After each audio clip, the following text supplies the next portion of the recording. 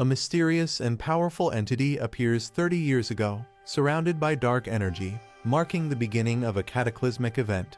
Monsters began emerging from a portal gate, destroying cities and attacking humans. The monster invasion throws the world into chaos, and another dangerous gate seems to open. A young man, frustrated and full of anger, lashes out at the gate and the hunters responsible for handling them. Showing his despair, the boy vents his frustration, questioning why he has to endure such a miserable life. Feeling abandoned by the world, a police officer tries to stop the boy from jumping, warning him of the danger, but he remains defiant. The boy shouts back at the officer, claiming it's his choice to end his life, showing his deep despair. The officers try to calm him down, but the boy struggles, refusing to listen and venting his overwhelming emotions. The boy screams that no one understands the immense suffering he has endured, highlighting his feelings of isolation. 3 hours earlier, the protagonist is fired from the Bitchin Guild, shocked by the sudden decision. The protagonist pleads, explaining his dedication to the guild and disbelief at being let go. The guild leader dismisses his contributions, stating he hasn't achieved anything significant for the guild. The guild leader reveals he only hired the protagonist for his diligence, but is now disappointed due to his lack of growth as a hunter. The guild leader harshly comments on the protagonist's injury, saying he can't work with someone who's now useless. The protagonist is speechless, struggling to defend himself against the accusations. The guild leader tells him to quit and offers to calculate his severance pay immediately. Desperate, the protagonist vows to find a way to heal his leg and prove he can still work. As the protagonist turns to leave, he encounters someone with intimidating tattoos. A blonde man mocks the protagonist, telling him to leave as per the boss's orders. The protagonist recognizes him, shocked, and calls him Lee Youngjin. The blonde man ridicules the protagonist, mocking his attitude and calling him pathetic. He taunts the protagonist further, suggesting he should use his severance pay for snacks, belittling him as a D-rank hunter. The protagonist snaps, grabbing Lee Youngjin's shirt and accusing him of being ungrateful, stating he got injured saving his life. He reminds Youngjin of his reckless behavior in the dungeon that led to him being poisoned. Further venting his anger, Youngjin laughs dismissively, mocking the protagonist's claims of saving him. He tells the protagonist to stay in his lane, calling him a pack mule and accusing him of not knowing his place. Youngjin questions how someone as weak as the protagonist could even possess an S-rank skill, ridiculing him further. Youngjin mocks the protagonist's skill, explosive growth, jokingly suggesting it only helps with height. He continues to insult, sarcastically pointing out that the protagonist's growth plates are closed, provoking more anger. Furious, the protagonist attempts to punch Youngjin, calling him a punk. Their fists collide, with Youngjin blocking the attack using a shield-like energy barrier. Youngjin taunts him, saying it's time for the protagonist, Taejun, to learn his place. Youngjin throws a powerful punch aimed at Taejun. The punch lands directly on Taejun, sending him flying backward with intense impact. Taejun cries out in pain and shock, visibly overwhelmed by the attack. Taejun accuses Youngjin of acting arrogant just because he started earlier.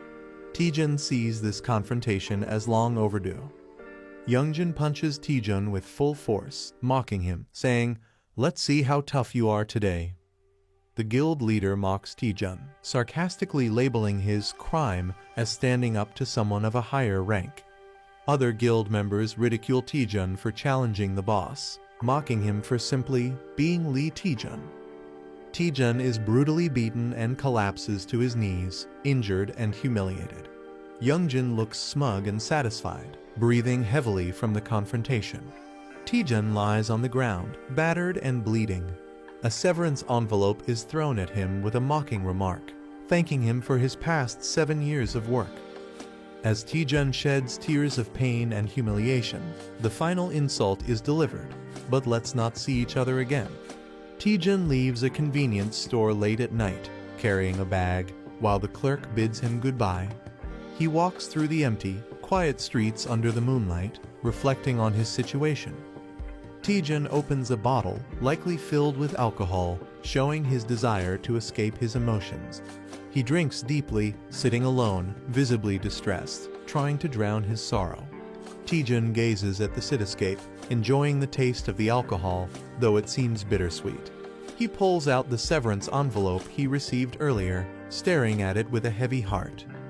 Taejun laments over the meager severance money, angry and defeated after 7 years of hard work.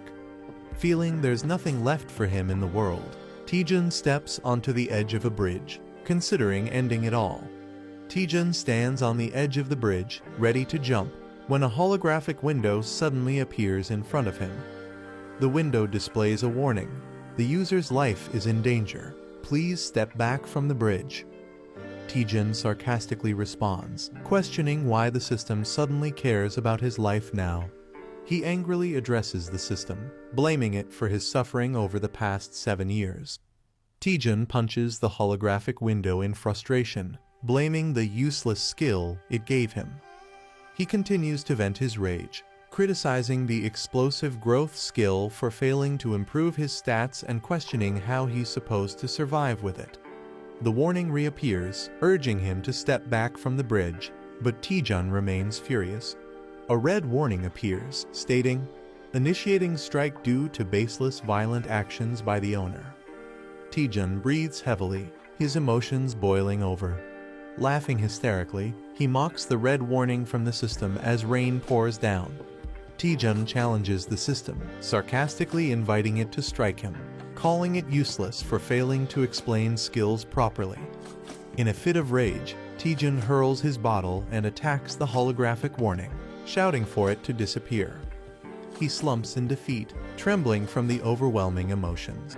Taejun reflects bitterly, lamenting that no matter how hard he tries, nothing changes. He accuses the system of ruining his life, blaming it for not explaining his skill correctly from the start.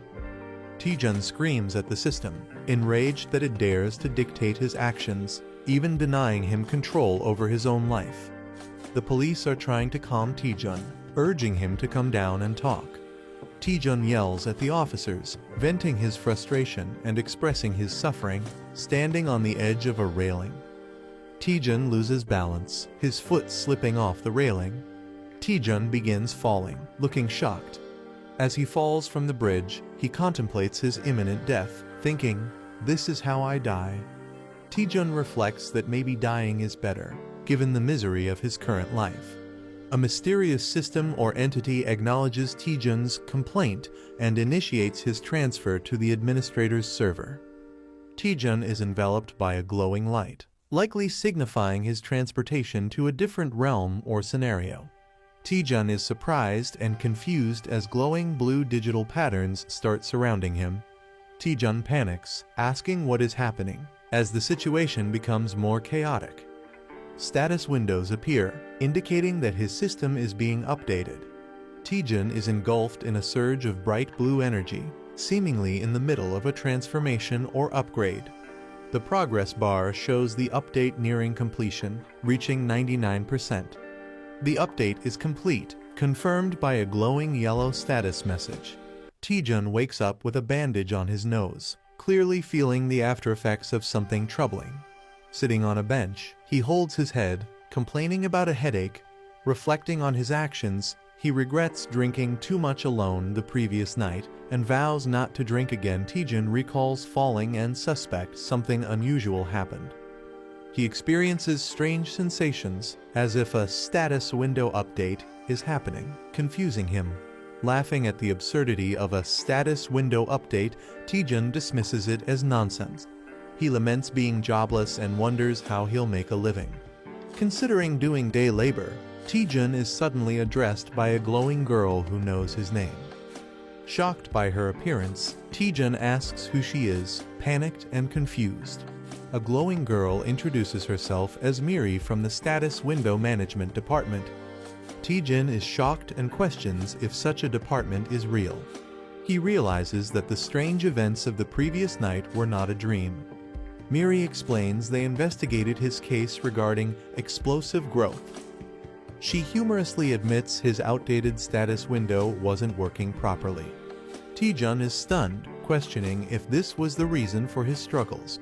Miri informs him that due to security reasons, she can't reveal further details.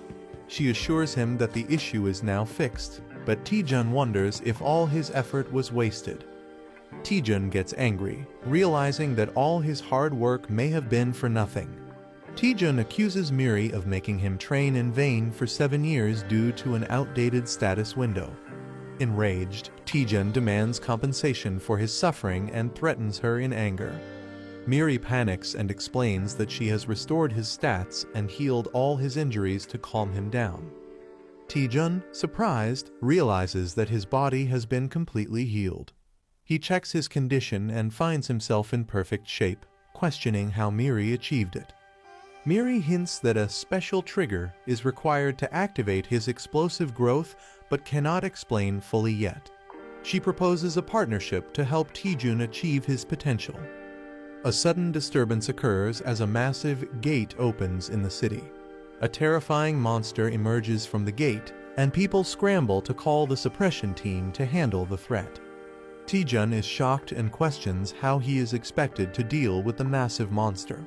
He accuses Miri of sending him to his death, while she tries to reassure him, claiming he can handle it. Miri optimistically tells him to give it a shot, saying, "Worst case, you'll just die," trying to sound encouraging. Taejun is left speechless by her casual attitude. The monster, identified as Venom Spore, is described as needing at least a B-rank hunter to defeat, even posing a challenge to skilled suppression teams. Miri promises that defeating the monster will trigger Taejun's explosive growth. Taejun debates whether to trust her or not, finding the task insane. Despite his hesitation, Miri insists the monster isn't in the best condition, trying to convince him further. Taejun remains silent, deep in thought, contemplating his next move. Taejun reflects that his life has always been full of challenges and hardships. He considers running away but feels weighed down by his current situation. Determined, Taejun questions why he is hesitating and resolves to act.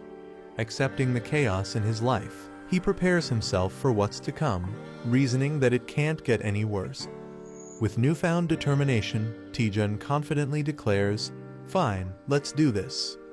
As the suppression team leaps into action, Taejun decides to join them despite his fear. He charges toward the monster, aware of the danger but ready to face it. The venomous monster retaliates, releasing its toxic attack. Taejun counterattacks with fierce determination, unleashing a powerful move against the creature. Taejun successfully attacks the monster, splitting it apart with great force. A notification confirms that the quest, "A Small Step Forward," has been completed. Taejun activates the skill, Undaunted Experience CC, after his victory. The skill, Explosive Growth, is also activated, enhancing his abilities significantly. He questions the simplicity of defeating a junior spore in one hit and wonders about the strange system notifications appearing. His stats are visibly enhanced, showing a dramatic improvement. A status window displays his updated information, revealing his new skills and significantly improved attributes. Miri excitedly asks Taejun how it feels to use Explosive Growth for the first time. Taejun, with a sinister smile, realizes how overpowered the skill is and revels in his newfound strength. Taejun, glowing with power, is warned by a companion not to celebrate yet as his explosive growth is just starting. Taejun's companion motivates him, urging him to keep fighting and eliminate all the monsters. Taejun charges forward, preparing to attack monstrous plant-like creatures. Taejun fiercely throws a powerful punch with determination. Taejun's punch explodes through the monster, splattering it in a burst of energy. Taejun realizes the massive stat boost he gains from defeating each monster, calling it a jackpot skill. Taejun's Explosive Growth skill activates multiple times as he fights, significantly enhancing his stats. Taejun leaps into action against monstrous creatures, evading their attacks while green energy splatters around. Taejun confidently thinks that at this growth rate, He'll surpass B rank and even stronger levels soon. Taejun envisions himself becoming stronger than an A rank hunter as he faces towering enemies. The scene shifts to a peaceful city setting, possibly hinting at where the battle is happening. The suppression team arrives on the scene to control the situation, noticing the aftermath of the battle. A group of hunters regrets missing the action, expressing their frustration. One of the hunters notices Taejun and mocks him, calling him a loser. Taejun holds a glowing pink crystal, surprising others who wonder if he's acting strange or consumed something unusual. The group arrives at the scene, mocking Taejun and questioning if he even knows where he is. The blonde hunter taunts Taejun again, calling him pathetic and predicting his failure. Taejun realizes the group led by Youngjin is also here for the hunt, further complicating matters. Taejun appears cautious and confused, sensing something ominous around him. Taejun's expression shifts to a sly grin, possibly plotting his next move or preparing for a confrontation. Taejun thanks a member of the suppression team, reflecting on his current injured state. The suppression team member acknowledges Taejun's efforts, praising him for preventing a dangerous situation. Taejun laughs it off, modestly saying he was just doing his duty as a hunter. The blonde hunter and another person are shocked, realizing Taejun's true capabilities. A soldier praises Taejun for his incredible performance, saying they couldn't imagine handling the venom spores alone. The blonde hunter, surprised, questions if Taejun really did it all by himself. The soldier confirms Taejun handled everything alone and asks if there's an issue. The blonde hunter and his group are stunned and find it hard to believe Taejun's achievement. Taejun tells the group to leave and assures he'll explain everything later. The scene transitions to an abandoned building, indicating a new setting or upcoming event. The blonde hunter confronts Taejun, asking if he truly managed everything by himself. The blonde mocks Taejun, doubting that a D-rank hunter could achieve such a feat. Taejun remains silent, standing unfazed despite the insult. A glowing notification startles Taejun, hinting at a new event or quest. Taejun reads the quest details, which challenge him to teach the disrespectful juniors a lesson in exchange for an A-rank skill. Taejun realizes the reward is an A-rank skill, a significant opportunity for him. Taejun smiles darkly, thinking about how he can get both revenge and a skill by completing the quest. Taejun apologizes sarcastically to the group, preparing to take action. Taejun sarcastically apologizes and asks if they mind if he beats them up. The blonde hunter is stunned and confused by Taejun's statement. Taejun dramatically pretends to cry, saying he's not good at sugarcoating things. Taejun repeats his challenge, asking once more if he can teach them a lesson. The group mocks Taejun, thinking he's gone mad or joking around.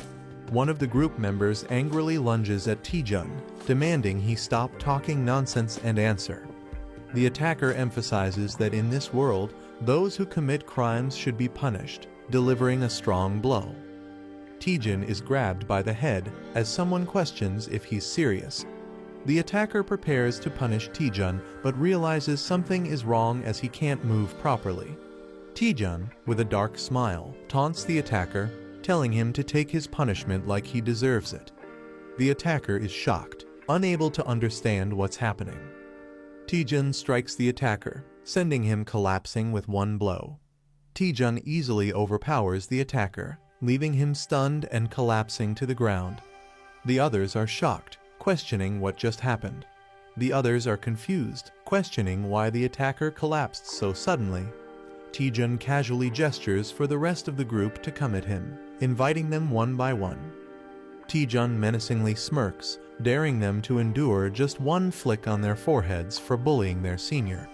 The group questions Taejun's confidence and his intent to flick them, finding it ridiculous. Taejun flicks one member's forehead with enough force to cause intense damage, sending blood gushing. Taejun unleashes powerful attacks, effortlessly taking down multiple opponents. Another member suffers a devastating blow as Taejun displays overwhelming strength. The blonde hunter is stunned, questioning why his group is losing so easily. Taejun dismisses the idea that it's a joke and approaches the blonde hunter menacingly. Taejun calls out Youngjin directly, asking if he finds the situation amusing. Taejun declares he might let the others go but won't spare Youngjin. Taejun taunts Youngjin, saying a simple flick isn't enough for him and warning him to get ready. Youngjin, enraged and clenching his teeth, swears revenge, calling Taejun dead meat. Youngjin activates an ice ability, surrounding himself with sharp icicles and a cold aura. He mocks Taejun, assuming he has gained some physical enhancements, and warns him not to get overconfident. Youngjin arrogantly declares that Taejun is the one who's in trouble. Taejun observes the ice missiles and sarcastically questions when Youngjin learned such a skill. Taejun reveals that he, too, has just learned a new skill, showing flames igniting in his hand. A massive explosion of fire erupts as Taejun prepares to test his newly acquired ability in a grand display of power. A rank skill that is stronger than normal fireballs and reduces the target's healing ability. He is stunned by the fireball's sheer intensity, calling it incredible. Taejun jokingly admits he's new to the skill and advises Youngjin to be cautious. The fireball unleashes a massive, fiery explosion, showcasing its destructive power. Youngjin feels the overwhelming heat and realizes the power of the fireball. The fireball creates a huge fiery blast, leaving a crater.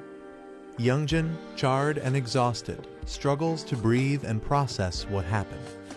He's confused but relieved, questioning how he managed to survive such destruction. Taejun jokes about Youngjin being so scared that he looks like he wet himself. He tells Youngjin to stop bullying guild members and be more respectful. Terrified, he promises to change and never bully anyone again. Taejun charges energy in his finger, hinting at a playful but intimidating move. Taejun suggests there's still something left to deal with, keeping the pressure on Youngjin. A cheerful narrator introduces herself and promises to explain what happened in the previous episode. Taejun gains a new status window ability, unlocking powerful skills to fight back. He uses his newfound strength to stand against those who tormented him. Taejun successfully takes revenge on his bullies. The narrator hints that Taejun might have pushed his power too far, and he collapses. Taejun lies unconscious, exhausted from overusing his abilities. Despite his state, the narrator urges him to head to the dungeon. Taejun has been unconscious for 3 days, and the narrator questions if he can overcome this challenge. Taejun is lying on his bed, suffering from intense pain after pushing himself too hard. He's frustrated and tells others to be quiet.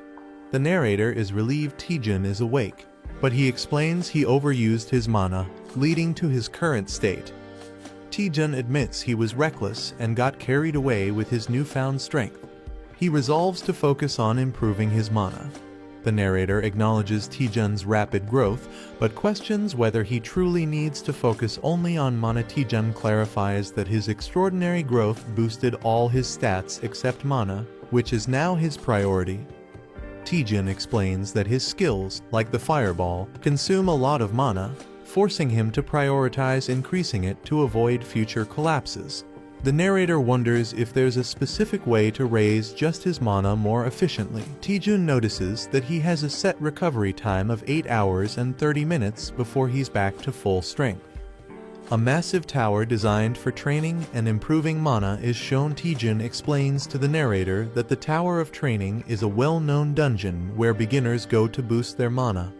Despite being famous, the narrator notices the tower is oddly empty and questions why no one else is there. Taejun recalls the tower being popular a few years ago, but wonders if it's no longer in use. Taejun and the narrator spot an old man in the tower, surprising them. The old man tearfully mistakes Taejun for someone he refers to as Granny. Taejun and the narrator are bewildered by the old man's behavior, finding it strange. Taejun formally requests the old man for the Tower of Training quest, but the old man mishears it as fast food. Taejun clarifies he's talking about a quest, not fast food, but the old man misunderstands again. The old man finally understands Taejun is here for the tower's quest. The old man agrees to guide Taejun and the narrator through the tower of training. The narrator feels uneasy about the situation, but Taejun reassures her, saying he's prepared. The old man starts explaining the mechanics of the tower to Taejun and the narrator. The tower is divided into 10 stages, and clearing all of them will complete the quest. Taejun guesses the first task is to defeat 10 goblins, and he's correct. The old man acknowledges Taejun's guess with a cheerful response. Taejun impresses the narrator with his knowledge of the tower, claiming no one knows its strategies better than him. Taejun reveals he studied dungeon strategies on YouTube and memorized them, even though he couldn't go on real expeditions. Taejun confidently declares the beginner dungeon will be easy for him, earning admiration from the narrator. Taejun mutters to himself, and the old man overhears, prompting Taejun to play it off as a joke. They reach the first trial area, and the old man prepares to summon monsters. The old man struggles dramatically while summoning monsters for the trial. The old man nervously announces the arrival of the monsters, completing the summoning. Taejun and the narrator are fired up to face the challenge, confident that defeating 10 goblins will be easy. Movement in the bushes indicates something approaching, creating tension. Instead of goblins, large ogres and a few goblins emerge with a loud roar. Taejun, the narrator, and the old man face a massive crowd of ogres and goblins, far beyond what was expected. Taejun and the narrator are shocked at the situation, jokingly calling it bulking season. Taejun questions why the goblins appear to be oversized ogres, asking the old man for an explanation. The old man, lost in thought, mentions kimchi stew, completely ignoring the situation. Realizing the old man might be senile, Taejun is visibly annoyed and doubtful of the old man's capabilities. The ogres begin their attack with another fierce roar, escalating the tension. Taejun and the narrator panic as the monsters rush toward them, increasing tension. Taejun uses a powerful fire attack to hold back the ogres, showcasing his abilities. Taejun boldly challenges all the goblins and ogres, declaring he'll defeat them all. The fire attack devastates the monsters, burning them to ashes. Taejun surveys the burning battlefield, satisfied with his attack's impact. Taejun celebrates his success, but the narrator warns him there are still more monsters left. A massive ogre towers over Taejun, wielding a giant weapon, taking the battle to a new level. The giant ogre swings its weapon, landing a powerful blow on Taejun, catching him off guard. Taejun faces off against an ogre and prepares for a fight. The ogre attacks, and Taejun responds with determination, challenging its strength. Taejun skillfully dodges the ogre's powerful strike. Taejun spins, preparing a counterattack. He delivers a powerful blow to the ogre's head, drawing blood. The ogre roars in defeat as Taejun stands confidently. Notifications appear, confirming the completion of Stage 1 and increased experience. The old man, impressed by Taejun's swift completion of the first stage, acknowledges his achievement while flames blaze in the background. Taejun looks surprised but takes in the comment.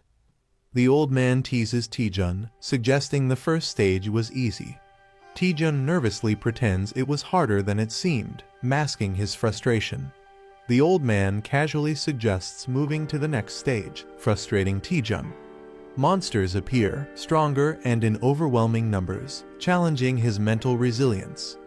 Taejun faces a giant beast, feeling the intense physical and mental pressure. Taejun realizes why no one dares to challenge this place anymore. He yells in frustration, calling the dungeon impossible to clear and referring to it as hell. Someone pleads for mercy, revealing Taejun's name as they face the tower. Taejun reaches the final stage, facing an ominous silhouette. The final boss is revealed, a massive hellhound Cerberus, ranked S and level 90. Taejun is horrified, sweat dripping as he reacts to the terrifying scene. Taejun realizes the final boss isn't a simple dog as expected, but an overwhelming threat. Taejun gives up, believing he can't defeat the boss, even with multiple lives. He's out of mana and struggles to find a way to continue. A hidden quest appears, tasking him with curing a senile NPC to restore order. Taejun reads the hidden quest details and begins thinking. He realizes the dungeon relies on the old man's unstable mana. The old man's loss of mana control causes the monsters to grow stronger. Taejun decides that if he can return the old man to normal, he can clear the dungeon. Taejun shares his plan with the spirit, but he's uncertain if it will work. Taejun gathers his resolve, deciding to give it a shot. He recalls that uncontrolled mana can drive powerful mages insane. Taejun notices the tangled strands of mana in the old man's mind. Taejun approaches the old man, ready to act. The spirit is shocked and asks Taejun what he's doing. Taejun channels his focus, preparing to fix the old man's mana. He starts calming the old man, who begins to relax. Taejun jokingly calls it nirvana, while continuing his task. Taejun redirects the scattered mana back into the old man's head, stabilizing him. Taejun checks on the old man, determined to fix the broken mana flows. A massive pink energy blast emerges, alarming the spirit. The pink energy intensifies, threatening Taejun and the old man. Taejun desperately shields the old man, bracing himself. The energy surges out of the tower, creating a massive explosion. The old man regains consciousness, apologizing for the trouble caused by his body. The old man transforms into a muscular and revitalized version of himself. Taejun is shocked, questioning the old man's new appearance. The old man expresses clarity and refreshment, thrilled to be himself again. The revitalized old man confidently stands, emitting a powerful aura. A view from above shows the final battle arena, with the red beast still present. The old man expresses his gratitude to Taejun, calling him his benefactor and offering to grant any request. Taejun looks shocked as someone counts numbers, reaching 97 and 98. A glowing girl stands behind him. A muscular man lifts a heavy barbell, reaching 99 reps. The old man, now glowing with power, shouts 100 while lifting the weights.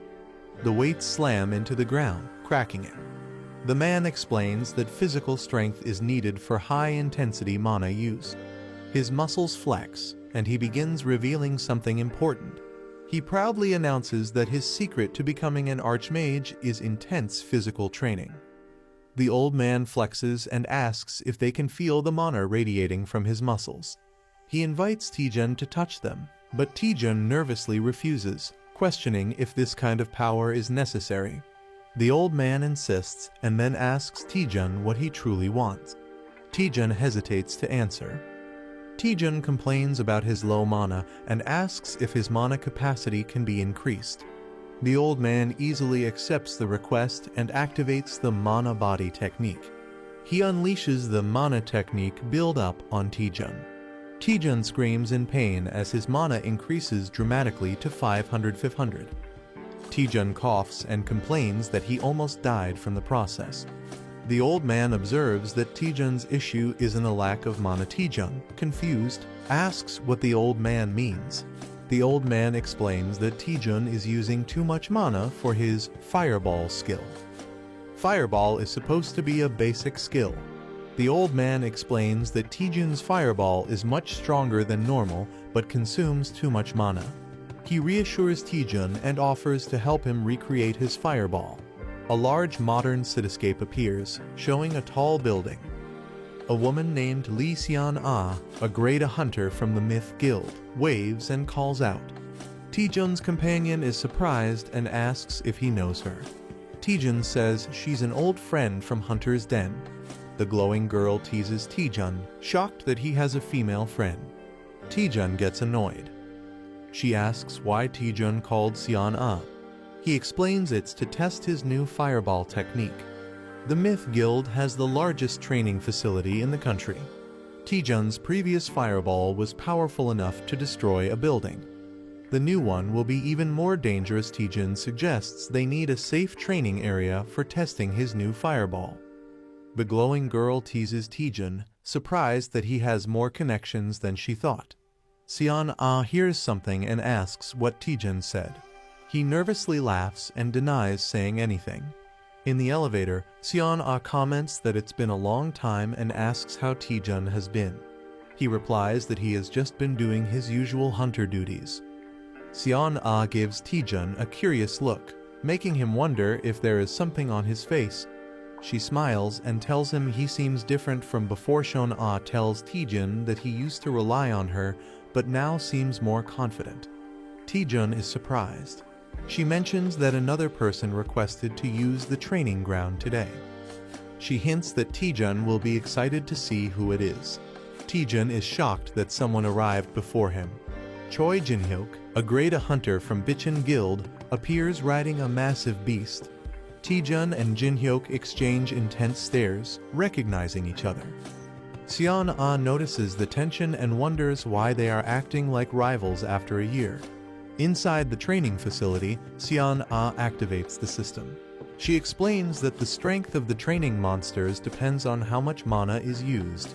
Seon-ah summons a monster, calling it cute, but Taejun is horrified by its appearance. The monster rushes forward, and Seon-ah asks if that explanation was enough. She casually leaves to grab drinks, leaving them to train. Taejun, the glowing girl, and Jin-hyuk stand in silence. Taejun learns that he can create a monster using mana. A giant, muscular orc roars as it appears, surprising Taejun. Taejun cracks his knuckles, ready to fight. The orc charges at Taejun aggressively. Taejun focuses, preparing to counterattack with his fist. Taejun punches the ground, releasing a massive explosion of blue energy. A shadowy figure looms in the background. An ogre wouldn't even count as a warm-up. He considers summoning hundreds more while Taejun prepares for battle. Taejun, lying down, suspiciously asks, "It was you, wasn't it?"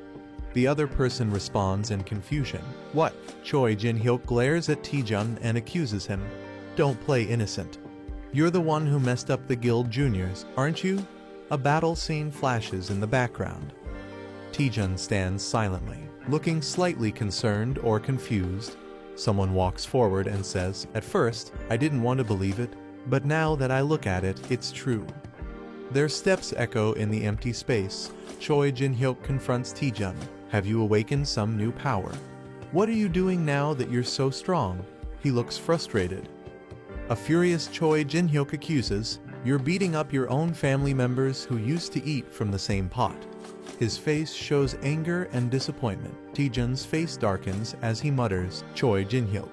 His expression is filled with determination and rage.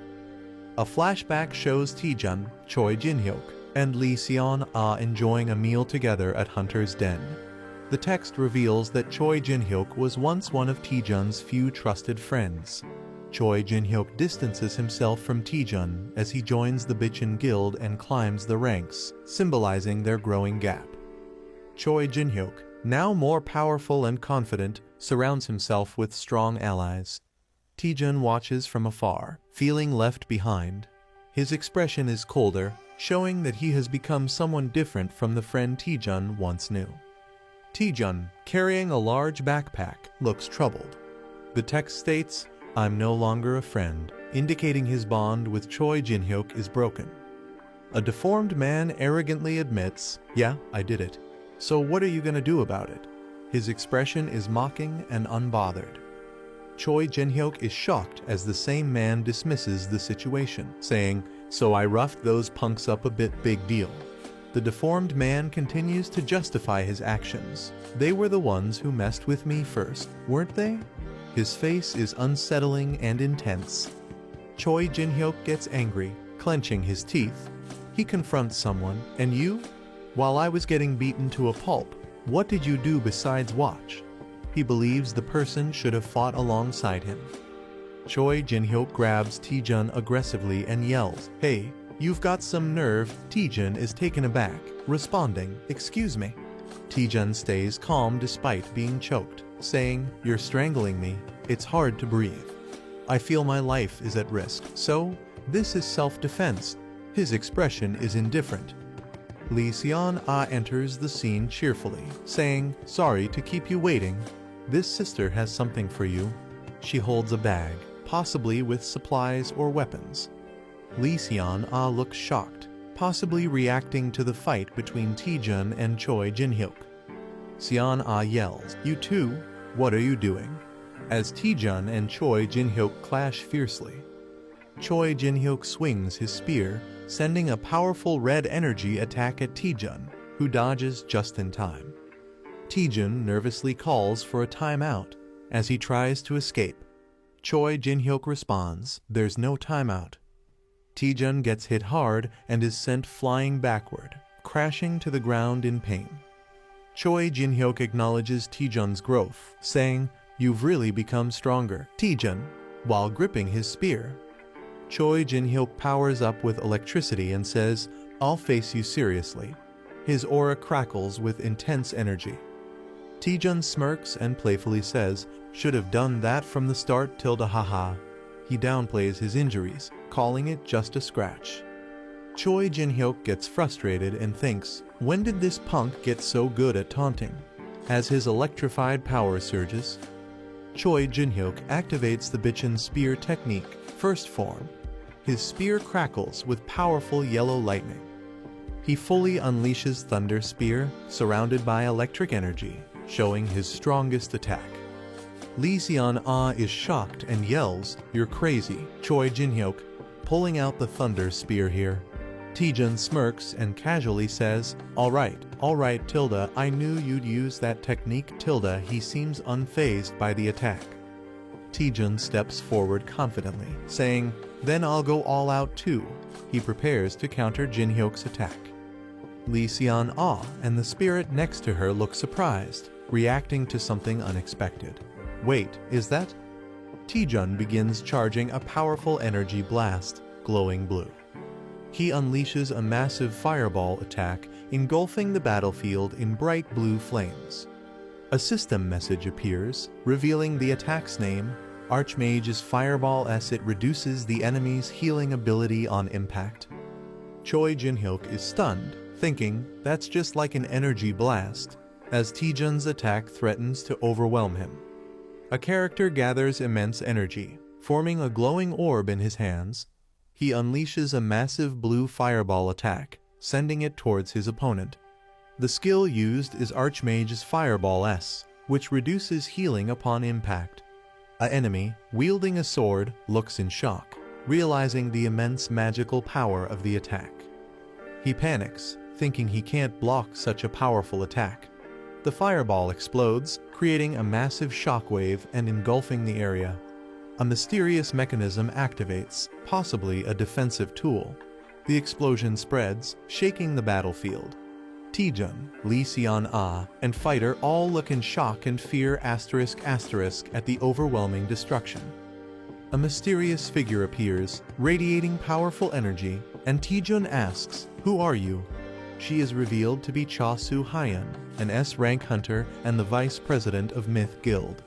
She scolds Taejun, saying his reckless attack could have caused a serious accident. Taejun, feeling guilty, nervously explains that he miscalculated the power since it was his first time using the skill. The fighter sees the situation and thinks Taejun is in serious trouble. Cha Soo-hyun, in a dramatic moment, intimidates Taejun, making him sweat. However, instead of punishing him, she suddenly offers Taejun a chance to join Myth Guild. The blonde-haired fighter is shocked and furious, unable to believe it. It's revealed that Cha Soo-hyun is one of the strongest hunters in the country, making her offer a huge deal. Cha Soo-hyun officially offers Taejun a scout proposal, recognizing his talent. She admits she has never seen a fireball that powerful before and praises Taejun for pushing basic skills beyond their limits. She repeats her offer with an eager smile, showing genuine interest in recruiting him. Taejun is shocked but intrigued, realizing how rare it is to receive such an offer from the Myth Guild. Lee Seon-ah is overjoyed, feeling that Taejun's skills are finally being recognized. It's revealed that Myth Guild is one of the top 4 major guilds in Korea, alongside Hongik, Longhwa, and Chinjeon. Taejun considers the offer, thinking that joining Myth Guild would be a huge advantage for him. Cha Soo-hyun emphasizes that a true hunter must constantly train and overcome their limits. Taejun recalls his earlier excitement, remembering that he wanted to duel today to test his own limits. Choi Jin-hyuk looks confused, denying that he ever agreed to duel Taejun. Taejun, fired up, reflects on his fight with Choi Jin-hyuk, realizing something important. He sees Jin-hyuk as a massive mountain he cannot overcome yet, symbolizing his current limits. Determined, Taejun refuses the guild offer, stating that he still has mountains to climb before joining. Jin-hyuk is shocked and frustrated, wondering what Taejun is even talking about. Cha Soo-hyun laughs, admiring Taejun's dedication to training and liking his spirit. She asks for his name and rank, and Taejun proudly introduces himself as a D-rank hunter. Soo-hyun is surprised, believing that his talent is wasted at such a low rank. In recognition of his potential, she gives him a recommendation letter, showing that she still believes in his future. Taejun receives an invitation to take the B-rank hunter evaluation in a month. His friends congratulate him. Choi Jin-hyuk is furious, realizing Taejun is advancing quickly. Taejun reflects that higher ranks allow hunters to enter stronger dungeons, making this a valuable opportunity. 1 month later, he arrives at the hunter testing site to take the B-rank exam. Taejun feels excited and confident, believing the atmosphere itself feels different. His spirit companion notes how Cha Soo-hyun gave him a recommendation right away, proving her high regard for him. She then asks, "Why didn't you join the Myth Guild, since they were offering him so much support?" Taejun comically shouts money, revealing his real reason. He explains that guild hunters have to share their earnings, making solo hunting more profitable. Taejun criticizes guilds, saying their rewards are low and they control schedules too strictly. He recalls how guilds exploit hunters, overworking them and discarding them if they get injured. He dramatically declares he would never join a guild, stating his only goal is making more money. Suddenly, someone calls out to him, catching his attention. A cheerful cat-eared girl, Yo Si-ah, from Chincheon Guild, greets him and asks if he's taking the test. Taejun is surprised she knows him, but she reveals that his reputation has already spread. She smirks, saying her guild is determined to recruit him, hinting at Myth Guild's interest. Taejun nervously laughs, realizing his name is spreading too fast. Suddenly, a tall, intimidating man appears, mocking Taejun, calling him a mediocre man. Kangjin, a C-rank hunter from H-Warring Guild, mocks the event, calling it overhyped. He boldly introduces himself, claiming he's destined to be the greatest hunter of the era. Taejun and Yo Si-ah are speechless, with Taejun internally wondering if this guy is crazy. The announcement begins, signaling the start of the B-rank hunter evaluation test. The participants, including Taejun, Kangjin, and Yo Si-ah, prepare for the test. The examiner introduces their mentor for the test, an experienced hunter. The mentor is revealed as Choi Jin-hyuk, an A-rank hunter from the Bichon Guild. Taejun is shocked, recognizing his rival, Choi Jin-hyuk. Jin-hyuk greets the participants, preparing to explain the test rules. The test will take place in a dungeon, and 8 participants will be grouped into teams of 2. The dungeon has 4 entrances labeled A, B, C, and D. The first 2 teams to reach the merge point will proceed to the boss fight. A man announces that even if participants retire from the dungeon, they should not worry. Safety personnel are stationed throughout the dungeon to ensure protection. A streaming score system will be used to track and rank participants. The test is being streamed live, showing a battle against monsters, and viewers are commenting. The test officially begins with red portals activating. The first team, Yu Si-rin and Kangjin, is called to start. The second team, Yang Dong-jun and Hong Ah-ryeom, is introduced. The third team, Cho Song-yi and Bong Jun-hyun, is introduced. The fourth team, Lee Tae-jun and Kim Jun-hyun, is announced, and all teams are instructed to enter their designated gates.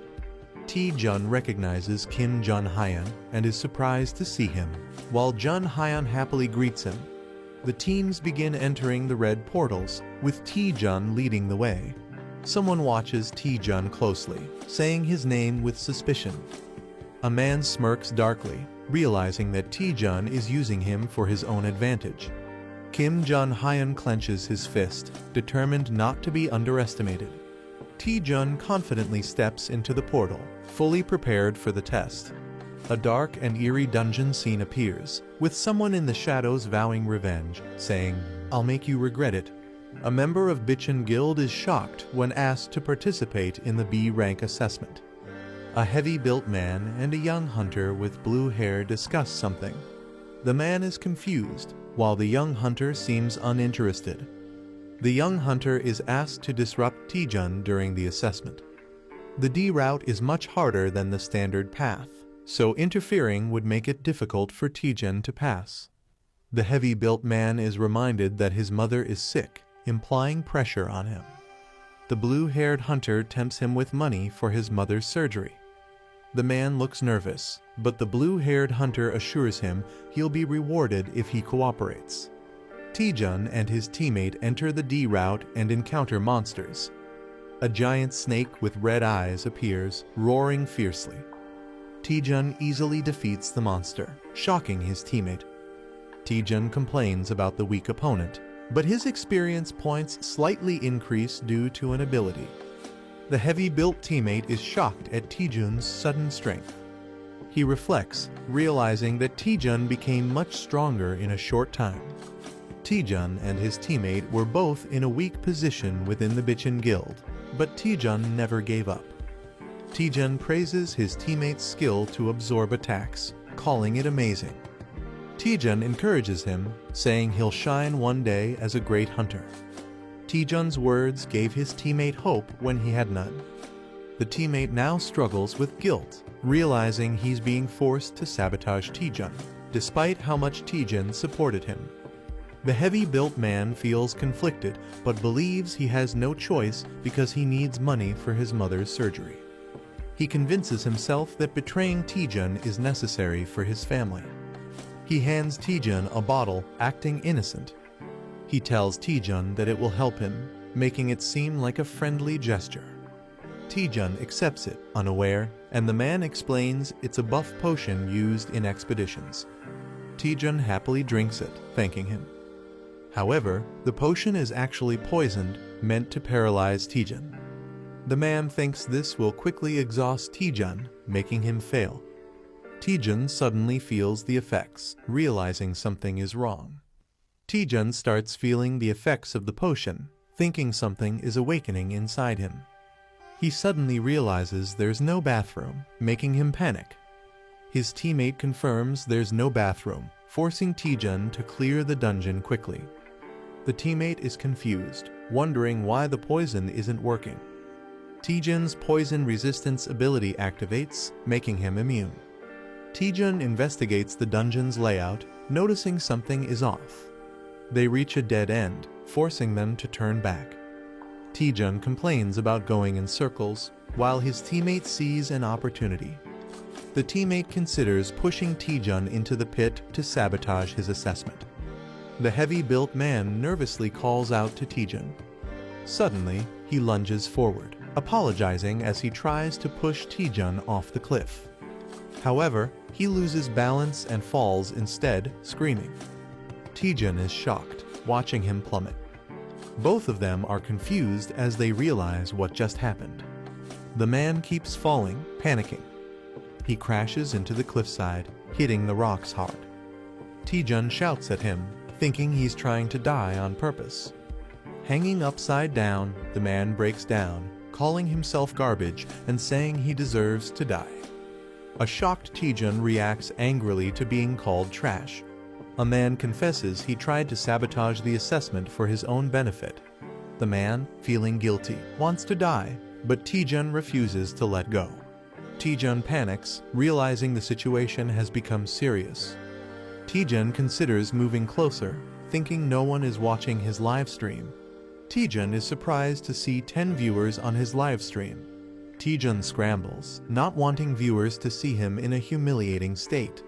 Taejun loses his grip and starts falling from the cliff. Taejun and another person fall into the darkness while a blue spirit watches Taejun and his companion crash to the ground, confused about their location. They turn around to see red eyes glowing in the darkness. A swarm of terrifying white snakes with red eyes emerges. Taejun and his companion freeze in fear, realizing the danger. A girl watching the livestream worries about Team B's situation. Exhausted fighters struggle to battle the deadly snakes while viewers mock them. The girl doubts whether Team B can survive the ordeal. A terrified man panics and runs away, abandoning his team. With a teammate fleeing, the remaining member screams for help as Team B is eliminated. Team C is in chaos as one member attacks another in frustration. UC Rin cheerfully introduces herself while facing the deadly snakes. She confidently declares her intent to defeat the 1,000-year white snake. UC Rin prepares for battle, but the snakes suddenly disappear. A man aggressively attacks on his own, while UC Rin questions his actions. The man sees this assessment as a chance to impress the higher-ups. Determined, he unleashes a powerful attack, unwilling to miss his opportunity. UC Rin realizes he wants all the attention for himself. Refusing to be outdone, she activates her ice powers, ready to fight. UC Rin unleashes a powerful ice attack, Frost Wind. A fierce battle erupts as Team A dominates the battlefield. Team A reaches the boss room first, proving their elite skills. A mysterious figure claps, acknowledging their achievement. Choi Jin-hyuk offers to lead them to the boss room. UC Rin realizes that Lee Taejun hasn't arrived yet. Choi Jin-hyuk confirms Team D's signal is lost, hinting at their elimination. A teammate mocks Taejun, doubting his potential. Choi Jin-hyuk leads Team A through a portal to the boss room. Choi Jin-hyuk smirks, realizing Junhyun's plan was successful. He mocks how Vice President Cha Soo-hyun would react if she knew the truth. The group looks shocked as they sense something ominous. A monstrous spiked snake corpse lies before them, unsettling the team.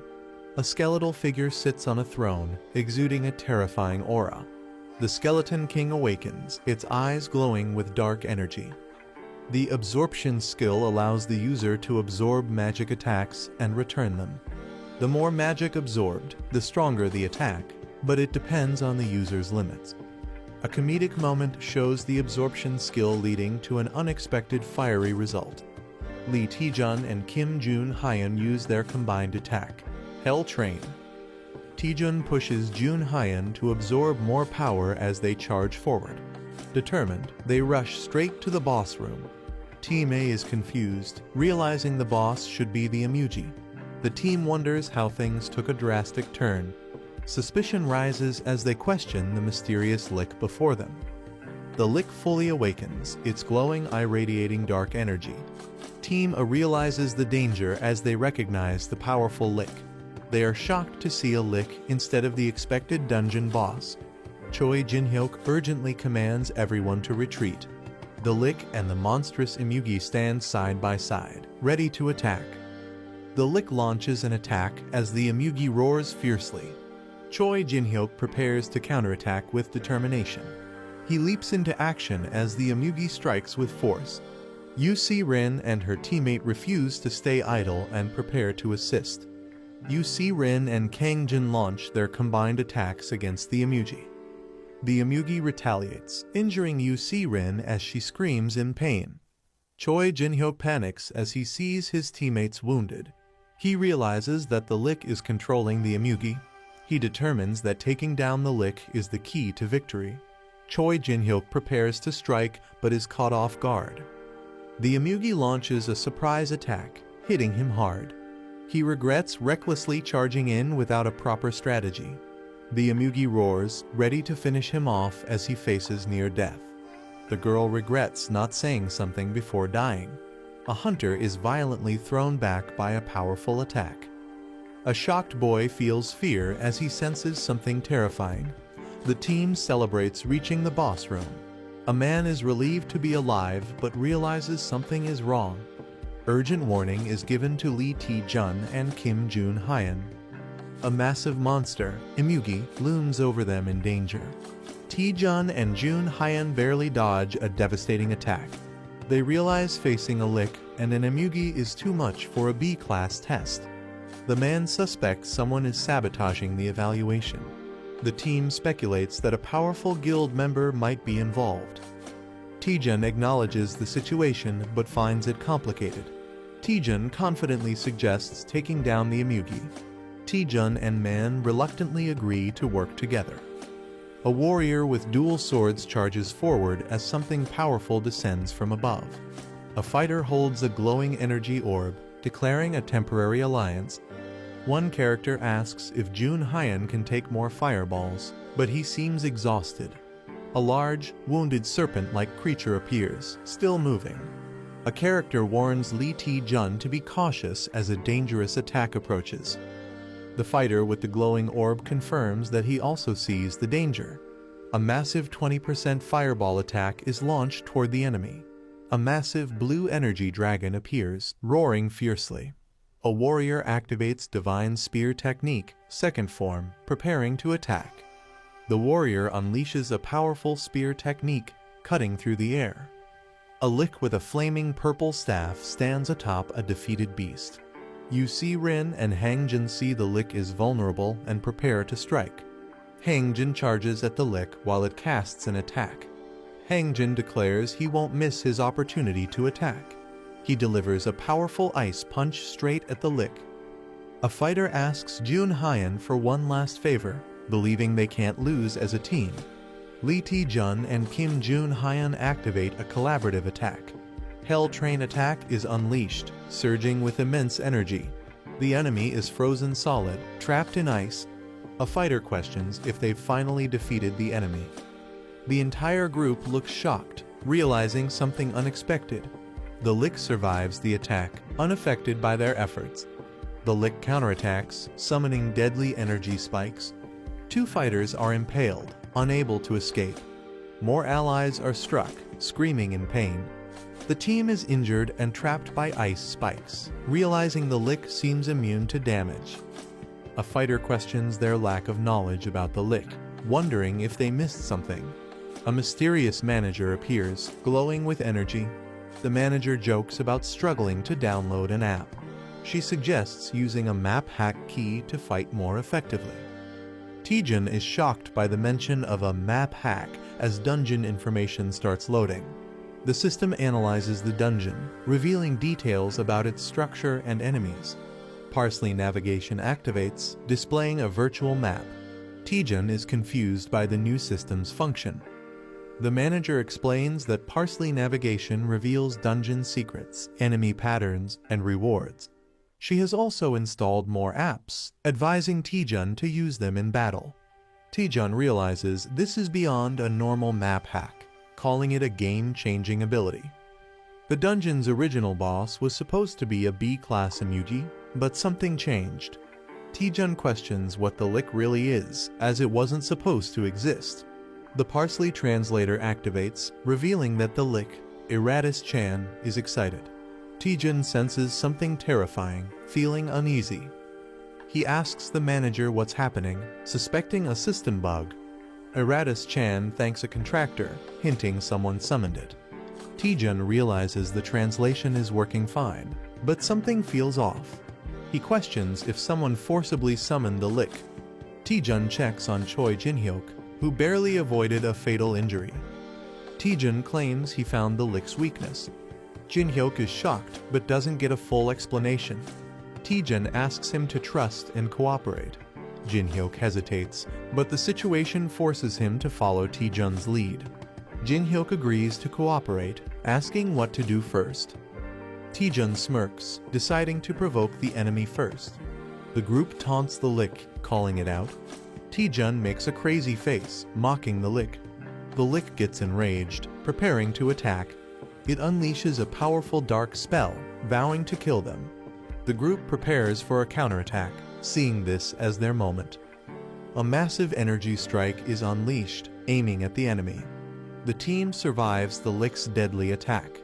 Taejun realizes he can predict the lick's attack patterns. He gains confidence, knowing his strategy will work. Jun Hyun mocks the lick, laughing at its missed attacks. Taejun also taunts it, calling its attack a joke. The lick counters with powerful purple fireballs. Taejun gives precise movement instructions to his team. The attacks explode, but they dodge successfully. Taejun remains focused, ready for the next move. The team is amazed that they dodged everything perfectly. A skeletal enemy acknowledges the protagonist's dodging skills and prepares a stronger attack. The enemy unleashes a massive attack, covering the battlefield in dark energy and sharp projectiles. A panicked ally questions how they are supposed to dodge the incoming attack. A system or skill activates, with glowing barriers appearing around the characters. The protagonist realizes that the attack is unavoidable, covering the entire dungeon. The enemy's powerful skill, Death's Requiem, is fully unleashed. The enemy mocks the group, calling them foolish. The protagonist counters, saying if they keep dodging, the enemy will just use an undodgeable spell. They prepare to strike back.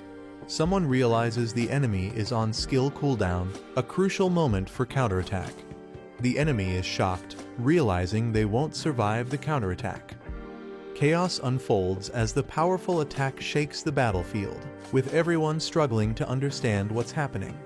The wide area attack grows stronger towards the edges, but its power weakens closer to the center.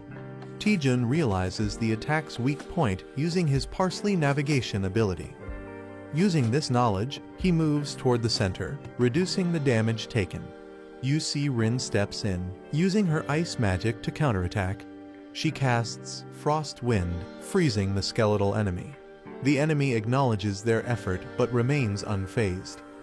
The group realizes their attacks are ineffective, but they decide to focus on restricting the enemy's movement. The battle continues, and one of the characters asks for backup *** to cover the rear. The skeletal enemy is confused, calling out for someone named Hwawa. The enemy realizes something is wrong, looking shocked. It is revealed that the lick was summoned through a contract, using the contractor's sacrifices as hosts. Until the host body is destroyed, the lick remains immortal. Taejun finds the real body of the lick, hidden behind a magical barrier. The team understands they must destroy the objects sealing the lick to stop its summoning. The lick is enraged, accusing them of deception. The lick charges furiously at Taejun, vowing revenge. The lick attacks with its massive scythe, showing its full power. Taejun looks shocked as the battle intensifies. Choi Jinhyuk charges at the lick, taunting it to stay and fight. Jinhyuk, enraged, blocks the lick's movement, refusing to let it escape. He strikes fiercely, stopping the lick's attack. The lick screams in pain, showing its vulnerability. The team restrains the lick, urging Taejun to finish it off. Taejun thanks Jinhyuk, preparing for the final blow. The lick panics, trying to stop Taejun from reaching its core.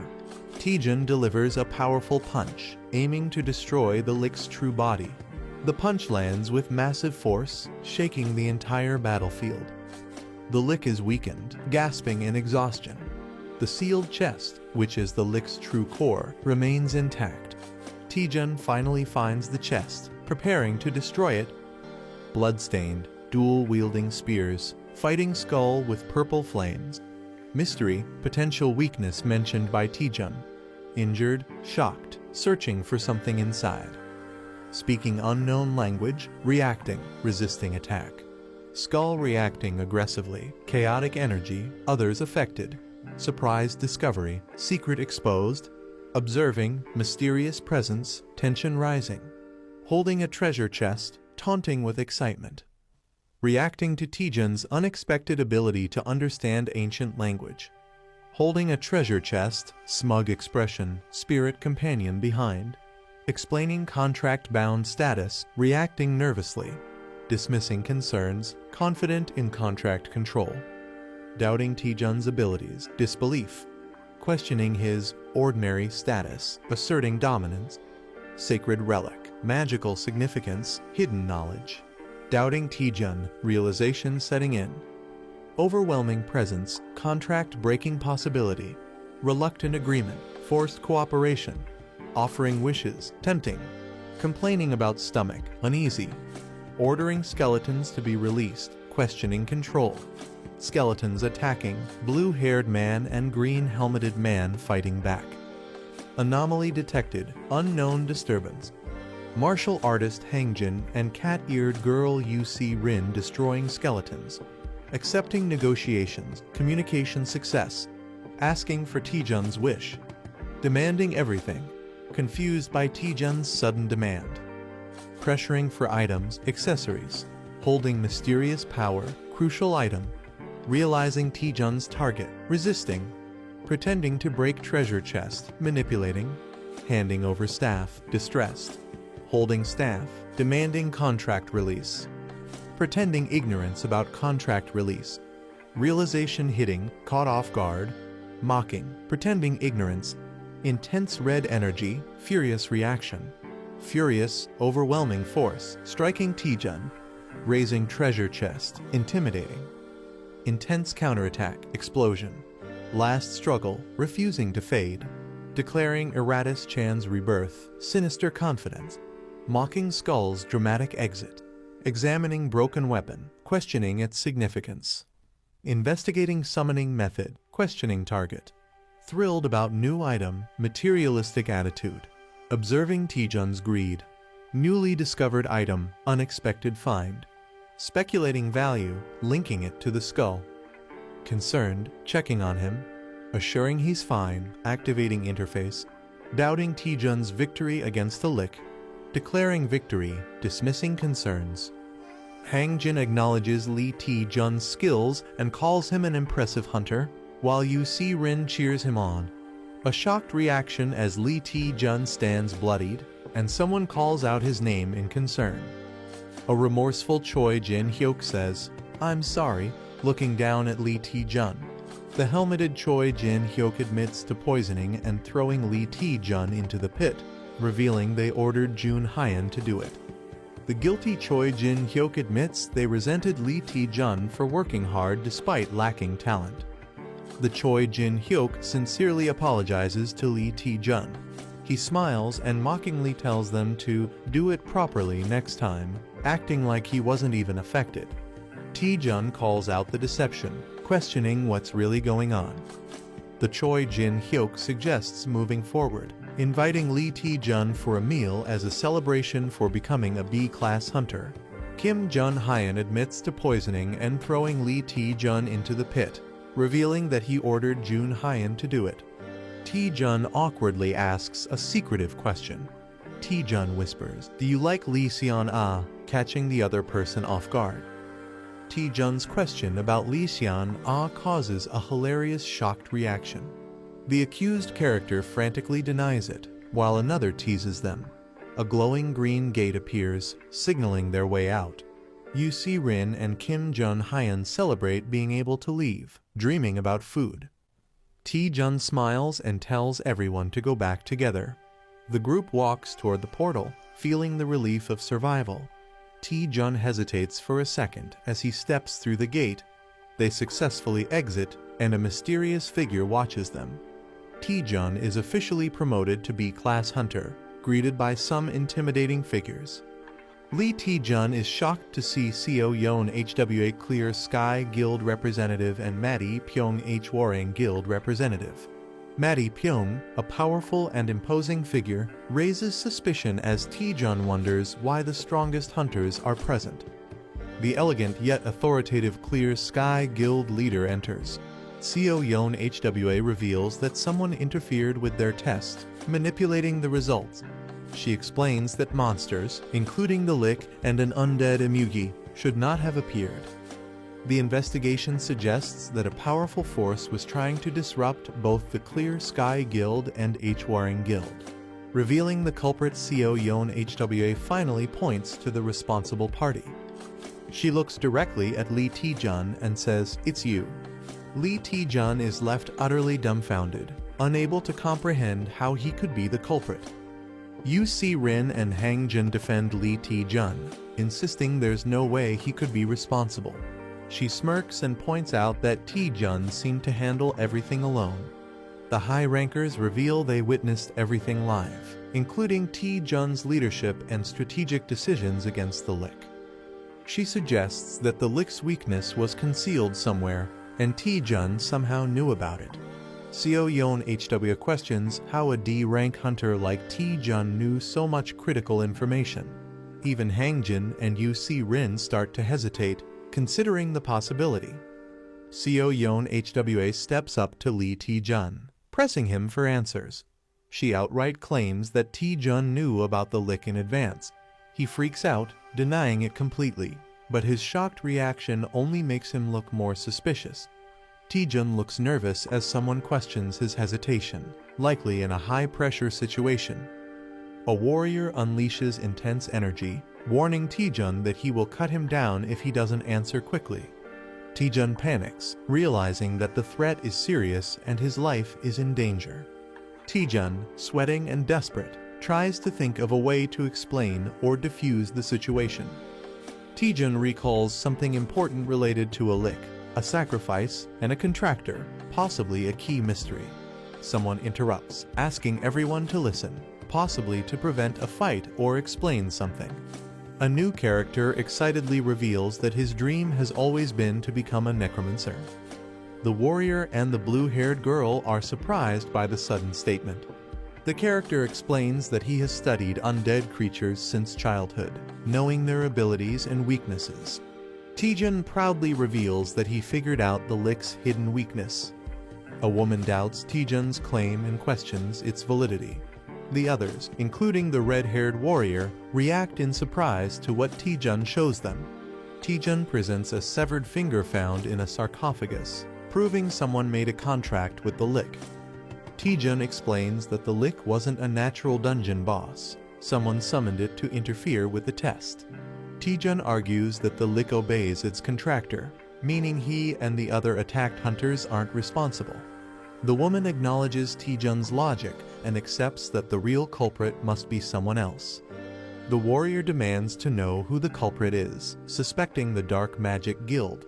A dramatic moment as the mystery is about to be solved. Taejun boldly announces that the culprit is among them. Taejun asks everyone to check the hands of those nearby. People start showing their hands, nervously accusing each other. One man hesitates and appears nervous. The true suspect is exposed as the owner of the severed finger. She is impressed and questions how Taejun figured it out. Taejun casually jokes that he learned this from detective manga. She looks completely stunned and exhausted by Taejun's reasoning. The warrior charges at Seo Yeon HWA, who prepares a magical defense. Someone traps the culprit inside a glowing green barrier to prevent escape. Furious, he charges at the bald man, vowing not to forgive him for harming his apprentice. The warrior unleashes a devastating attack called Dragon Strike. He suddenly notices something unexpected. The bald man appears lifeless, making others question if he took his own life. The warrior orders the body to be sent to the Alliance headquarters. He instructs his men to investigate the suspect's origins. The woman realizes that someone is using dark magic to target multiple guilds. She vows to uncover the mastermind behind the attack. The woman apologizes to Taejun for misunderstanding him and promises to repay him. Suddenly, Taejun faints and falls to the ground, shocking those around him. Taejun lies exhausted, realizing he has completely run out of mana.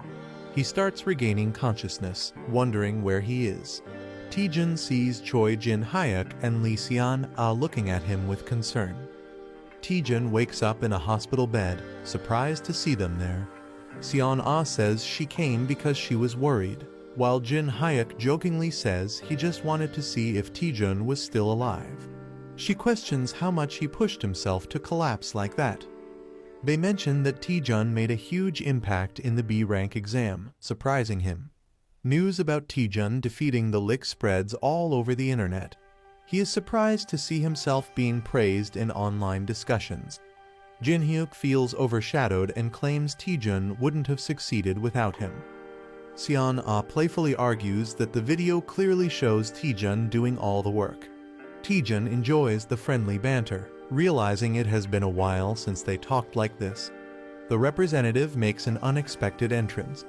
Taejun and his friends are shocked to see her there. Seo Yeon HWA reveals that she owns the hospital. She explains that Taejun was taken to their guild's hospital and that she owes him a debt. The cat-eared girl happily reminds Taejun that he saved her. She dramatically expresses how much she cherishes Yu Si-rin, making Taejun question the word precious. Seo Yeon HWA prepares to fulfill any request Taejun has. She leans in, confidently stating that she will grant Taejun anything he desires. Seo Yeon HWA, the Vice Guild Master, offers to grant Hunter Taejun anything he desires. Taejun seems unsure about what to ask for, while his friends react in surprise. Seo Yeon HWA assures Taejun that he doesn't need to decide immediately since there's plenty of time. She walks away, telling Taejun she will be waiting in her office on the top floor until he recovers. With a warm smile, Seo Yeon HWA invites Taejun to visit her once he makes a decision. Lee Seon-ah excitedly hugs Taejun, amazed at how much he has grown. She reminisces about how he used to get lost in dungeons and praises his progress, while Taejun looks embarrassed. Choi Jin-hyuk watches the scene and jealously calls Taejun a lucky guy. Lee Seon-ah asks again if Taejun has decided on his request, but he still hasn't thought of anything. Taejun considers asking for a magic-related item since Seo Yeon HWA is a top-tier wizard hunter. Taejun considers asking for a magic-related item. He realizes that recovery is more important right now and decides to think about it later. Lee Seon-ah cheerfully gives him a drink to help him recover faster. She and Jin-hyuk decide to leave, making plans to head out. A mystical spirit comments that Taejun has a lot to think about. The spirit excitedly imagines a beautiful woman granting a wish, while Taejun is unimpressed. Taejun debates what to ask for, considering money as an option. He quickly dismisses the idea, realizing he should ask for something priceless instead. Determined, Taejun decides he needs to figure out what he needs the most. Suddenly, he remembers and asks about the items he got earlier. Taejun realizes his items were automatically stored in the Parsley Market vault. Confused, Taejun wonders what Parsley Market is. The spirit excitedly acknowledges that Taejun is finally asking about it. Parsley Market is revealed as a massive second-hand trading platform with over 100 million users. It has users from various dimensions, offering a wide range of items at reasonable prices. The platform provides no currency exchange fees, membership rewards, and secure transactions. Taejun is shocked to learn that even people from other dimensions use it.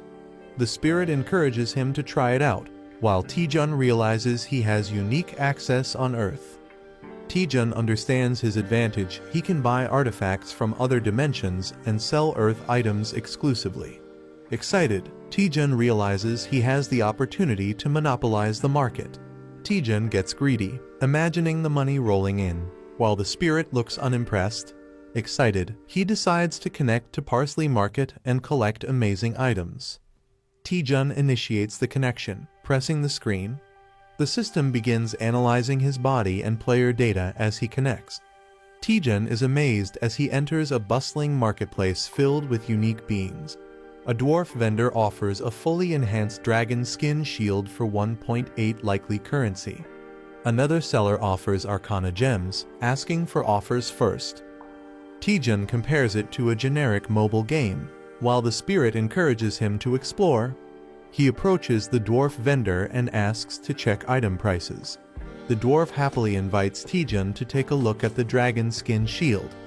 The Dragon Shin Shield Plus 13 is a powerful B-rank shield made from dragon scales, priced at 18,000 parsley coins.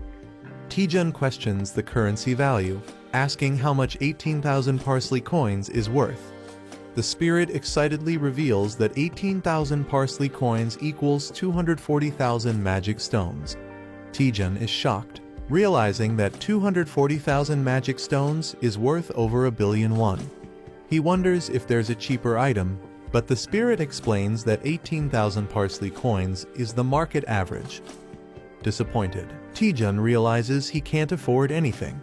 A new idea strikes him. He wonders how much the items he obtained earlier would be worth. Taejun approaches a vendor, pretending to be a newbie, and asks for a price check.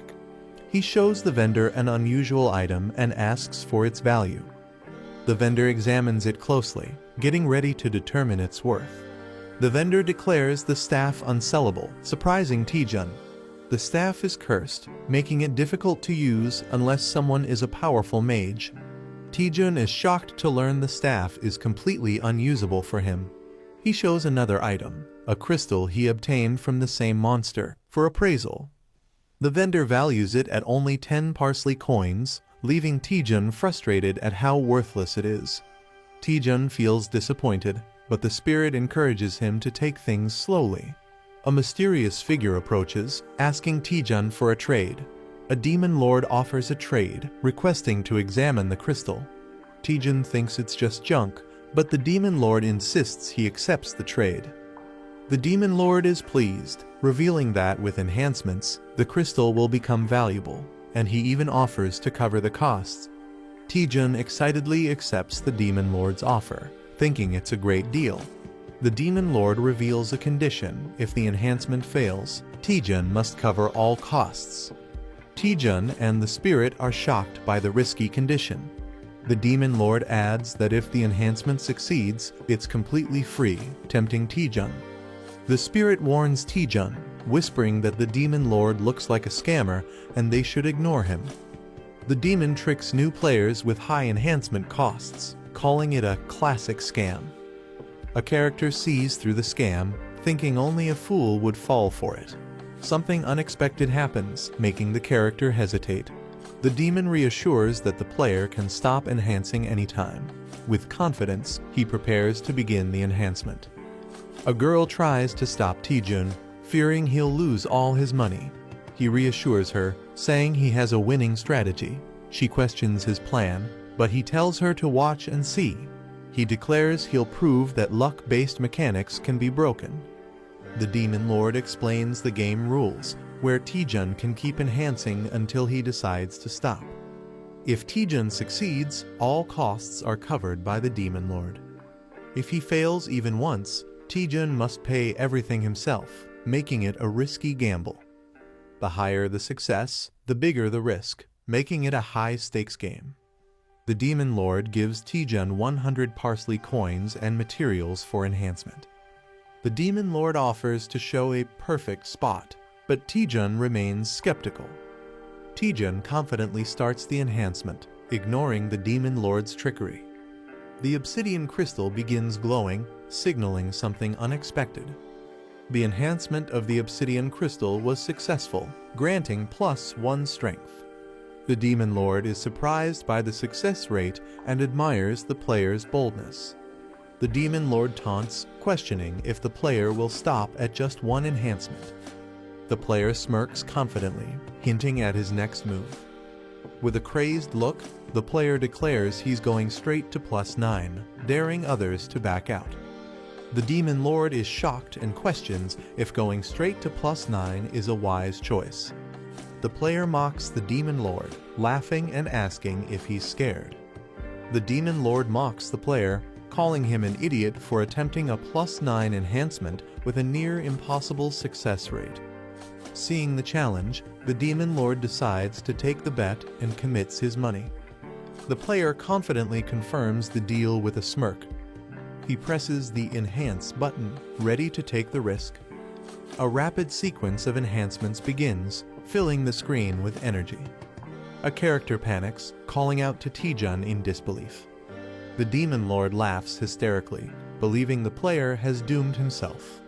A dramatic reveal: Taejun succeeds in enhancing the crystal to +9. The enhanced obsidian crystal now grants major stat boosts and mana recovery. The demon lord is left in shock, unable to comprehend the impossible success. The demon lord is in complete shock, unable to believe the player succeeded in enhancing to +9 without a single failure. Others suspect the player might be a game admin due to his unbelievable success. The demon lord, unwilling to let him go, plots to get him to enhance again. He tries to tempt the player by mentioning that he's only one enhancement away from max level. With a creepy grin, the Demon Lord pressures him to go all the way. The player hesitates, holding the enhanced crystal and considering full enhancement. He reveals that his success up to +9 was guaranteed due to the extraordinary growth buff. However, the chance for the final enhancement is only 10%, making failure a huge risk. Despite the low chance, the player's curiosity and excitement push him to try. Instead of deciding immediately, he suggests making a deal with the Demon Lord. The player confidently suggests going to the perfect spot for the enhancement. They arrive at Pierian Peak, a legendary enhancement spot. Other players pray desperately, fearing complete ruin if they fail their enhancements. The player stands calmly among the desperate crowd, exuding confidence. He claims he can feel the sorrow of all the failed enhancements from this place. The elf girl asks if enhancing at this location will increase his chances. With a smirk, the player bluntly states that it won't help at all. She is shocked and questions why they even came to this place. The player cryptically explains that luck follows a flow. He believes that understanding the right timing can help overcome even the lowest odds. The elf girl is somewhat convinced, but still questions the reason for coming here. The player cryptically asks if she can hear the wailing of countless items. He claims he can sense the precise moments when to proceed or stop based on the reactions of others. With confidence, he declares that luck is now on his side.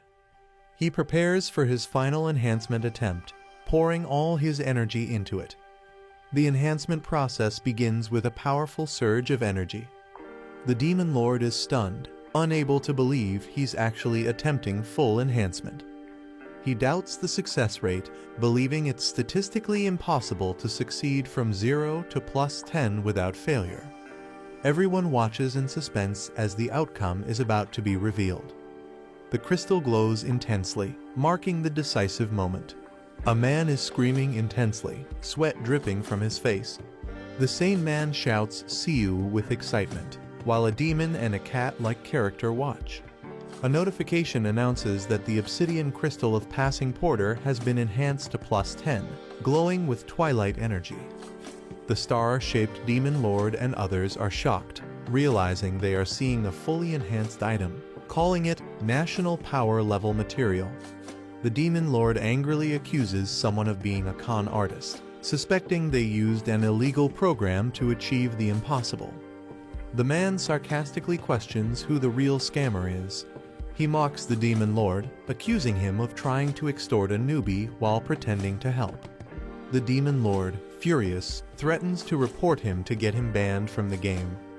Instead, the man blocks the Demon Lord and happily logs out.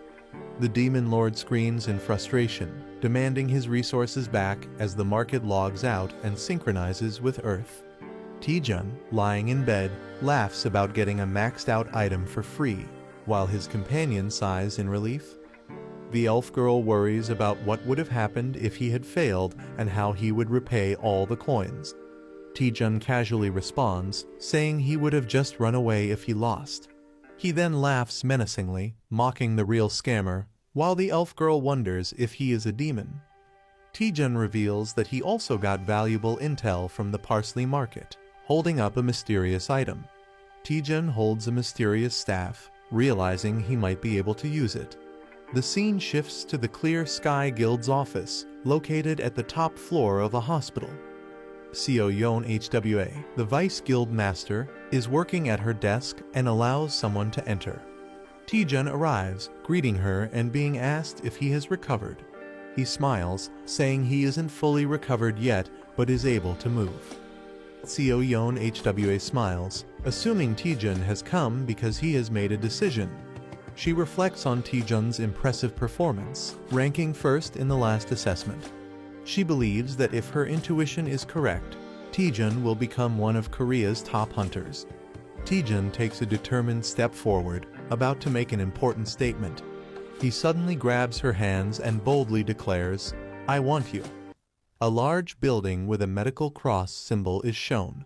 Someone questions if their skill is what the other person wants.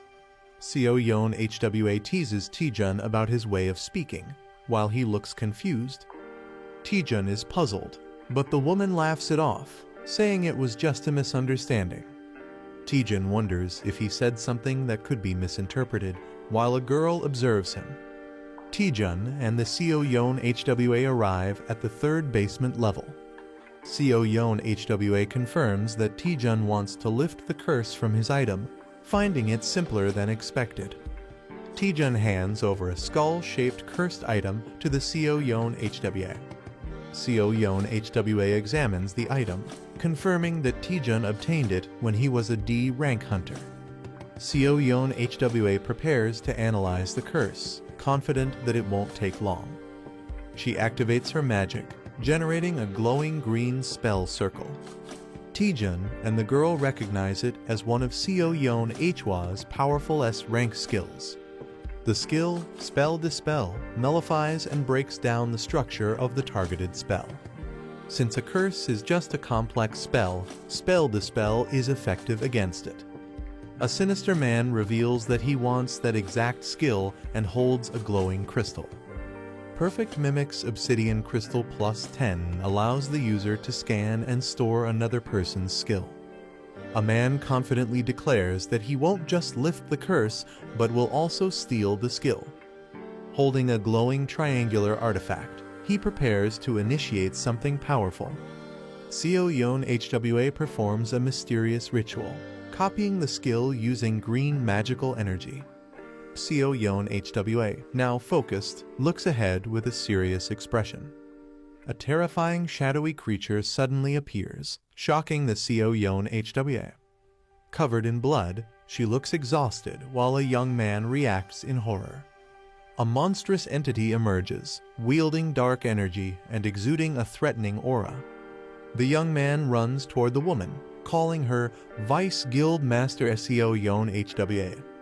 The man attacks the creature with a powerful explosion, determined to complete his goal. His eyes glow red as he focuses intensely on the situation. A terrifying dark monster with glowing red eyes emerges, exuding an ominous aura. The young man realizes that physical attacks have no effect and prepares a new strategy. He unleashes a powerful 20% fireball, summoning blue flames in his hands. The massive fireball hurtles toward the monstrous creature, illuminating the surroundings.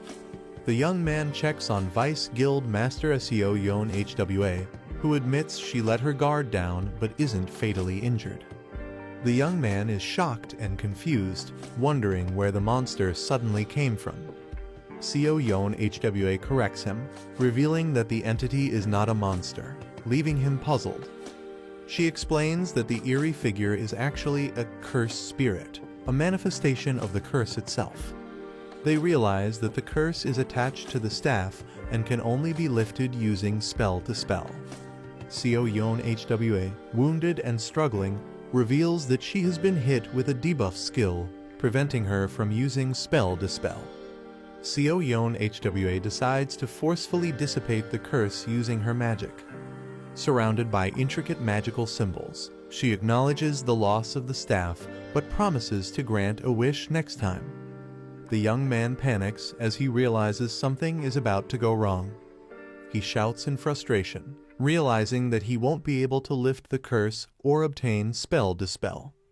Desperately, he asks Vice Guild Master Seo Yeon HWA if she has a skill called Power Infusion, to which she hesitantly confirms. The young man asks Seo Yeon HWA if she can temporarily lend him spell dispel, assuring her that he will handle the situation. Seo Yeon HWA warns that the cursed spirit is too strong to be defeated with borrowed power alone. The terrifying cursed spirit, a high-level entity, looms menacingly as she explains that even for her, dispelling it is a time-consuming process. The young man confidently asks if she would be willing to trust him despite the risks. Seo Yeon HWA hesitates, looking uncertain as she processes his bold request. Seo Yeon HWA sighs in resignation, Realizing the young man is determined to lift the curse, she explains that spell dispel requires high-level calculations and that he must carefully follow her guidance. As the ritual begins, she warns that the buff duration is short, while he confidently prepares to take action. A system notification confirms that he has been temporarily authorized to use spell dispellus. With a determined smirk, he confidently declares that if Seo Yeon HWA can't do it, he will handle it himself. With everything set up, the young man prepares to use his newfound ability while Seo Yeon HWA watches. As the battle intensifies, the cursed spirit lunges forward to attack. The young man unleashes spell dispel, surrounding himself with powerful green energy. His perfect mimic's obsidian crystal successfully scans and saves the spell dispel's skill, leaving one slot remaining. The cursed spirit screams in agony as its body begins to break apart from the impact of the spell. The Spell Dispel Enhanced Growth version combines Spell Dispel with a calculation system, allowing automatic skill execution. Seo Yeon HWA instructs Hunter Taejun to analyze the calculation formulas behind the skill structure. Taejun, now confident and glowing with energy, assures her that he already understands what to do. Seo Yeon HWA is shocked, doubting that this complex process can be performed by instinct alone. Taejun, now fully prepared and brimming with power, boldly declares, "Don't worry, here we go again." The cursed spirit shrieks in anger as it prepares to attack. Taejun, filled with determination, challenges the cursed spirit, ready to unleash his power. He activates Lee Taejun's ultimate automatic spell dispel macro version, sending a massive surge of energy toward the enemy. The cursed spirit roars in agony as it is overwhelmed by the powerful blue energy. Seo Yeon HWA watches in shock, realizing that the curse is truly disappearing. Even a skilled spellcaster would need at least 5 years to analyze this complex curse. Taejun effortlessly calculates and breaks the spell structure, impressing those watching. The curse takes the form of a ghostly entity as it begins to break apart. Taejun successfully dispels the cursed spirit using Spell Dispel, leaving everyone in awe. The errata staff is now completely freed from its curse. Taejun sarcastically praises Vice Guild Master Seo Yeon HWA, shocking her. He humbly admits that handling such a skill proves YS rank hunters are on another level. Seo Yeon HWA is stunned, realizing Taejun is far more impressive than she expected. She worries that joining Clear Sky Guild might actually hold him back. She suggests that Taejun check out Hwarring Guild, where the guild master has something for him. She smiles, implying that whatever it is could greatly benefit Taejun. The scene shifts to Hwarring Guild, located in the mountains. A giant red-scaled beast appears, preparing to fight. A martial artist with red afro hair proudly demonstrates his rising dragon fist technique. He ignites his fists with fiery energy, calling it a rare opportunity to witness his ultimate skill. The martial artist prepares himself, ready to demonstrate his technique. He uses Phantom Step, moving at incredible speed with a fiery aura. He launches his powerful Rising Dragon one-horn strike at the massive beast. Proud of his display, he asks if the technique was impressive, while Taejun awkwardly agrees. Meanwhile, a sinister figure observes the fight, holding a mimic crystal, waiting for the right moment to steal the skill. The protagonist dashes forward with intense energy, preparing for an attack or skill on Hanyang Island. Using a copied skill, the protagonist unleashes a powerful rising dragon strike against monstrous beasts. Laughing confidently, the protagonist marvels at the high-quality item they have obtained. The character gleefully expresses gratitude for receiving a high-class martial art for free, unaware of any hidden costs. A game-like notification reveals that the user's strength stat is too low, having the effectiveness of their skill. Shocked, the protagonist realizes that their free skill might not be as beneficial as they thought. Frustrated and furious, the protagonist learns the hard way that nothing comes for free in this world. Regretting their choices, the protagonist laments not having trained their body, while a muscular figure laughs at their weakness. A system message assigns an urgent quest requiring the protagonist to practice multiple moves 2,000 times each to improve their strength. The protagonist calculates the sheer amount of effort required and realizes it will take at least 10 hours to complete. Feeling overwhelmed, the protagonist complains about how difficult everything is, despite hoping for an easy reward. The protagonist falls silent, deep in thought, possibly coming to terms with the reality of their situation. Motivating himself, the protagonist recalls his past struggles and convinces himself that this challenge is nothing in comparison. Determined, he decides to maximize his strength stat, showing a fierce and resolute expression. With newfound energy, he launches into extreme training, ready to push his limits. A cheerful character hums happily while carrying a bag, possibly bringing supplies or food. She warmly offers food to Taejun, reminding him to take care of himself while training.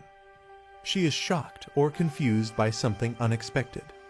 A close-up of a sweating and exhausted Taejun, breathing heavily from intense training. Taejun, now muscular and toned, stands confidently, surprising those around him.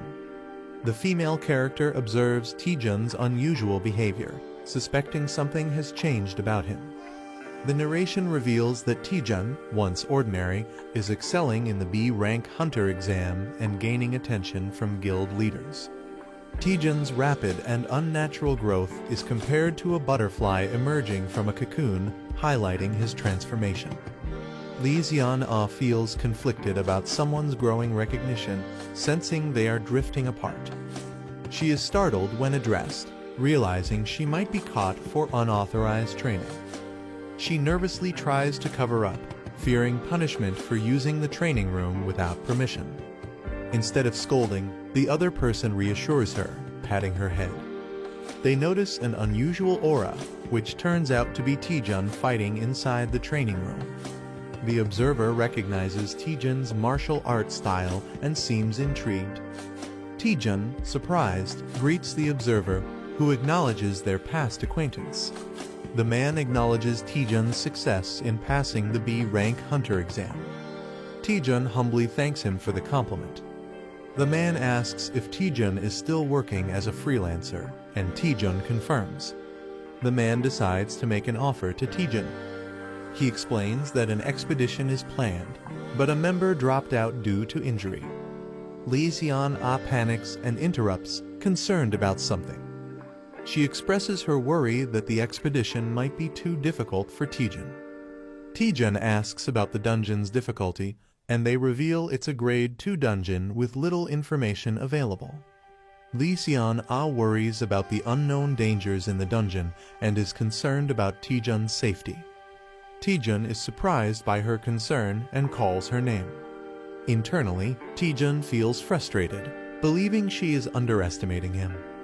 The man reassures them that Taejun should be able to handle the dungeon and reminds them that joining is optional. He suggests that fighting real monsters will be more beneficial than just training in a controlled environment. Taejun realizes that fighting in real battles gives a significant advantage compared to training. He agrees to join the expedition, but has one question. Taejun slyly confirms that freelancers keep all the magic stones they collect. Taejun walks through the city with a small spirit-like creature following him. A text conversation shows someone reminding Taejun to arrive on time, but he's still on his way. Taejun finds the situation annoying while the spirit calls out to him. The spirit warns him that it's dangerous to move freely since the culprit behind the evaluation manipulation is still unknown. Taejun reassures the spirit, saying he'll be with Shinhwa Guild members this time. The spirit questions if Shinhwa Guild can be trusted. A backstory panel explains that Hwarang Guild's Mati Pyong and Shinhwa Guild's Cha Sunhyun have been close friends for 20 years, strengthening the relationship between both guilds. Taejun explains that Shinhwa Guild is highly unlikely to be involved in the manipulation. Taejun confidently brags about his strength, claiming he's nearly invincible. He insists his confidence is justified, but the spirit warns him to stay cautious. They arrive at a grade 2 transfer-type dungeon, which has no prior information. Lee Seon-ah is surprised to see Taejun already there. She introduces him to the team members from Shinhwa Team 3. No Young-chul, the youngest member, enthusiastically introduces himself. The team prepares to enter the dungeon, ensuring everyone is present. Lee Seon-ah reveals that one more person is joining, which surprises the team. She explains that a member got injured last night, so they called in a replacement hunter. Taejun is shocked to hear about another hunter, just as someone yells at him to move. Taejun turns around, noticing someone approaching. A rough-looking man steps out of a car, annoyed by Taejun. The man rudely questions if Taejun is deaf, acting intimidating. Taejun and the others realize this is the replacement hunter, and his appearance makes them uneasy. Taejun politely introduces himself to the rough-looking hunter and asks for his name. The man remains silent, staring at Taejun with a serious expression. He suddenly bursts into loud laughter, making the situation awkward. He rudely questions who Taejun is, clearly unimpressed. Ignoring Taejun, he tells the team to hurry up and enter the dungeon, frustrating Taejun. Lee Seon-ah calms Taejun down, explaining that despite his rough attitude, he is a well-known figure in the industry. Kim Ji-hoon is revealed as an A-rank freelance hunter, infamous for his terrible personality but unmatched skills. Kim Ji-hoon hoards all the magic stones, taking advantage of his freelancer status. His teammates suffer, left without resources, even for medical treatment. Taejun and Lee Seon-ah discuss Ji-hoon's reputation, realizing how terrible he is. Taejun has a moment of self-reflection, feeling like he can relate to Ji-hoon's greed. Taejun acknowledges that meeting someone like Ji-hoon was bound to happen sooner or later. Ji-hoon intimidates one of the younger team members, asserting his dominance. Taejun, with a sinister grin, plans to give Ji-hoon a taste of his own medicine, signals danger as a monster appears. Ferocious monsters charge forward, screeching wildly. The team prepares for battle, maintaining formation. Lee Seon-ah watches as the fight turns intense. A strong fighter swiftly eliminates low-level monsters. Kim Ji-hoon laughs, feeling rusty in battle. Lee Seon-ah scolds Kim Ji-hoon for acting alone. She warns that his reckless actions endanger the team. Kim Ji-hoon dismisses her concerns, questioning her leadership. Lee Seon-ah is furious after being insulted as a leader. Kim Ji-hoon mocks her, emphasizing power and fame. He laughs, belittling her leadership as he walks away. Another team member grits his teeth in frustration. A mysterious castle welcomes them under the red sky. Duke Duwas, the ruler of the cursed land, introduces himself. Kim Ji-hoon rudely interrupts, demanding answers. Duke Duwas reassures them he won't keep them long. The land once sealed away a great and ancient evil. The land was cursed, unfit for human life, until an artifact suppressed its evil.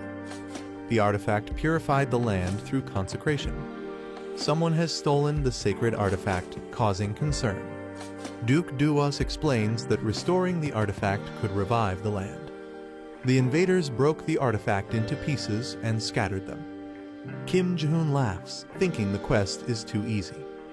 Other members discuss the lack of a real boss monster in this quest. Lee Seon-ah realizes there are 4 artifact pieces in different locations. Kim Ji-hoon mocks her, questioning why she's even thinking about it. Kim Ji-hoon suggests splitting into pairs to search faster. Lee Seon-ah insists on staying together for safety, but Lee Taejun eagerly agrees. Lee Taejun silences her with a SHH before she can argue. A creepy smile appears as someone volunteers to team up with Kim Ji-hoon. The teams agree to regroup in the south after finding an artifact. Lee Taejun excitedly calls Kim Jae-hoon Sir, surprising him. Lee Taejun claims he was inspired by Kim Jae-hoon's words. Kim Jae-hoon enjoys wealth and power, believing skilled hunters deserve more. Lee Taejun passionately declares his loyalty to Kim Jae-hoon for life. Kim Jae-hoon laughs, impressed by Lee Taejun's mindset.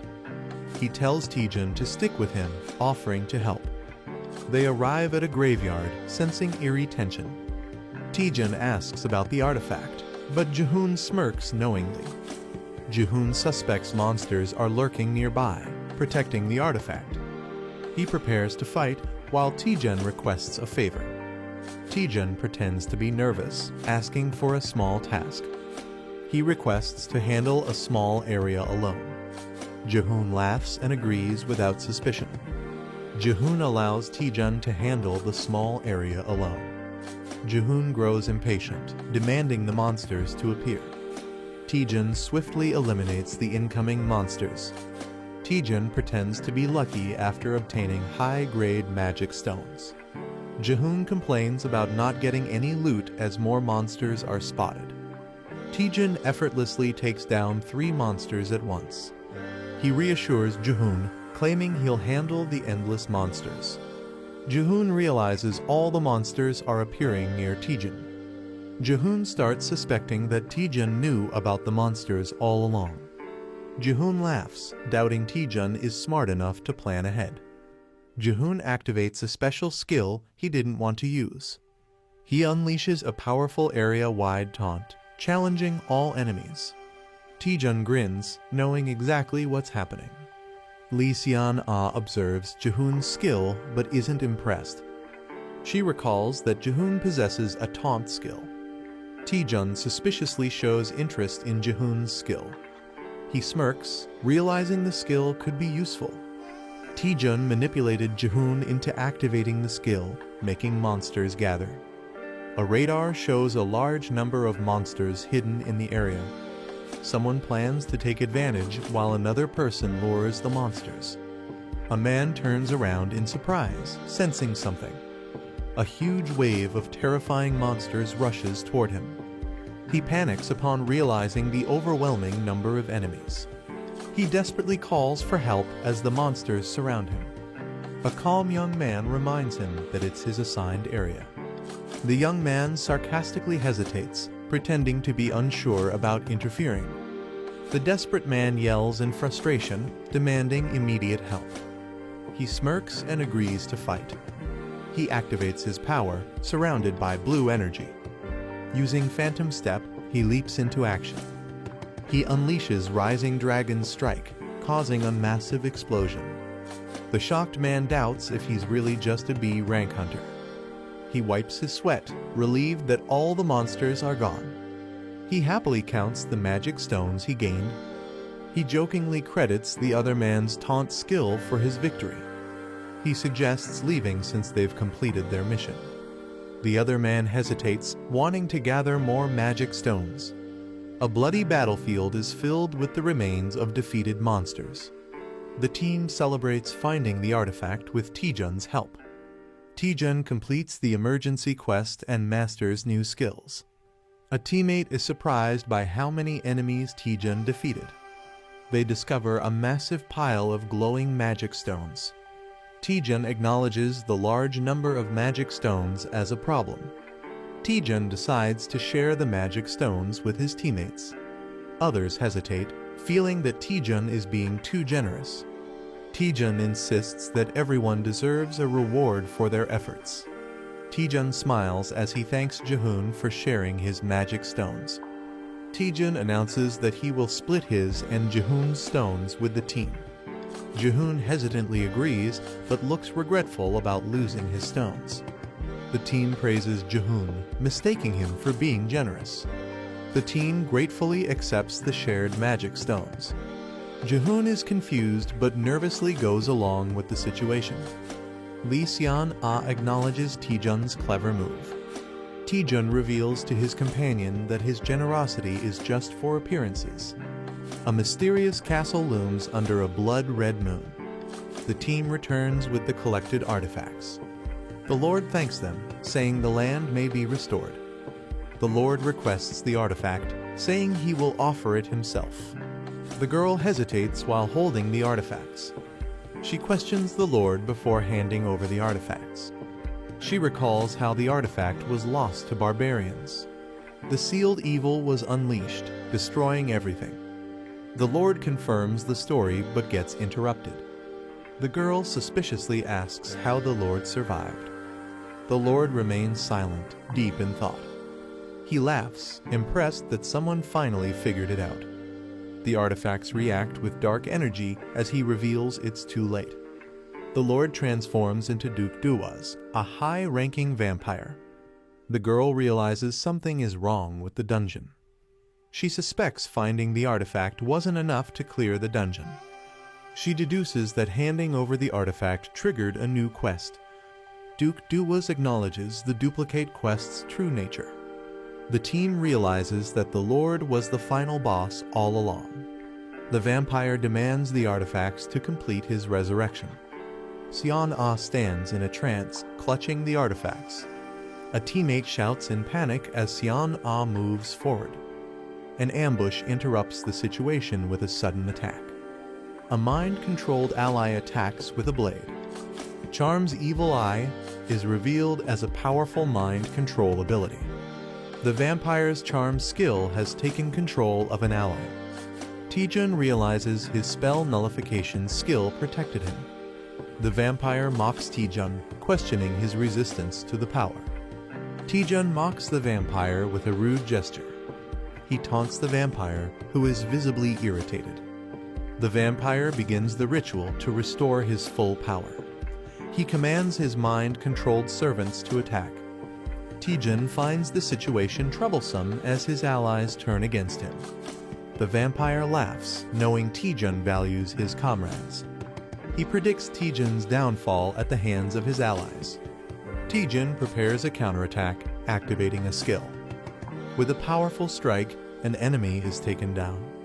A fierce attack strikes a monstrous opponent, causing a powerful impact. A shocked vampire-like character reacts in disbelief. A confident fighter approaches a fallen enemy, preparing to say something. A devastating punch lands, sending the opponent flying with blood splattering. A fighter taunts the vampire, boasting about his strength. The protagonist smirks menacingly, enjoying his overwhelming power. The vampire panics, realizing his power hasn't fully returned. Lee Xian-Ah stands in front of the vampire, ordered to protect him.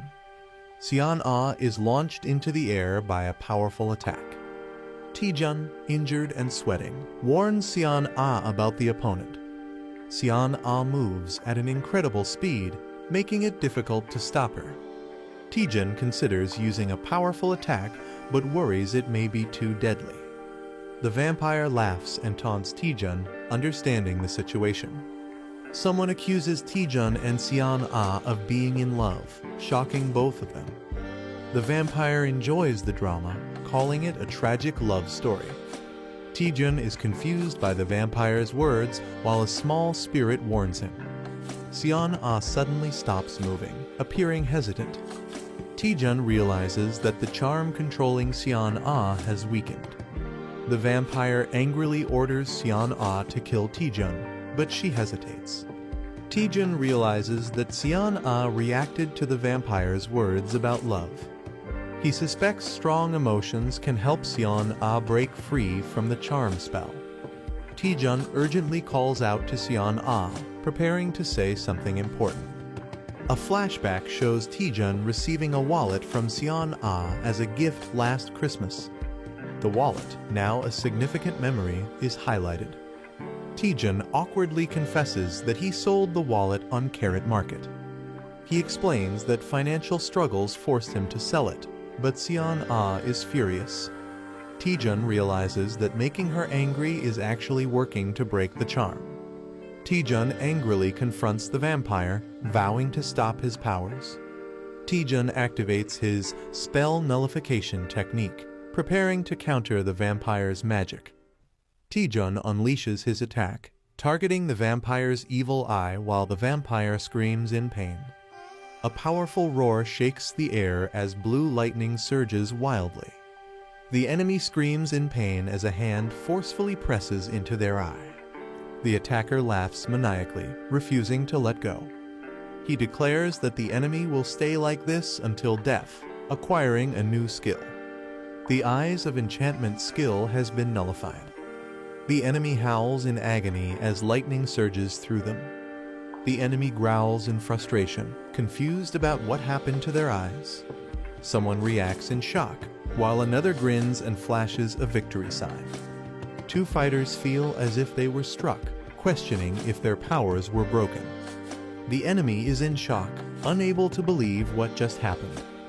He panics, realizing his power has never been broken before. Furious, he demands to know how his power was shattered. The protagonist mocks him, saying he'll die soon anyway. Jokingly, he tells the enemy to search for the answer online, but laughs at the irony. The enemy grins menacingly, enraged by the mockery. His bloodied hand trembles as he vows that the protagonist will be the one to die. He lunges forward, determined to kill with a bloodthirsty grin. The protagonist smirks, while a red-haired ally rushes in to attack. The enemy is struck mid-air as the team launches their attack. Taejun is surprised to see Lee Seon-ah awake, and she praises him. With a determined expression, Lee Seon-ah tells them to leave the rest to her. She calls everyone to attack, revealing the enemy can no longer use mental skills. The team unites, preparing to take down the vampire together. The vampire mocks them, but Taejun eagerly accepts the challenge.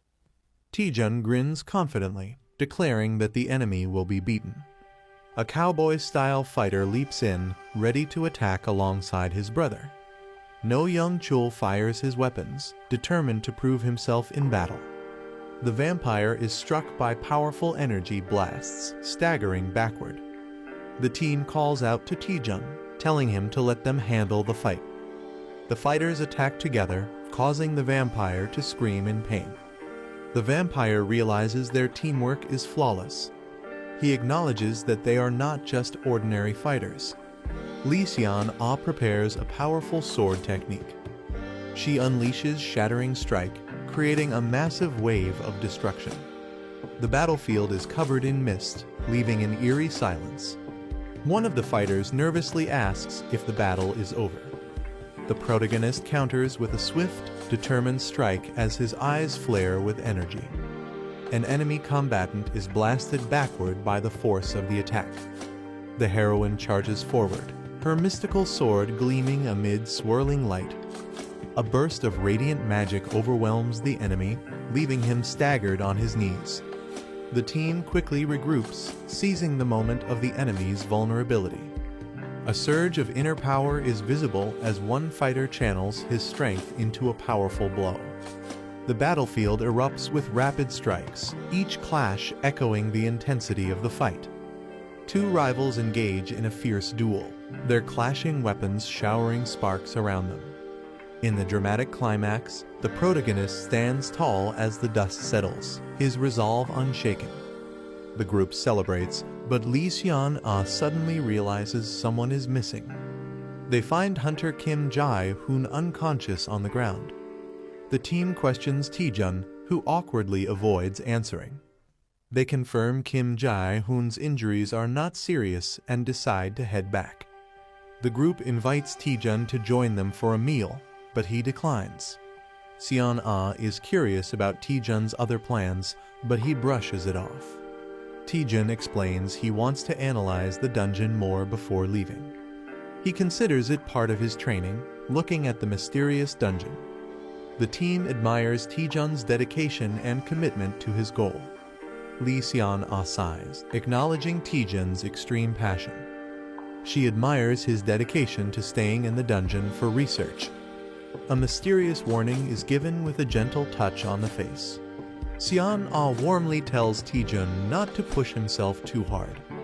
Taejun is left speechless and flustered by her concern. The team waves goodbye, reminding Taejun not to go overboard.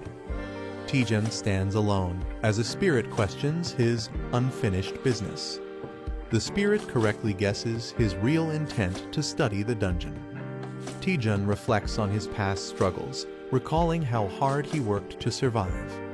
Taejun excitedly explains that he found something interesting using parsley navigation.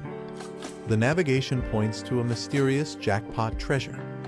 Taejun can't resist the excitement and insists on exploring, while the spirit looks unimpressed. The spirit questions if Taejun ever studied dungeons, and he playfully claims he was a hard worker. Taejun explores a library, looking for clues. The spirit doubts the treasure's existence, but Taejun insists the navigation led them there. Taejun decides to try pulling a book like in the movies. The book triggers a hidden mechanism, revealing something. Taejun finds a secret passage and celebrates discovering hidden treasure. Taejun excitedly rushes forward to explore, but his companion warns him to wait. Taejun steps onto the ground, unknowingly triggering something. A trap activates, sending Taejun flying through the air. Taejun narrowly avoids deadly spikes and realizes the place is full of hidden traps. The navigation data suggests the traps are intentionally concealed. Taejun acknowledges the difficulty, thinking about how to proceed. Taejun decides to use a special ability to navigate the dungeon safely. Taejun summons a powerful skull-adorned staff with dark energy. The summoner calls upon Eratus using a dark ritual. A man is shocked upon recognizing the name Eratus. Eratus emerges from the summoning circle, demanding to know who summoned him. Eratus greets the summoner with an eerie presence. Eratus, the harbinger of death, introduces himself with his stats displayed. A ghostly creature screeches in fear, questioning the summoner's identity. Eratus is confused and questions how he was summoned. The summoner smugly confirms that he used the staff to summon Eratus. Eratus warns that the staff is filled with countless evil souls that could take over one's body. The summoner grins and proudly declares that he killed it. Eratus is in disbelief, but the summoner casually confirms it. The summoner mocks Eratus, questioning his authority. Eratus is struck by a powerful attack, stunned. The summoner warns Eratus to obey or face destruction. The summoner teases Eratus about his speech being too formal. The summoner gives Eratus his first command. The summoner confidently orders Eratus to charge forward. Eratus hesitates, confused about the direction. The summoner warns Eratus not to disappoint him. Eratus panics and rushes forward at full speed. Eratus turns in shock, realizing something is wrong. Eratus screams as he is shattered and unsummoned. The summoner calmly marks one trap as cleared. Eratus is revived, confused by what just happened. The summoner orders Eratus to charge forward again. Eratus runs straight into a fire trap. Eratus burns to ashes and is unsummoned once more. The spirit questions if the summoner will continue this madness. The summoner grins and confirms without hesitation. Lee Taejun declares he shows no mercy to his enemies. The spirit awkwardly accepts his reasoning. The summoner commands Eratus to body slam. The summoner praises Eratus for being a great detector. Eratus has grown stronger through repeated deaths. The summoner realizes Eratus is surviving traps better. He wonders if this is due to an extraordinary growth ability. Eratus blushes, feeling proud of his progress. The summoner plans to research extraordinary growth after the expedition. Eratus is shocked that his master is leaving after just saying, "Good job." Eratus protests, claiming even immortals have rights, but the summoner doesn't care. Eratus is unsummoned once again. The summoner moves on while the spirit calls him cold-hearted. The spirit believes they have reached the end of the dungeon. The summoner wonders if something feels off. He notices a suspiciously large tombstone. The summoner suspects something is hidden inside the massive structure. He touches the surface, triggering glowing purple symbols. A statue presents a red box containing a bracelet.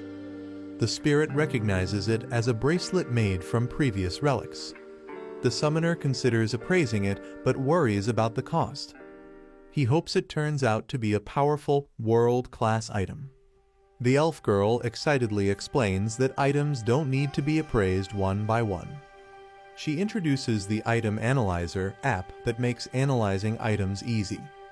The guy is shocked and frustrated that she didn't mention this earlier. She insists she told him before, but he was too distracted to notice. He tries using the Item Analyzer, and it scans an item automatically. The Relic of Malice is revealed as a unique grade bracelet with special vampire-related skills. He is shocked by its high grade, while the elf urges him to check the skills. The aesthetic of the vampire passive skill allows rapid healing except for severe injuries. Charm of the vampire skill allows controlling weakened targets. He gets excited about automatic healing, while the elf girl compares it to a duke's skill. She questions if the charm skill will ever be useful. He grins sinisterly, confident it will be very useful. He laughs, saying humans are everywhere, while the elf girl looks uneasy. He tells Mary Mai that she doesn't understand how the world works. He warns that humans can be scarier than dungeon monsters. A mysterious figure confirms their target, a newly ranked B-class hunter. A stealthy assassin with the Silent Shadow skill is assigned to handle the target alone. Lee Taejun arrives at the location, unaware that the assassin is watching him. The assassin recalls that Taejun was a D-rank porter not long ago but quickly rose to B rank. The assassin believes Taejun must die for becoming too noticeable. He launches a swift attack while Taejun finds the situation strange. Taejun stands victorious after a sudden counterattack, confused about the navigation error. The assassin is down, and Taejun questions when he appeared. Taejun wonders if the assassin had an invisibility skill, as he wasn't detected before. Taejun confidently tells the assassin to stop hiding and come out. With a sinister smile, Taejun unleashes powerful energy, warning he'll keep attacking until the assassin is dead. He throws a powerful, blue energy kick. The kick lands with explosive force on the opponent. A man watches in shock and fear. He unleashes a flurry of punches, overwhelming his enemy. The enemy begs for mercy, but the fighter hasn't even started. He mocks the defeated enemy, saying kids lack toughness. He casually asks the beaten man to introduce himself. The man, scared and bruised, reveals he's from the Red Hounds. The protagonist thinks the name Red Hounds sounds familiar. He remembers the Red Hounds as a criminal group that assassinates hunters for money. He questions the Red Hound member, who pleads for his life. He mocks the man's excuse of just following orders, calling him shameless. He prepares to interrogate the man using a mysterious power. He activates Vampire's charm to control the man's will. A loud scream echoes from inside a castle. Two Red Hounds wonder why their teammate hasn't returned. Han Jong-pil thinks it's taking too long to deal with a B-class hunter. He says next time he'll handle it himself, joking about the rookie's slow work. Han Jong-seo says the rookie's just slow due to lack of experience. The older brother mocks, saying the rookie might end up beaten like him. The protagonist appears with the captured brother and calls them out. He says their late parents would be ashamed of what they've become. They ask how he knows them. He admits he interrogated the youngest. He jokes that he came himself to gather the rest of the info. One brother gets angry and blames Han Jong-chul. The leader defends him, saying he's too well trained to break easily. He suspects the enemy used a mental skill, while the hero mocks their trust. He jokingly gives a praise sticker, while the spirit looks confused. The Red Hounds are stunned and wonder if he's actually insane. One regrets not dealing with him personally from the start. He threatens Lee Taejun, saying he won't leave alive. Lee Taejun casually tells him to go ahead and try. The assassin prepares to use a deadly technique called Shadow Strike. Before he finishes, Lee Taejun punches him right in the face. His brother screams in shock while Lee casually comments on how boring it was. The last red hound hesitates, saying he's low on mana. Taejun threatens the last brother to talk or end up like the others. The red hounds are arrested and taken into custody by the Hunter Alliance. The brothers had planned their ambush using dungeon info. They disguised themselves as cleaners, waiting for Taejun to exit the dungeon. When he didn't come out, they went in to kill him themselves. A mysterious woman admits they got careless. In a guild meeting, she explains they expected an attack on Taejun.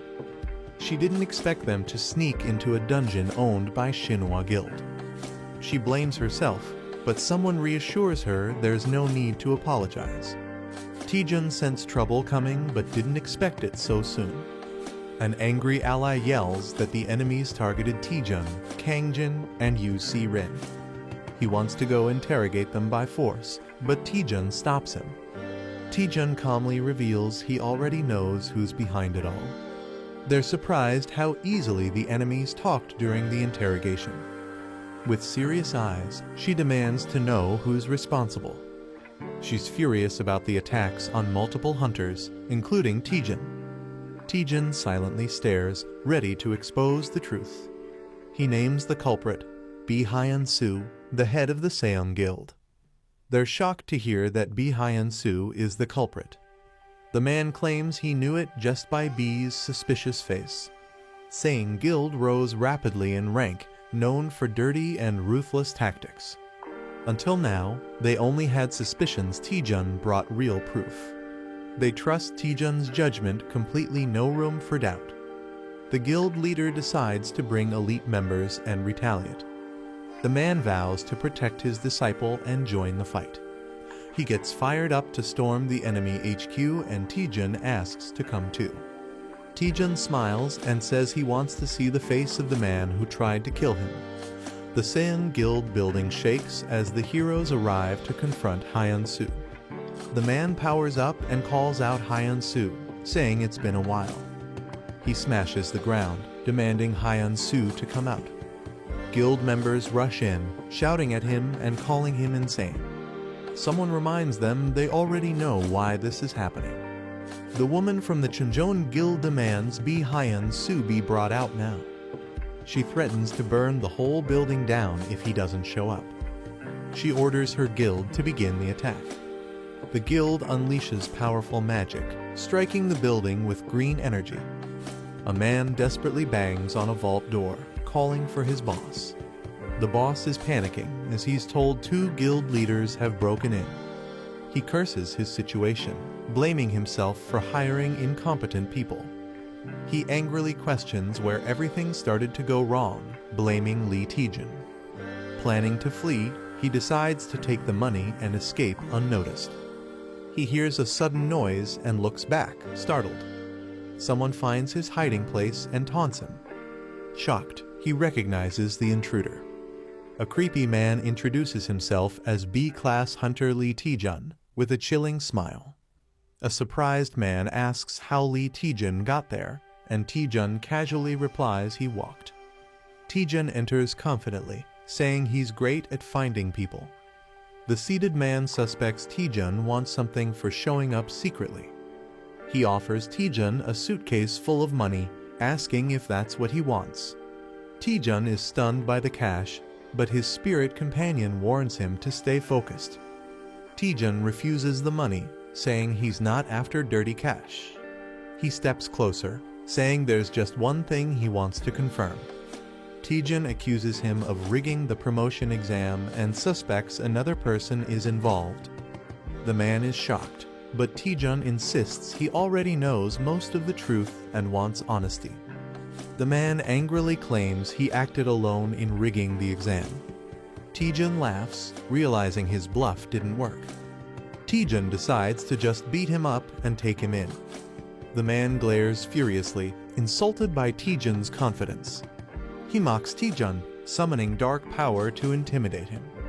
He says he only fears top hunters, not someone like Taejun. Taejun recognizes the dark energy and braces himself. The man smirks, thinking Taejun would have avoided all this by accepting the bribe. Taejun wonders if he should have taken the deal, but his companion freaks out. Taejun realizes that if dark matter is real, things might get dangerous. Dark matter absorbs energy, blocks attacks, and drains mana, making it nearly unstoppable. Taejun's spirit warns him to run, but Taejun stays calm despite the threat. Taejun mocks the opponent, calling the dark matter fake and weak. The enemy is shocked Taejun would fight with just a fireball and accuses him of bluffing. Taejun activates a QR scanner ability to expose the truth behind the opponent's skill. He charges down confidently, ready to reveal what's really going on. The scan reveals it's just a copied skill with only 10% of its original power. Realizing he's been exposed, the man panics and begs to talk it out. Taejun blasts his enemy with a powerful electric attack. The enemy screams in pain as the electricity hits hard. He rolls on the ground shouting for help, while Taejun is confused. Taejun is surprised that the enemy is so weak even though he held back. Water is dumped on the burnt man while Taejun tells him to stop being dramatic. Soaked and miserable, the enemy admits he's done talking. Taejun activates a skill to search for any hidden tricks or surprises. A damaged building sets the scene for Taejun's victory over Bi Hyun-soo. Taejun gets praised for being way more capable than the usual HQ members. Taejun humbly agrees with praise, while the man proudly smiles. The guild master jokes he held back, or the building would have been destroyed. Taejun asks about Guild Master Seo, and the red-haired man says she's gathering evidence.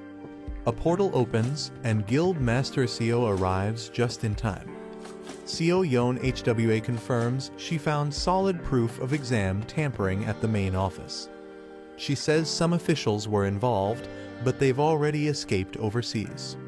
She clarifies that Bi Hyun-soo rigged the exam with help from corrupt officials. The man gets angry about how people will do anything for dirty money. Furious, he grabs Bi Hyun-soo and scolds him for thinking money could solve everything. The man drags Bi Hyun-soo off for a beating before handing him over, while Taejun and Seo just watch. Seo Yeon HWA thanks Taejun for catching Bi Hyun-soo in his secret hideout. She says they're once again in Taejun's debt, but he says he did it for his own reasons. Taejun explains he wanted to uncover any hidden forces involved in the corruption. He doubts Bi Hyun-soo acted alone and suspects a bigger plot.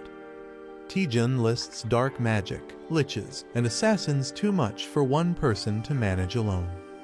He believes Bi Hyun-soo had help, and he wants to bring down every last one of them. Taejun declares anyone who commits evil should face justice plain and simple. Surprised, Seo comments on Taejun's unexpectedly righteous side, and he just smiles. Seo asks Taejun if he found the people helping Bi Hyun-soo behind the scenes. Taejun gives a quiet, knowing smile in response. Somewhere else, someone lies and says there was nothing found. News reports confirm Bi Hyun-soo confessed to the exam rigging after his arrest. A furious man, Go Young-min, is frustrated Bi acted recklessly and hired assassins. He starts to panic, worrying that the consequences might reach him too. He reassures himself that the sealed contract should keep him safe, then someone knocks. Nervously, he tells them to come in, sweating with tension. His vice guild master, Cho Yang-ti, enters and says someone wants to meet him personally. The masked visitor waits in the lobby, and Go Young-min wonders if it's someone from a known guild. The vice guild master says the visitor is masked and unidentifiable. The visitor left a cryptic message, "Flying Fly," which shocks Go Young-min. Panicked, he shouts to let the visitor in immediately, wondering if Bi Hyun-soo betrayed him. As the masked person enters, Go Young-min anxiously questions if their secrets were leaked. The masked man removes his disguise, and Go Young-min is stunned it's Lee Taejun. The vice guild master recognizes Taejun from the B rank assessment. Confused and nervous, the guild members wonder why Taejun is here.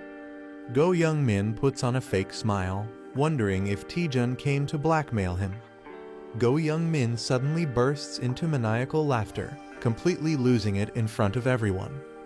Hunter Lee Taejun throws enemies like a whirlwind, shocking everyone around. Someone shouts at Yang T in confusion as he suddenly moves. A girl screams, "Stop him," while falling in terror.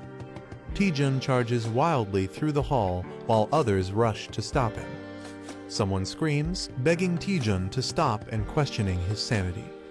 Taejun laughs maniacally as he moves with insane speed. The bald man commands Yang T to stop Taejun immediately. A purple attack is launched as Taejun is mid-flip, and someone yells in anger. A powerful energy blast explodes as someone screams Taejun's name in fear. An impressed voice praises Taejun's strength, calling him Hwaryeong Guild's true number one. The bald man acknowledges the girl's flawless technique that restrained him instantly. The girl slams someone into the ground, saying it's enough to pass the entry test. The man introduces himself while Taejun flips mid-air and restrains him with help from the girl. Taejun proudly states his name with confidence and a smile. Taejun says he attacked just to test the guild's skill level before joining. He smirks and says it was all just a test to see how they'd react. Someone watches Taejun nervously, thinking he's totally insane.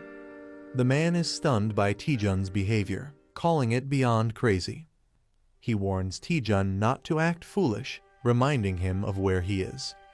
He mocks Taejun, saying a weakling without necromancy has no place here.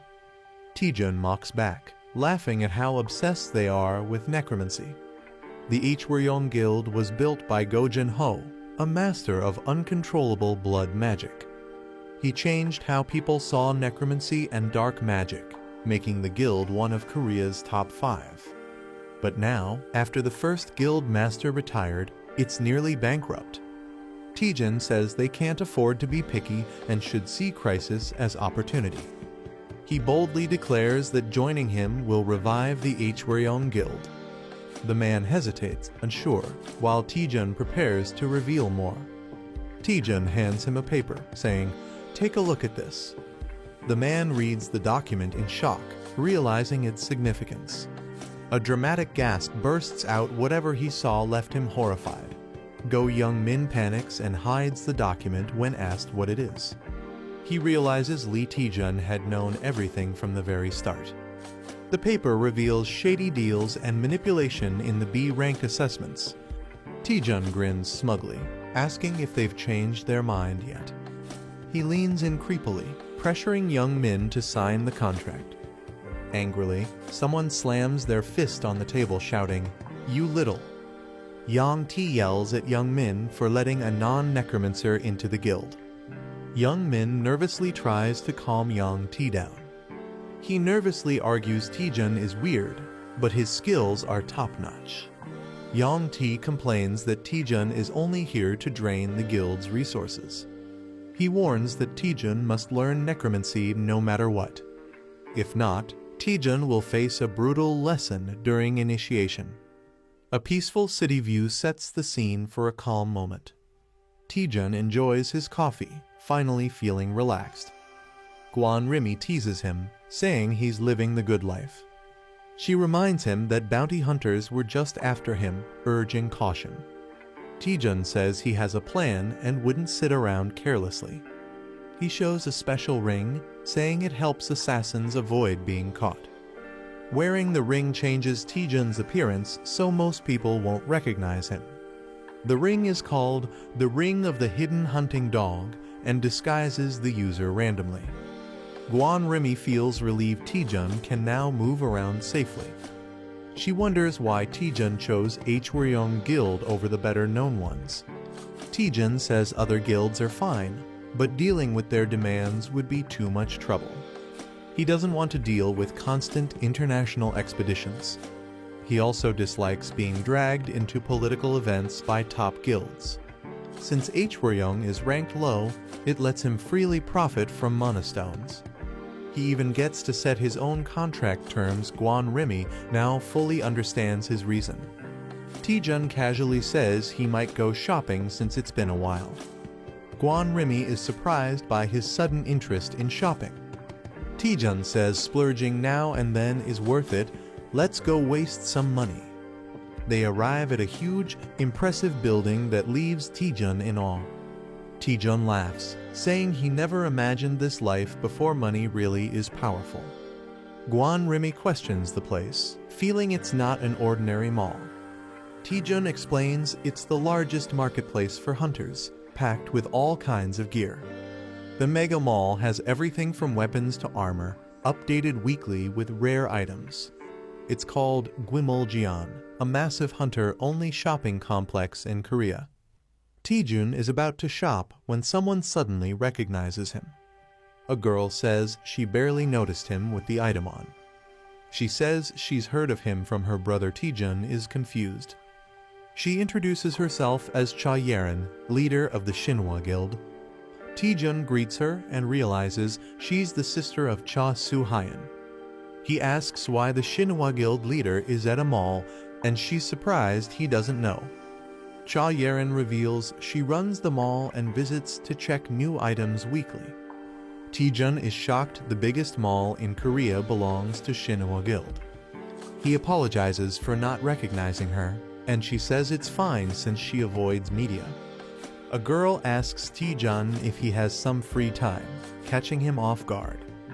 She tells Taejun she heard about his heroic actions during the dangerous dungeon expedition. She offers him a reward as a token of thanks for saving lives. Taejun politely refuses, saying he didn't do it for a reward and her gratitude is enough. She smiles softly and agrees not to insist further. Still holding a gift, she hesitantly asks if he's really sure about refusing. Taejun looks shocked when she says he could have picked anything he wanted. She shyly reveals the gift was from their exclusive VIP item store. She double-checks if Taejun is really okay with giving up the reward. She reminds him it's a rare VIP exclusive item she was offering. Taejun is stunned to realize she was offering such a valuable item for free. She starts to walk away disappointed, but Taejun stops her. Taejun changes his mind and asks to see what items are available. While riding the elevator, she comments that Taejun seems more ordinary than she expected. She admits she thought Taejun would have a more unique presence. She explains her expectations were based on all the impressive rumors about him. Taejun laughs awkwardly, realizing he unintentionally hyped himself up. She reassures him kindly. She admits she likes how humble and grounded Taejun seems. She laughs, wondering if Seon-ah might not like her saying that Taejun is confused. As the elevator opens, she tells Taejun that the area ahead is only for VIP customers. She invites him to look around freely in the special VIP section. Taejun is amazed they've entered the rare item store's VIP section. He realizes the items are worth billions and is shocked at their value. He's stunned to realize that she, the person before him, owns everything here. She asks Taejun if anything caught his eye. He admits it's hard to choose. Blushing, Taejun says there is something that definitely caught his eye. Taejun points to a set of items and asks what they are. She smiles and says Taejun has unique taste. She explains the items once belonged to legendary guild masters from Korea. Though no longer usable, the items are preserved to honor their legacy. She tells him they aren't for sale, but offers to show even better items. An assistant notifies her that the vice director of Hyonin Guild has arrived. She realizes she's late for a critical meeting. She says goodbye, planning to meet Taejun again after the meeting.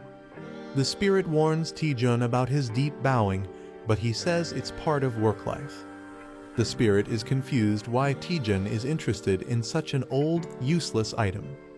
The item is a broken gauntlet with zero durability, once used by a forgotten martial artist. Taejun admits it's useless, but something about it draws his attention. He can't explain why. but he feels strongly interested, especially since it connects with his skill set.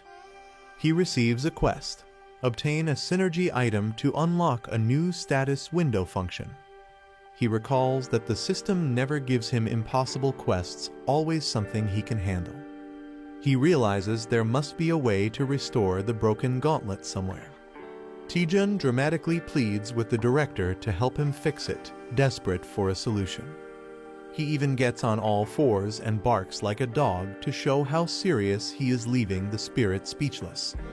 Taejun lies on the floor, desperately trying to think of a way to convince the director. He overhears something surprising and snaps to attention. He's confused, hearing someone mention a previous agreement and contract fee.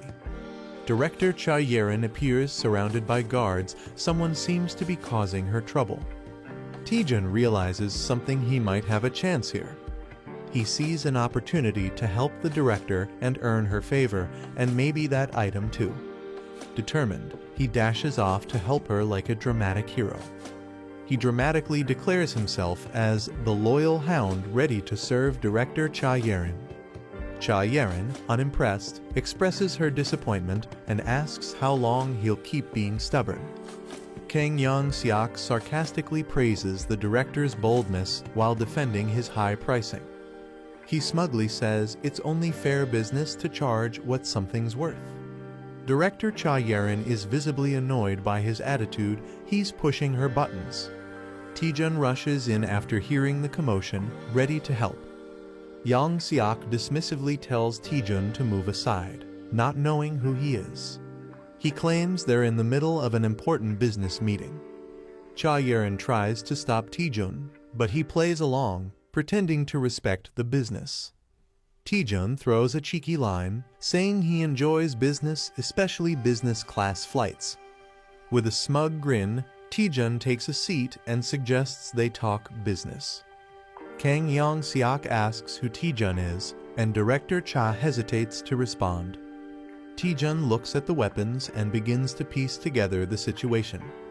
The Hyonin Guild specializes in item appraisal and dominates the Korean market. Because of that monopoly, the Shinhwa Guild is forced to comply even with unfair treatment. Taejun confidently introduces himself as Cha Yerin's legal advisor. With a big grin, he asks what the issue is, as if it's just casual business. Director Cha is confused by his bold claim, while Kang accepts it without question. Kang explains they're being asked to appraise too many items in too short a time. He says hiring extra staff increases cost, and the added payment wasn't nearly enough. Kang Young-seok demands double the original fee, shocking both Taejun and Cha Yerin. Taejun says he understands the issue, but finds something suspicious about it. He confirms with Kang that the Hyonin Guild is supposed to be an appraisal specialist. Taejun questions why experts would need a whole week. It sounds too slow and inefficient. He mocks them, laughing that a week per item is absurd and saying he'd have found another guild by now. Kang becomes visibly angry and offended by Taejun's words. Kang challenges him, warning that switching guilds could ruin all their items.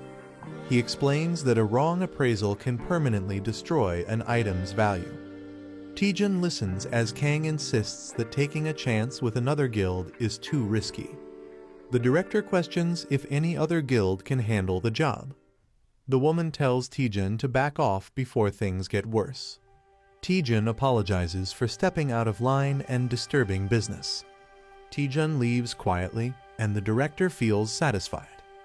The director smugly claims their appraising skills are unmatched. Cha Yerin shows up, surprising the director.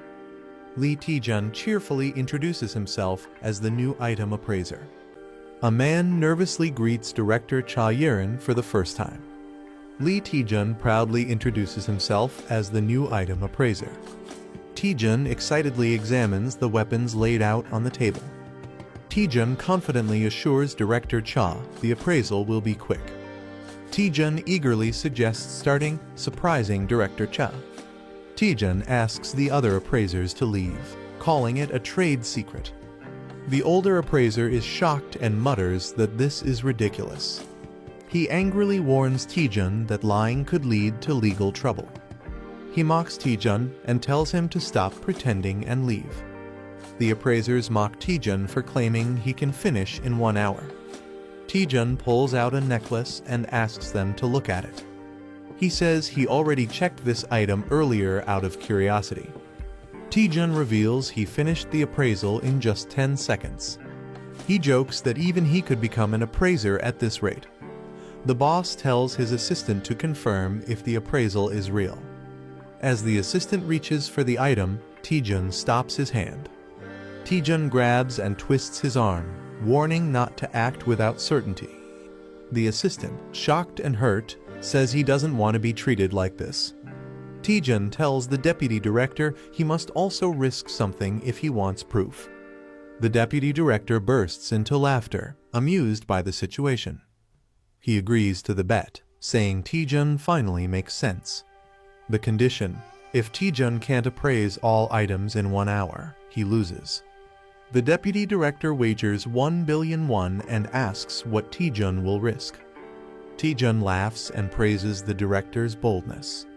As tension builds, Taejun suddenly agrees to the bet with a firm deal.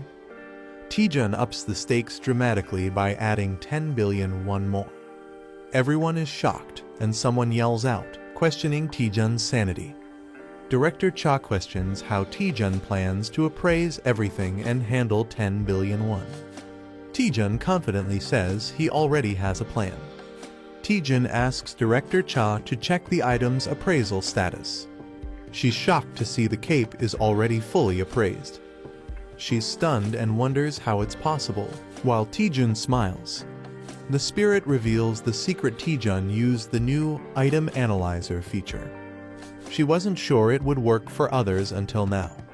Director Cha realizes the appraisal data can be shared with others. Taejun celebrates, dreaming about making a fortune as an appraiser. Director Cha is surprised Taejun really did the appraisals.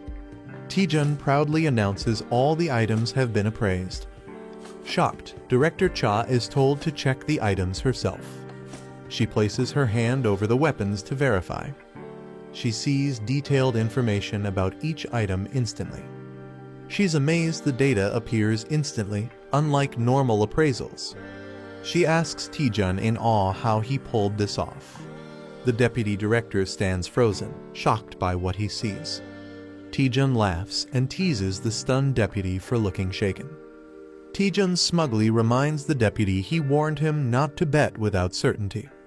Taejun lightly mocks him, offering compensation and sarcastic advice. The deputy director loses it and grabs Taejun, accusing him of scamming. He lashes out, suspecting everyone is in on the trick. Director Cha calmly tells him to look at the proof himself. She confirms the contract states he owes Taejun 10 billion won. Taejun grins and tells the deputy to stop whining and pay up. Devastated, the deputy drops to his knees, unable to believe it. In denial, the deputy convinces himself it must all be a bad dream. The deputy director loses his mind, laughing hysterically and calling everything a dream. The girl feels pity as the boy grins oddly with a strange monocle on his eye. She thanks Taejun but warns him that his actions can't be ignored. She says his skills could revolutionize item appraisal and destroy the market overnight. She's shocked and asks how he managed something so impossible. He laughs nervously and says it's a trade secret. Taejun brings up a forbidden antique, saying he found it interesting. He offers a hint about his technique in exchange for the antique. She hesitates, surprised that he wants the item so badly despite the rules. He celebrates excitedly after getting approval to take the antique. She casually sits and asks him to explain. She directly questions how he appraised the items. He stays silent with a smirk, not answering right away. He begins to respond while a tall building is shown. Outside a store, someone thanks the director. She waves goodbye while he happily holds the antique. Someone asks the director what she found out. She says he told her everything before leaving, surprising the other person. She exhales softly, smiling with mixed emotion. He claims the secret is listening to the item's voice, baffling others. She suspects he never planned to reveal the truth or simply couldn't. She warns she won't let Taejun off that easily. With determination, she vows to recruit him into their guild. He laughs maniacally after finally getting a mysterious item. Taejun clings to the item like it's his true love.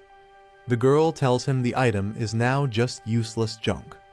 Taejun asks if the item can be fixed. He admits with a grin that he has no clue how to repair it. Still hopeful, he believes he'll figure something out. The girl suggests posting about it on Parsley Market. She explains the market has people from many dimensions who might help. She tells him he can post using just the status window. He gets ready to post something using the virtual screen. He asks if anyone can repair the broken spirit sword. He wonders if the post will help. She's unsure but smiling. He says it's not urgent and expects someone to reply eventually. He shifts focus to more important items lying in the room. He laughs about tricking someone to get these powerful tools. She notices all the weapons have holy attributes. She questions why holy items are needed for a black magic guild. He reveals the ceremony will involve dark summoned monsters. She's confused why he's using items in a duel where they're forbidden. He smirks and tells her to just watch how he handles it. The Worm Guild welcomes Hunter Lee Taejun. Taejun arrives earlier than expected and is being guided in. The man says preparations for the duel are already complete. It's revealed that the duel is against Deputy Leader Jo Young-tae. A special arena is prepared to witness Taejun's necromancy skills. They enter a dark arena where a grim opponent awaits. Taejun and his guide walk past a strange crowd of bald men. Taejun suspects the guild is trying to mess with him. He thinks they want to humiliate him for being weak at necromancy. He always felt something was off, but now it's clearly worse. The girl wonders why all the necromancers are bald. She panics after learning dark mana may cause baldness. The opponent reminds Taejun of the duel rules. The duel will be strictly limited to necromancy skills. If Taejun wins, he can join the guild on his own terms. But if he loses, something ominous awaits. If Taejun loses, he must serve the guild leader forever. Taejun expected this and isn't surprised at all. Jo Young-tae secretly controls the guild from behind the scenes. The guild is crumbling because of Jo Young-tae's selfish rule. Taejun decides to add his own condition to the duel. If he wins, Taejun wants to replace the current deputy leader. He also demands compensation for the guild's financial damage. Taejun adds a wicked grin, making it entertaining for the crowd. The opponent realizes things might not go as planned. He angrily denies causing any harm to the guild. He claims the guild survives only because of him and summons a powerful Death Knight. He dares Taejun to show what he's got. He wants to see if Taejun's necromancy is truly impressive. The battle begins as energy builds around them. Taejun confidently calls out to a spirit named Eratus. The audience reacts with surprise and confusion. Taejun's summon is revealed to be a single skeleton warrior. Everyone doubts Taejun, mocking him for summoning just a skeleton. The guild leader laughs at Taejun for summoning just a skeleton. Taejun orders Eratus to attack. The skeleton responds loyally. Eratus delivers a powerful blow during the clash. The opponent is shocked that his Death Knight's armor broke instantly. Taejun grins, taunting that light magic melts darkness. Taejun jokes about the new gear while Eratus humbly compliments it. It's revealed Eratus wields holy power rare for a skeleton. The enemy refuses to believe it's possible. He's stunned by the existence of a wholly attributed skeleton warrior. Mana exists in fire, holy, earth, wind, dark, and water elements. Each attribute has power differences that affect battles. Eratus was once a dark-type skeleton under his master. After training, Eratus evolved to resist holy mana. Taejun commands Eratus to strike as the Death Harbinger. Eratus charges in while an ally yells at him to dodge. Eratus slams down a powerful attack, shaking the floor. A demon prepares to counter with a massive red blade. The demon's slash lands hard, shaking the battlefield. He mocks the idea that darkness can defeat light. Taejun commands Eratus to unleash his secret weapon. Eratus prepares to fight alone, holding divine gear. Eratus starts reciting creation verses, confusing enemies. He grips the holy relic, ready to activate its power. Eratus declares, "Let there be light," summoning holy energy. A skeleton holds a golden relic tightly. A powerful burst of light forms around the skeletons. The light explodes, blinding everything nearby. The enemies panic, shouting in fear at the sudden light. The blinding light is so pure that it purifies even souls. The enemies panic, shocked by the skeleton's divine power. A massive explosion of light overwhelms the area. A man smirks and declares the match is over for Jo Yangti. The skeleton Eratus wins by surviving until the end. It's weak, but slowly takes small damage over time. The skeleton is praised for being incredibly durable. The opponent panics while the victor demands the promised rewards. The victor demands everything the opponent gained from the Worm Guild. The crowd is shocked, wondering if he will claim all the rewards. The defeated enemy regrets not having more time to fight back. A hidden plan is revealed where Bi Hyun-soo was secretly tipped about the Lick's relic. Secretly, evidence was gathered to blackmail Ko Youngmin during his deal. The plan was to take full control of the Worm Guild. Lee Taejun stands confidently as the enemy kneels, furious. The defeated man curses him for ruining everything he worked for. The man refuses to surrender and reveals a dark, forbidden item. He threatens to destroy everything if he can't win. The crowd panics as he lifts the cursed heart, ready to act. Laughing madly, he shouts that they will all die together. People scream in terror as dark energy floods the area. A boy scans the situation seriously with glowing blue eyes. The cursed item is recognized as a deadly, suicidal weapon. The forgotten heart drains life and summons a cursed being from another world. The man laughs wickedly, accepting death and cursing Lee Taejun. A terrifying creature emerges from the dark portal. The summoned being, called the Black Death Bride, appears ominously. The onlookers panic, realizing they are all doomed. People scream in terror and try to run away from the cursed monster. Some manage to nullify the deadly curse effect on themselves. The Black Death Bride unleashes powerfulest grade curses immediately.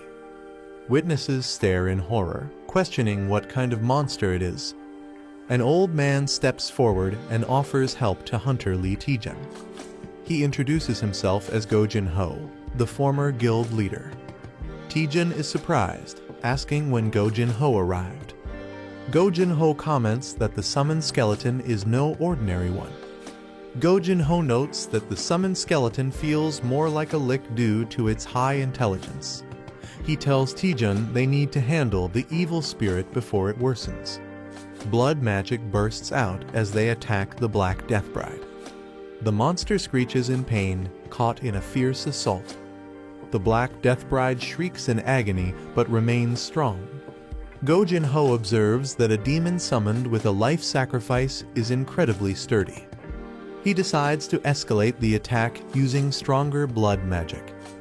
A massive, explosive blast of red energy is unleashed toward the monster. Taejun watches in awe, amazed by the legendary power of the Guchin Bone King. Go Jin-ho is revealed as the legendary Guchin Bone King, a master of blood magic. He once ruled the world after the Great Cataclysm and made the Worm Guild famous. The Black Death Bride shrieks as his attack strikes it. Go Jin-ho launches another blood attack with full force. Suddenly, he shows signs of exhaustion, surprising everyone. Lee Taejun rushes to support the weakened Bone King. It's explained that blood magic uses the caster's own blood, making it risky. Fighting the cursed monster in close combat is extremely dangerous. Another fighter prepares a long-range fireball attack instead. The boy launches a powerful fire attack at the monster, shouting fiercely. The Black Death Bride is hit but shows no real damage. Taejun is shocked, realizing the attack failed to harm it. The monster quickly charges toward them, gaining speed. Taejun worries because his mana is low after using the fireball earlier. The Black Death Bride gets struck by a powerful light attack. Eratus charges forward, vowing to protect his master. Taejun yells at Eratus for disappearing during the fight. Eratus awkwardly admits he was weakened by too much light earlier. Eratus admits he fainted while standing during the earlier fight. He reassures everyone that he will now protect his master with all his strength. Eratus bravely blocks the Black Death Bride's next attack. Taejun and the Spirit Girl notice that Eratus's personality feels strangely different. Eratus fiercely attacks the Black Death Bride with holy light. The Black Death Bride counters and grabs Eratus, overpowering him. Eratus screams in pain as purple energy surrounds him. Taejun shouts Eratus's name in shock as he is engulfed by the attack. Taejun panics, realizing even divine power isn't enough to defeat the monster. Eratus struggles to stand and tells Taejun he must survive without him. Eratus decides to burn all his remaining strength into one final attack. His sword glows brightly as he prepares to sacrifice himself. Taejun shouts in shock, trying to stop him, but Eratus charges forward. Taejun panics, warning Eratus about the cost of using the item. He cries out, saying once used, the item can never be recovered. Eratus charges ahead, holding the glowing, powerful weapon. Taejun screams in despair, knowing it's a one-time item worth 8 billion won. Eratus swings the glowing sword with all his strength. A blinding golden light floods the entire area with overwhelming power. The Holy King's gambling card is activated as Eratus strikes. Go Jin-ho watches in amazement, calling Eratus an unbelievable skeleton. He notes that Eratus can not only use holy items, but also wield the holy sword. The Black Death Bride screams in agony as the light overwhelms it. A system message announces the Black Priest is defeated and Eratus's holy durability slightly increases. Taejun scolds Eratus for using the powerful weapon too early. Eratus apologizes, explaining he only did it to protect his master. Taejun sighs, frustrated but unable to stay angry at him. He admits that despite the heavy debuff, the Holy King's star cluster's power is extraordinary. Taejun realizes recharging the Holy King's star cluster costs an astronomical amount. He jokes that it would be easier to just buy a new one because of the insane cost. Taejun pats Eratus and acknowledges his bravery and determination. He smiles and praises Eratus, saying he did a good job. Eratus feels emotional as Taejun thanks him for saving his life. Guchin Bone King notes that Eratus is stuck with a troublesome debuff. Taejun asks if he needs to take any action to fix it.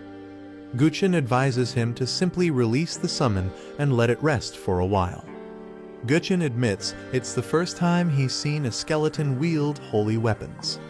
He says the sight reminded him of the heroes of the past. Taejun shyly smiles, thinking it was just a skeleton. Guchin sincerely thanks Taejun for everything he did. Guchin says Taejun helped stop Zhou Yangti's betrayal plan. He acknowledges that their goals aren't so different. Guchin asks Taejun if there's anything valuable left in Hwaryeong. Taejun awkwardly laughs, realizing Guchin had seen through him from the start. Taejun explains he joined Hwaryeong Guild only for his own benefit. He says he never intended to take anything from others. Taejun confirms that Hwaryeong Guild still holds value for him. Guchin quietly accepts his answer with a nod. Guchin declares in front of everyone that Taejun's abilities have been proven through the duel. He praises Taejun for defeating Jo Yangti and saving everyone from the summoned spirit. Guchun formally announces that Taejun will become the vice guild leader of Hwaryeong. Taejun is surprised and confused, not expecting this sudden promotion. Taejun is told to give his induction speech and feels awkward about it. He confidently introduces himself to the guild members. Taejun simply says he has only one thing to tell them. He shouts that everyone should protect each other's livelihood, surprising everyone. The scene shifts to Myth Guild's building shining under the sunset. News spreads that Lee Taejun has officially joined the Hwaryeong Guild as vice leader. A man feels surprised and betrayed by Taejun's decision.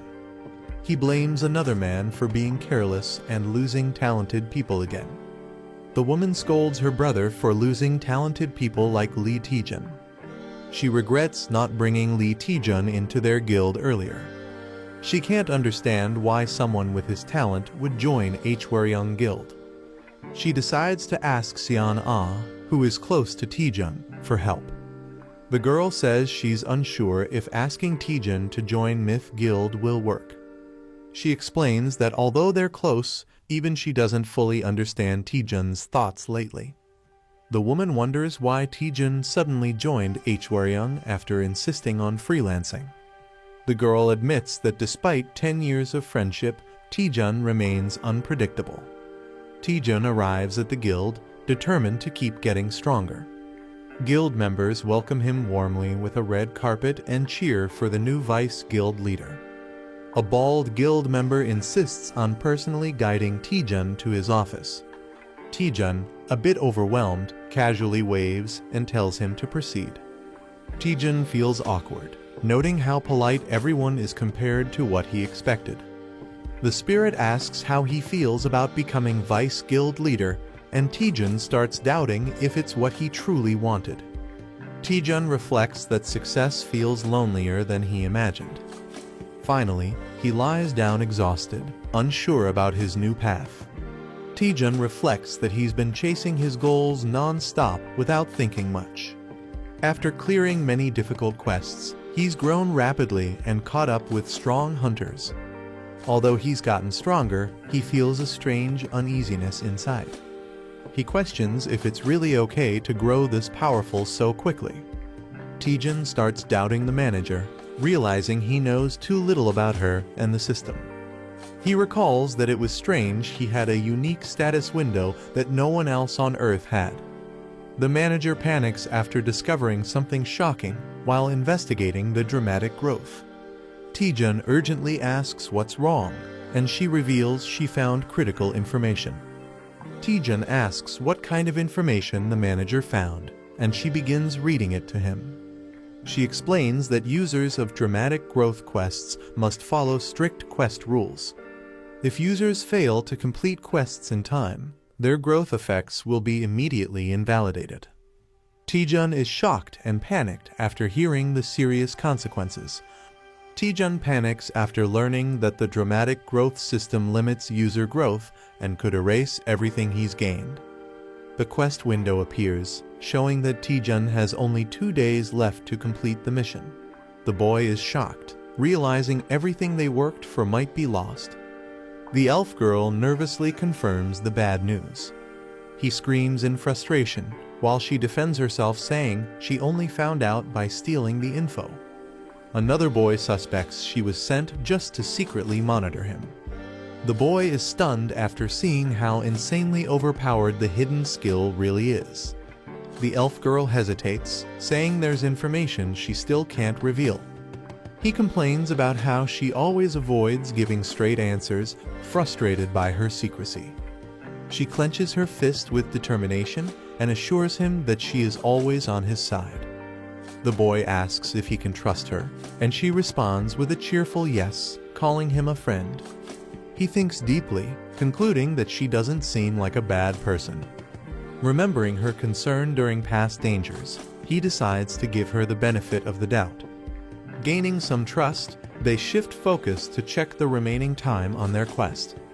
The elf girl updates the interface, and Taejun is relieved he can finally see the quest details. They discover only 2 days remain to complete the Radical Growth quest, which puts Taejun under pressure. She reminds him to check the item post he made earlier at the Parsley Market for a solution. Curious, Taejun opens the post, wondering how many comments it received. Taejun checks the comments and is disappointed to find only one, and it's useless spam. He panics, feeling like all his effort was wasted. Suddenly, a new comment appears mentioning an ultra-legendary item. A mysterious user responds, recognizing Taejun from a past encounter involving a strange staff and enhanced crystal ball. Taejun gets frustrated waiting for the slow reply while the elf girl watches over his shoulder. The message explains that the item contains complex mana circuits that require precise repair. Taejun is shocked to learn he'll need at least a 7th circle mage to fix it. The mysterious commenter jokingly suggests finding such a mage, and Taejun quickly thanks them for the tip. The mysterious user logs off, leaving Taejun frustrated and wondering if he knows any 7th circle mages. They consider asking Seo Yonawa, but she's only a 5th circle mage at best. Taejun explains that 7th circle mages are extremely rare and top tier even on a global level. As panic sets in, Taejun reveals that he might know one person who fits the requirement. Taejun admits the person he's thinking of isn't the most reliable, but he's their last hope. He knocks on a door, calling out with a polite, "Excuse me." A tired-looking staff member peeks out and says he's brought documents for the deputy guild leader. The staff member reluctantly enters, asking the leader to treat the task as part of his responsibilities. The staff member finds a note saying, "Today's a vacation day," on the guild leader's door. Surprised, he realizes the leader is absent on his very first day. Taejun and the elf girl arrive at the Tower of Training in search of the 7th circle mage. The elf comments on how the place hasn't changed, still empty and unwelcoming as ever. She questions why a dungeon is in the middle of the city instead of behind a gate. Taejun explains that the tower is actually a massive gate, and in rare cases, the surroundings adapt to the dungeon. Despite its odd location, he clarifies that the dungeon itself is just like any other. Taejun notes that the dungeon used to be a regular building, though he wasn't around back then. As they walk through the arena, he wonders aloud if the old man they're searching for has gone missing again. Suddenly, a loud explosion erupts as a muscular figure crashes down, yelling, "Trainee." Taejun and the elf are caught off guard, shielding themselves from the debris in shock. A muscular old man suddenly appears, shouting about protein and startling Taejun. Recognizing him, the old man greets Taejun warmly and praises his improved physique. Taejun explains that he's been training thanks to the old man's previous help. He then politely asks the old man to repair an item with broken mana circuits.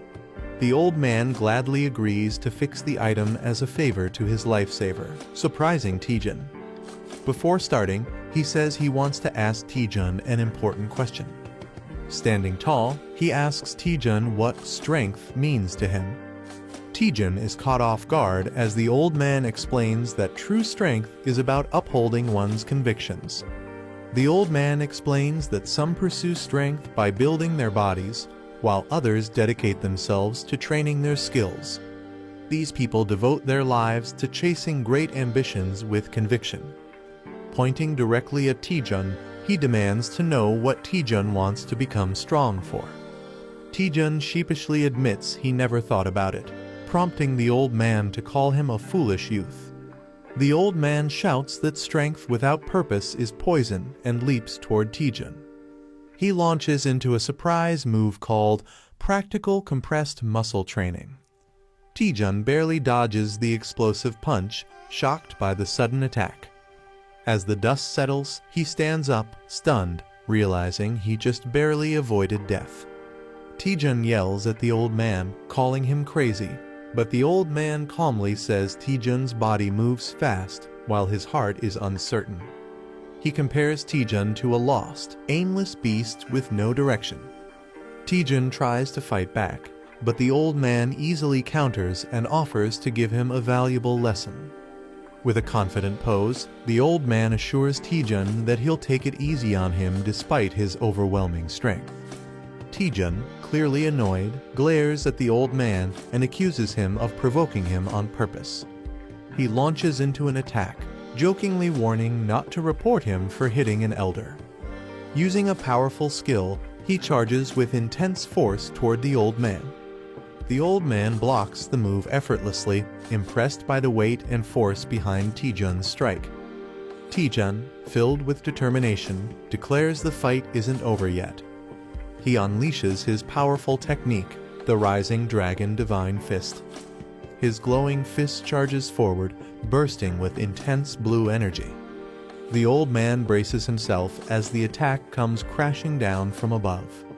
Taejun's powerful attack creates a massive explosion, making it seem like the battle is over.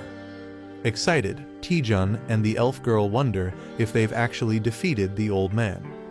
But the old man calmly reappears, praising Taejun's strength and creative combat skills. He warns them they've forgotten something crucial while Taejun focused on physical power.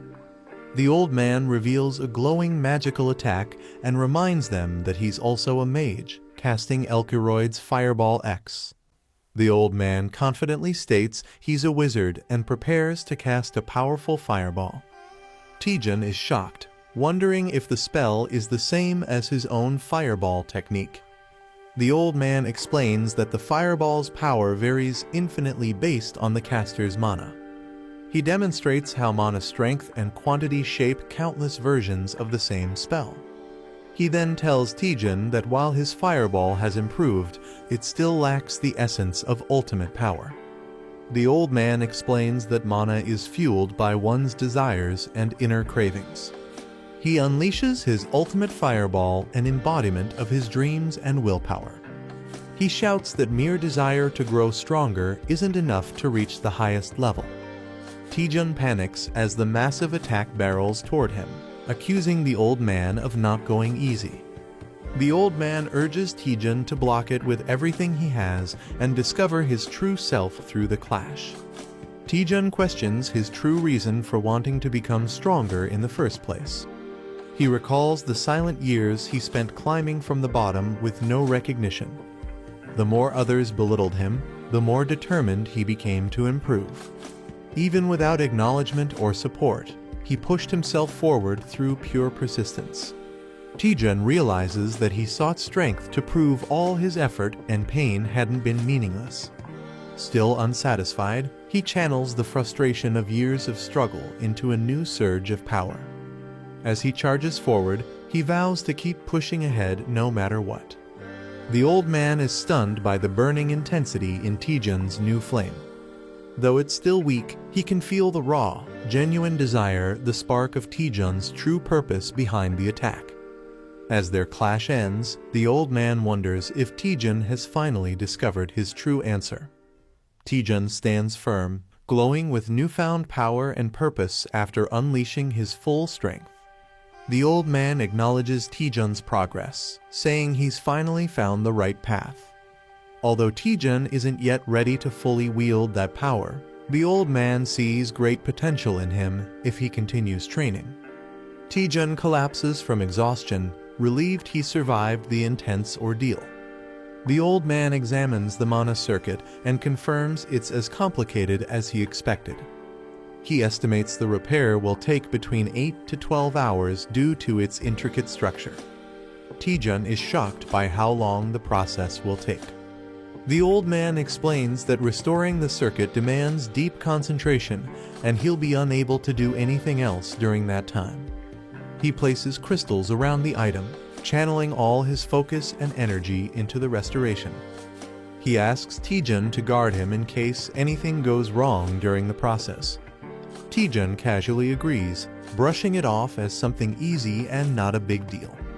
The old man confirms he'll begin and Taejun enthusiastically gives the go-ahead.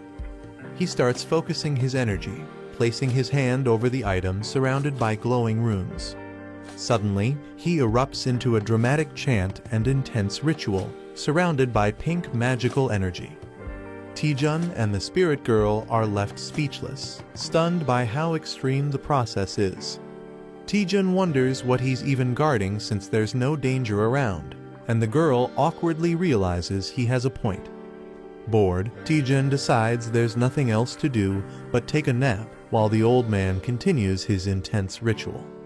He jokes about shadowboxing for 8 hours and lies down to relax, finding the situation surprisingly peaceful.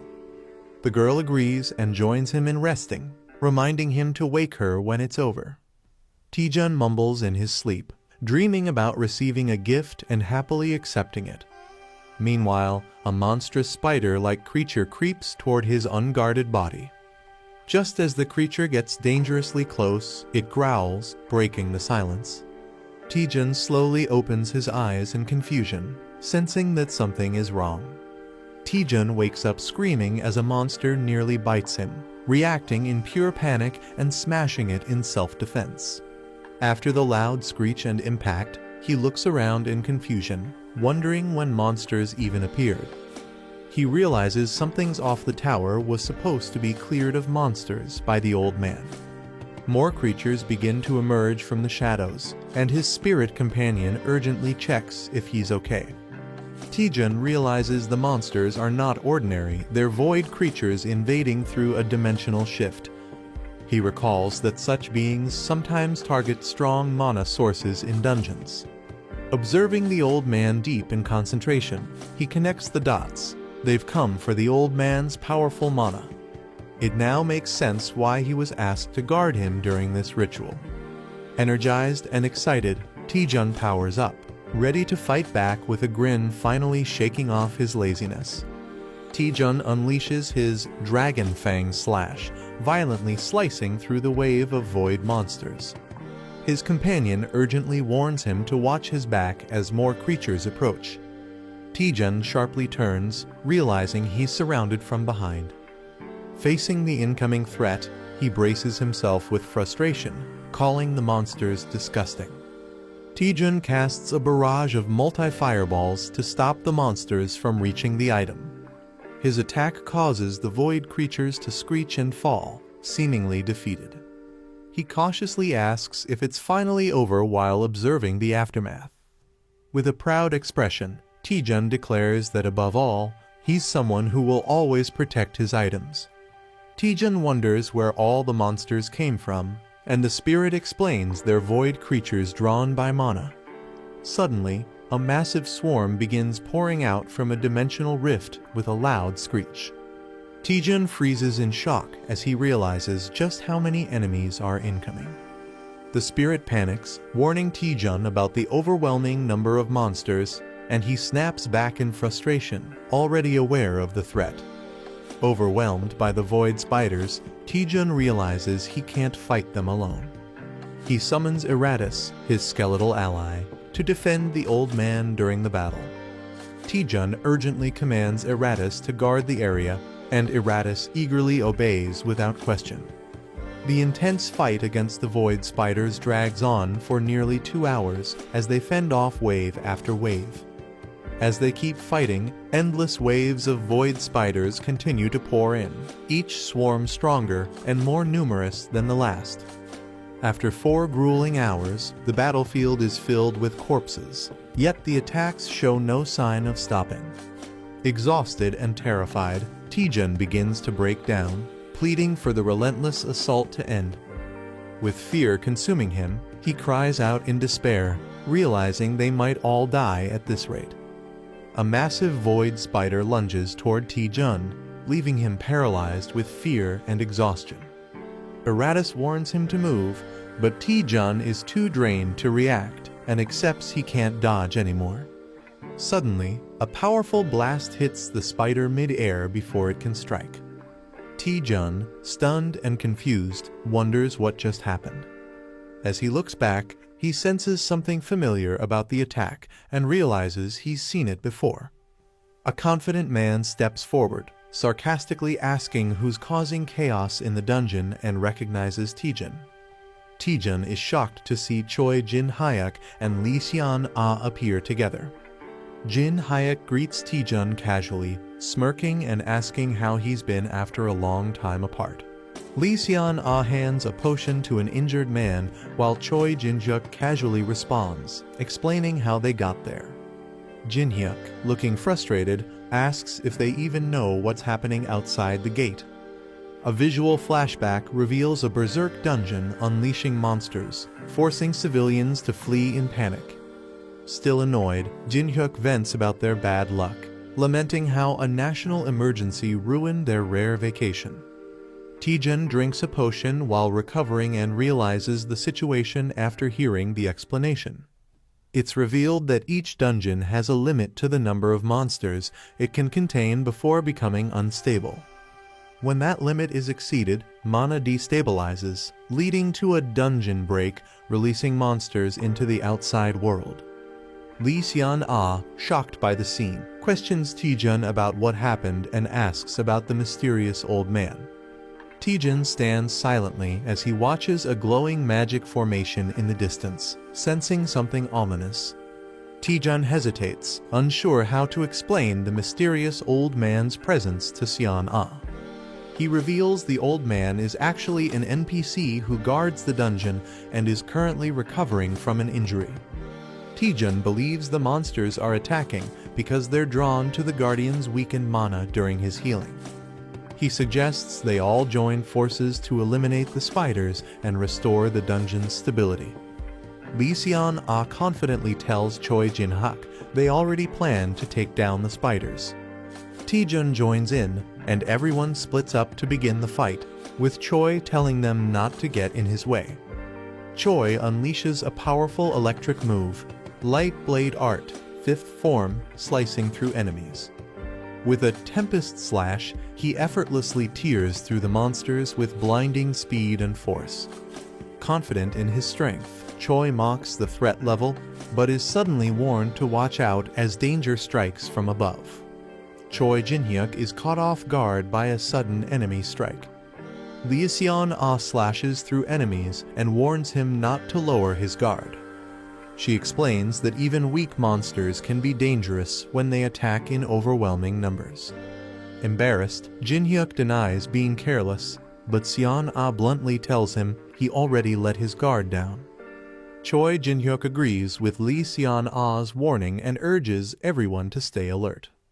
A talking skeleton warrior suddenly appears, declaring the need to work together and not get complacent. Both Jin-hyuk and Seon-ah look confused and try to ask who or what this skeleton is. As they question him, the old man NPC is seen being swarmed by a wave of incoming monsters.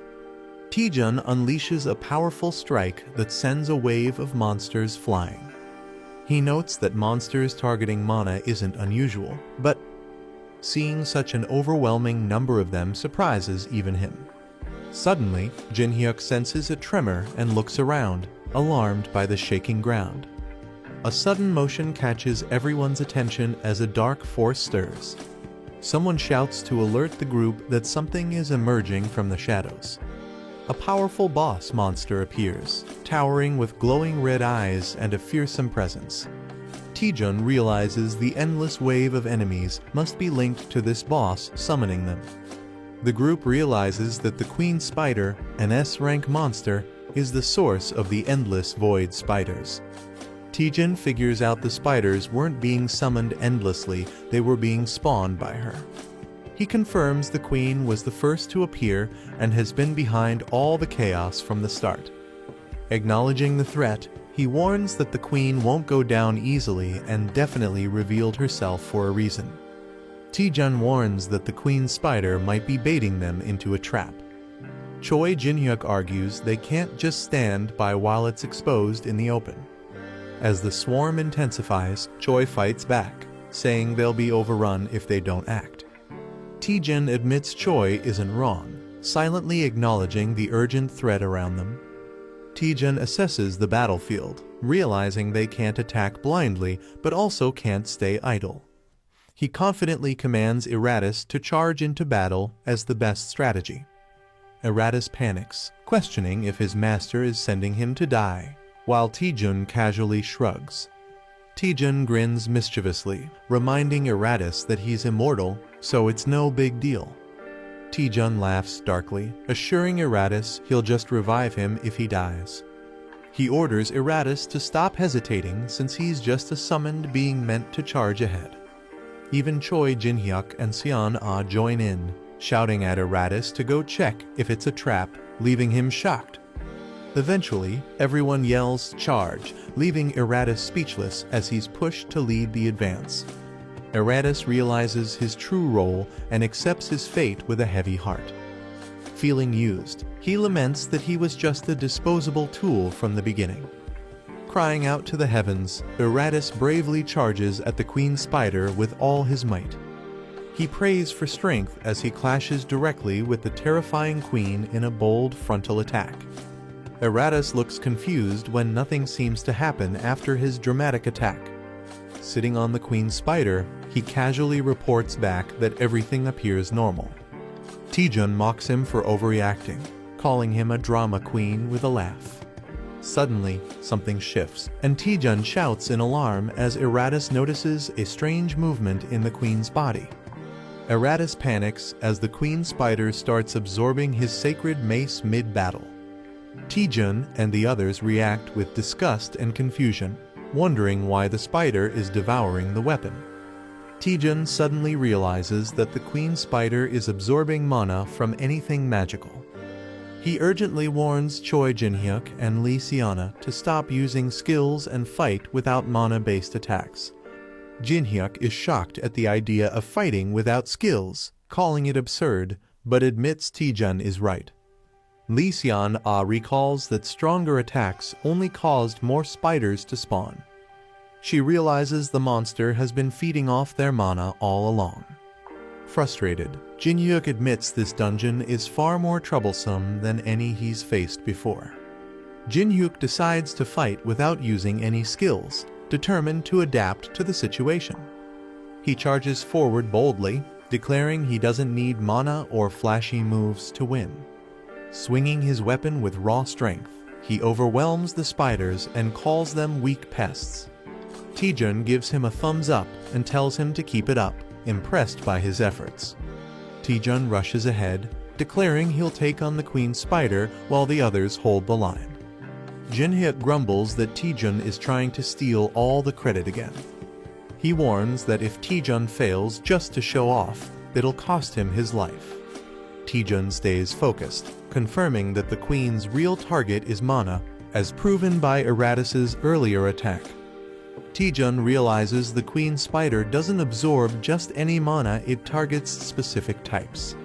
He taunts the Queen, suggesting it's still hungry for more, as he prepares a risky move. Charging up a powerful fireball, he deliberately offers it as bait to test the Queen's reaction.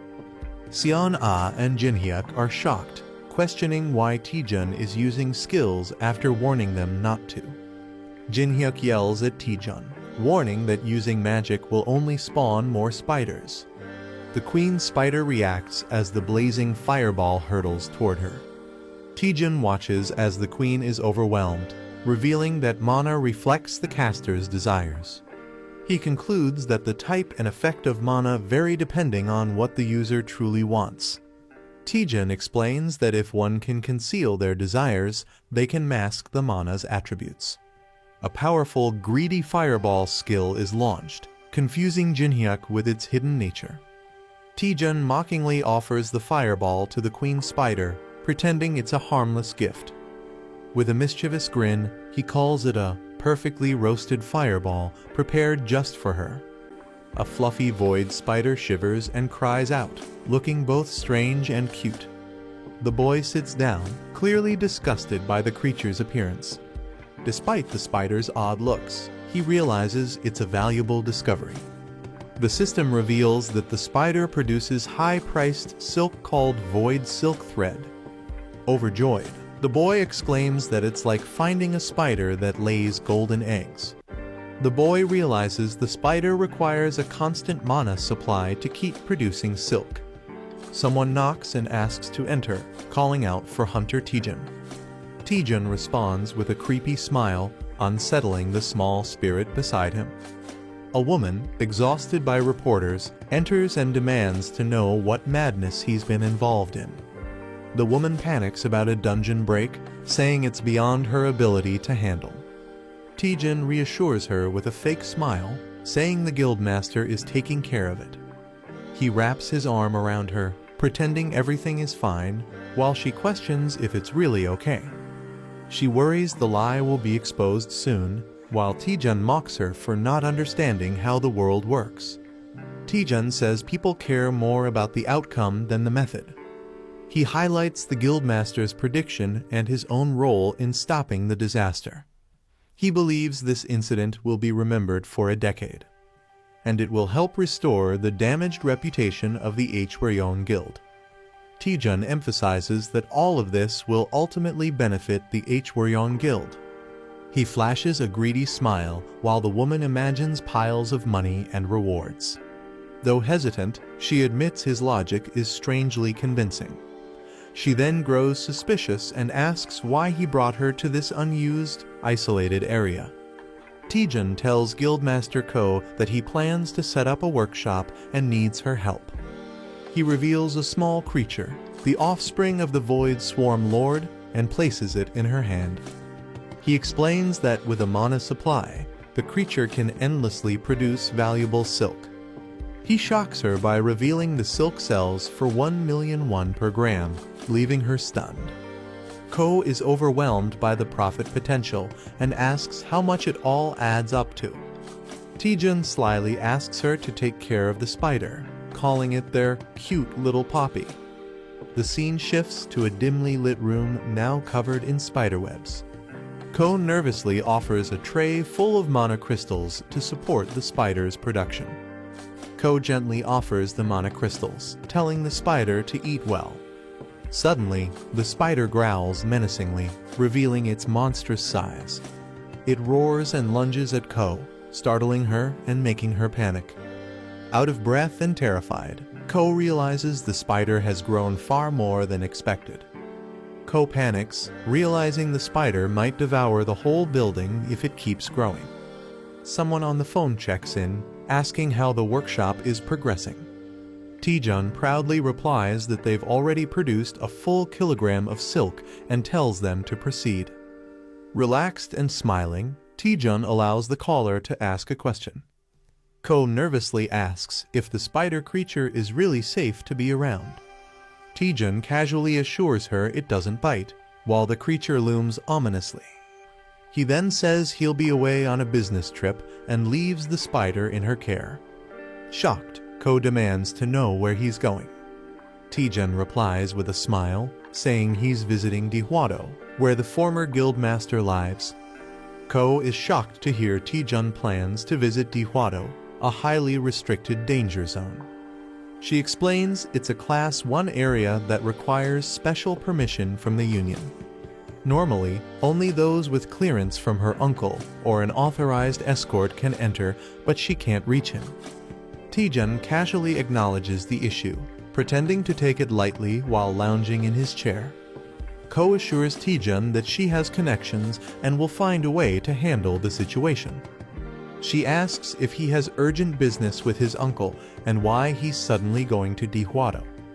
Taejun casually replies that as the new vice guildmaster, he wants to formally introduce himself. He smirks, adding that he heard his uncle has prepared a special gift for him. A system notification appears, assigning a quest to learn a blood magic skill within 4 days and 13 hours. The character realizes the urgency and decides they must act immediately. The scene shifts to the Chunjeon Guild building under a clear sky. Inside the guild, a woman grants permission to enter after someone asks to come in. Taejun enters and greets Representative Seo Yeonhwa with a smile. She warmly welcomes him and asks how he's been doing lately. Reading the news, she mentions his recent feat of stopping a dungeon break. Curious, she jokes about how he's always involved in major incidents, and Taejun laughs it off, calling it luck. Seo Yeonhwa expresses regret, saying she would have tried harder to recruit Taejun if she'd known he'd join the Hwaryong Guild. She explains that not just she, but many others were disappointed by his choice. Taejun humbly reacts while she acknowledges his accomplishments make the disappointment understandable. She then jokes about other guild leaders getting drunk and singing in frustration over losing him. Seo Yeonhwa says Taejun's interest in dark magic explains why he joined the Hwaryong Guild. She asks why he came to visit her today, and Taejun begins to explain. He reveals his plan to visit Dihwa Island, but admits he can't go without an S-rank companion. Taejun then politely asks if she would accompany him on the trip. Seo Yeonhwa apologizes, saying she can't join Taejun due to prior commitments. Taejun panics, thinking her refusal ruins his entire plan. She clarifies that she can assign another guild member to escort him instead. Realizing he can still proceed, Taejun lets out a big sigh of relief. Seo Yeonhwa gives Taejun a gift as thanks for resolving the exam manipulation case. Taejun is surprised and asks what it is, and she explains it's a key card to a high-security apartment for top hunters. She says it's a perfect gift since he's been in the spotlight lately and needs privacy. The apartment is well protected, ensuring he can live peacefully without media disturbance. Overwhelmed with gratitude, Taejun tears up and asks if he can call her Nuna. Seo Yeonhwa laughs and playfully says she's not old enough to be called Nuna. The scene shifts ominously to Dihwa Island, revealing the lair of the Gucheng Bone King. A dark presence stirs inside the lair, declaring that the time has come. The Bone King ominously states he can no longer suppress his thirst, hinting at an impending threat. A dark, monstrous figure demands blood, threatening terrible consequences if it's denied. The shadow warns it will devour the man's entire body as blood tendrils start to engulf him. The protagonist arrives near Dihwa Island with only 3 days and 14 hours left on the quest. He realizes he must master blood magic within 2 days to meet the deadline. Even learning from the Gucheng Skeleton King might not be fast enough. The reward for success is unlocking the feature horizon of Communication Ver 1.1. The protagonist asks Administrator Mia if a single skill can interfere with the system's status window. He brings up past incidents like the Spell Dispel and QR scanner being added through Shocking Growth. He questions if it's acceptable for a skill from one employee to tamper with the system. Mia admits she reported it to higher-ups, but they didn't take any special action.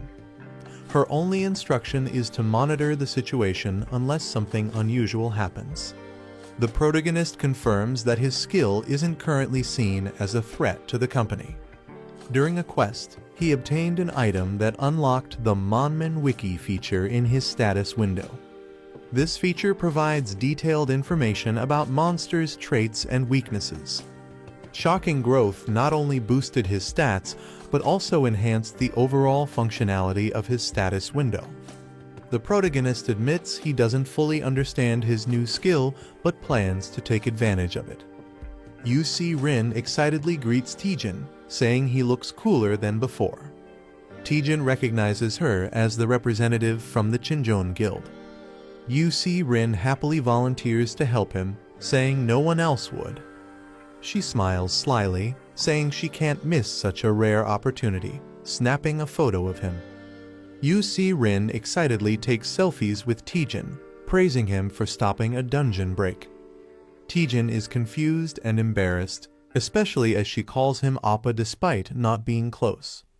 She asks to post the photos online and suggests they follow each other on social media. Suddenly, a man dashes in, loudly greeting Taejun with exaggerated respect. Taejun is stunned, wondering who this dramatic guy is. UC Rin is surprised to see Hunter Kangjin suddenly kneeling before them. He dramatically declares that he owes his life to Taejun and has sworn to follow him as his Hain. Taejun is overwhelmed and confused by Kangjin's devotion.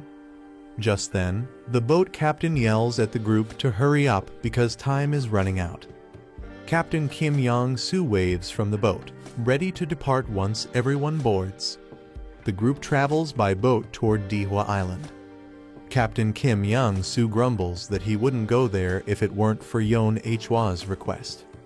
He asks if the hunters are unaware of the monsters near the island. They mention that many monsters exist, especially a large number of sirens. The captain warns them that it's currently the sirens' breeding season, making the journey even more dangerous. Monsters guarding their eggs become extremely aggressive during breeding season.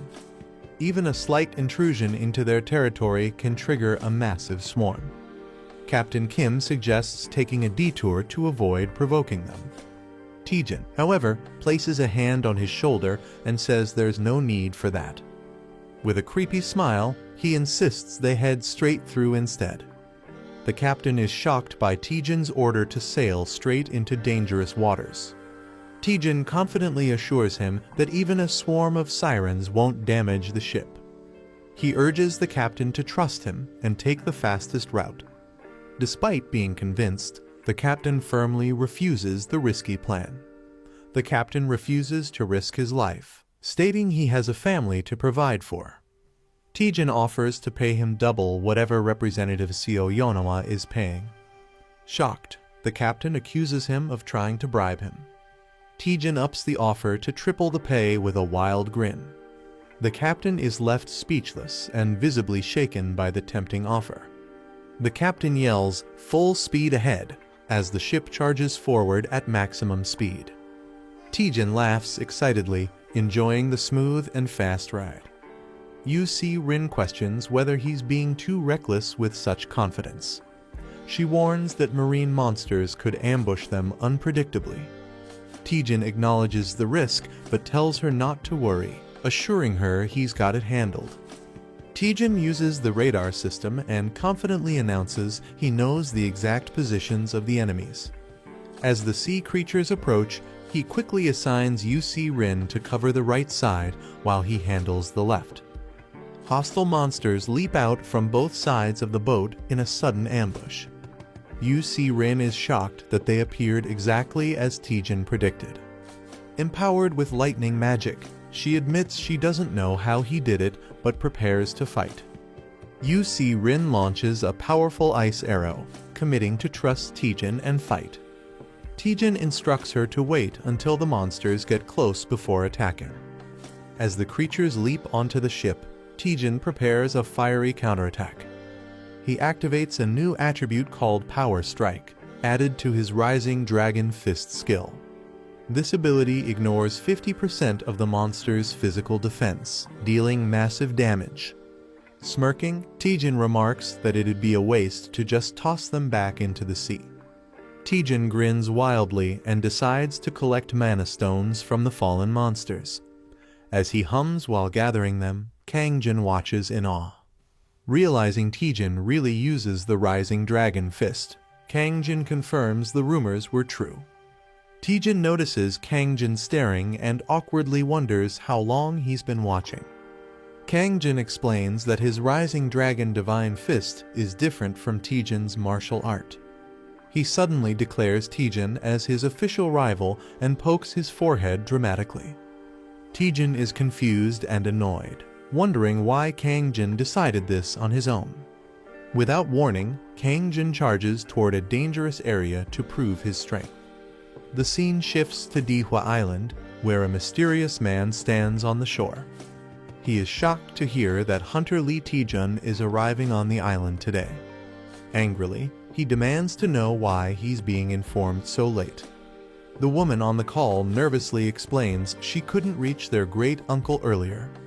A woman is scolded for not using the crystal sphere to communicate due to Dihwa Island's poor signal. The old man realizes Taejun's arrival is badly timed and worries others will target him. Determined to act fast, he sails toward the island, apologizing to the Gucheng Skeleton King for being late. He jokes that the sea was too full of fish and delayed him. Meanwhile, Taejun confidently greets the Skeleton King, introducing himself as the deputy guild leader of Hwryong. Lee Taejun, the vice guild master of Hwryong, arrives at the shore on a ship. He asks if this many sirens were hunted during their spawning season. A tough man, with others behind him, says it's obvious just by looking at the bodies.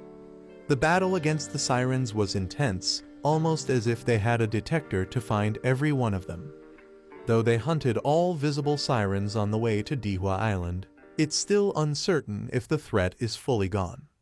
The boy suggests some sirens might still be hiding deep in the ocean, but says they've done enough. Lee Taejun calmly replies that the remaining sirens will vanish on their own due to lack of food. He explains that sirens surprisingly can't dive into the deep sea, implying they're vulnerable. The boy is surprised, but Lee Taejun's serious tone hints there's something more to worry about. The system alerts that one hostile entity is still targeting them. Everyone rushes as a giant siren leaps out of the water with deadly speed. The boy senses the intense presence approaching fast. Another hunter quickly identifies the threat's location northeast. Rin instantly prepares to attack as the boy reacts with urgency. Rin activates her magic, declaring she'll stop the monster immediately. She unleashes Ice Chamber, freezing the siren midair. The siren resists, its scales glowing with red energy through the ice. Straining under the pressure, Rin winces and struggles to hold her stance. The siren breaks free from the ice, violently shattering the spell. Rin is struck back, confused and hurt by the sudden backlash. She realizes the siren is immune to magic, which causes her own mana to go berserk. Shocked, she questions why a B-rank siren would have such a powerful passive ability. Rin warns Taejun that this siren is not an ordinary one. The massive siren leaps from the water, letting out a terrifying screech. Shocked by its size and power, the man panics and questions what kind of creature it is. It's revealed to be Siren King a monster with mana-nullifying scales that reflect magic. The boy recognizes the creature as a Siren King and prepares cautiously. He knows he can't use elemental attacks due to its skill reflection and resistance to freezing. Realizing direct combat won't work, he suggests retreating and forming a new plan. Meanwhile, Lee Taejun observes the situation, questioning if the boy's fate is sealed. Suddenly, he summons Mr. Gucheng's Skeleton King and orders the hunters to fall back. The Siren King rises from the blood-soaked sea, declaring it will fight alone. It lets out a loud screech as it charges forward with rage. Lee Taejun prepares a powerful dark spell, scolding the creature for its disobedience. He strikes the Siren King directly, showing no mercy. With overwhelming force, he states it must be disciplined, unleashing a devastating blow. The Siren King lets out a final screech as it falls lifeless. Everyone watches in awe as blood magic annihilates the sea monster. Rin is stunned that a rank boss was defeated so easily. The boy admires blood magic's unmatched power and magic penetration ability. Lee Taejun, walking away, considers that despite its risks, this magic might be worth mastering. Lee Taejun declares that Dihwa Island will finally have peace, at least for now. He mentions he meant to personally congratulate the boy on his new position. He thanks him for visiting first despite not having greeted him earlier. Taejun then invites everyone to follow him to his residence. The scene transitions to the grand estate of Gu Jin-ho ***. The group is amazed to meet Mr. Gucheng's Skeleton King on such a remote island. Rin realizes why Sister Yonawa kept his identity a secret. They express disbelief that such a legendary hunter lives here quietly. Rin excitedly recalls how he defeated the Siren King with just blood magic. Even compared to other top hunters, his power proves he's a true hero of the Great Cataclysm. One of the boys boasts that their master is even stronger than Mr. Gucheng. Another mocks the claim, asking if he's just a kid trying to brag. The group starts settling in, with each person identifying their assigned room. The boy politely tells them to rest after their long journey. The boy tells the others to relax while he goes to meet Mr. Gucheng's Skeleton King. He knocks on the door and politely asks to enter. Gucheng welcomes him while calmly sipping tea. The boy happily responds that the room is spacious and the mansion is amazing. Gucheng is pleased to hear the boy likes the room. He invites the boy to follow him to receive his appointment gift. They walk down a dimly lit corridor beneath the mansion. Gucheng compliments Taejun for handling the dungeon overload in mansion impressively. Taejun humbly says he just got lucky, but Gucheng tells him not to act modest. Taejun insists the Hwaryeong Guild master worked harder and still does. Gucheng mocks his own nephew, calling him useless. He reveals the nephew ruined Hwaryeong with mismanagement and unpaid taxes. Now, thanks to Taejun's success, Hwaryeong is seen as heroic, and Gucheng says he deserves the credit. Taejun reflects on how Ko Young-min turned out to be worse than expected. He questions why Mr. Gucheng entrusted Hwaryeong to someone so unfit. Taejun presses further, saying even Gucheng must have known his nephew wasn't ready. Gucheng pauses and begins to explain, saying, "That's because..." Gucheng admits he's grown weak and suggests they continue the conversation elsewhere. Taejun wonders how someone like him could be considered weakened. He reflects that even awakened beings are still human and time affects everyone. As he thinks this, he tries to scan Gucheng's status using a QR reader. The scan fails, revealing that Gucheng's level is far beyond what the system can detect. Taejun is shocked that Gucheng can't be scanned, something only top hunters can resist. He recalls other legendary hunters whose stats also remain hidden from him. He wonders if Gucheng is still powerful enough to stand among them. A shadowy figure looms behind Gucheng, making Taejun question what secrets he might be hiding. Taejun is amazed as they enter a glowing, hidden underground room. He's surprised that such a space existed beneath the mansion. Gucheng calls it humble compared to the other major guilds. He then tells Taejun that his initiation gift has been prepared inside. Gucheng offers Taejun a choice from powerful items, warning some have penalties.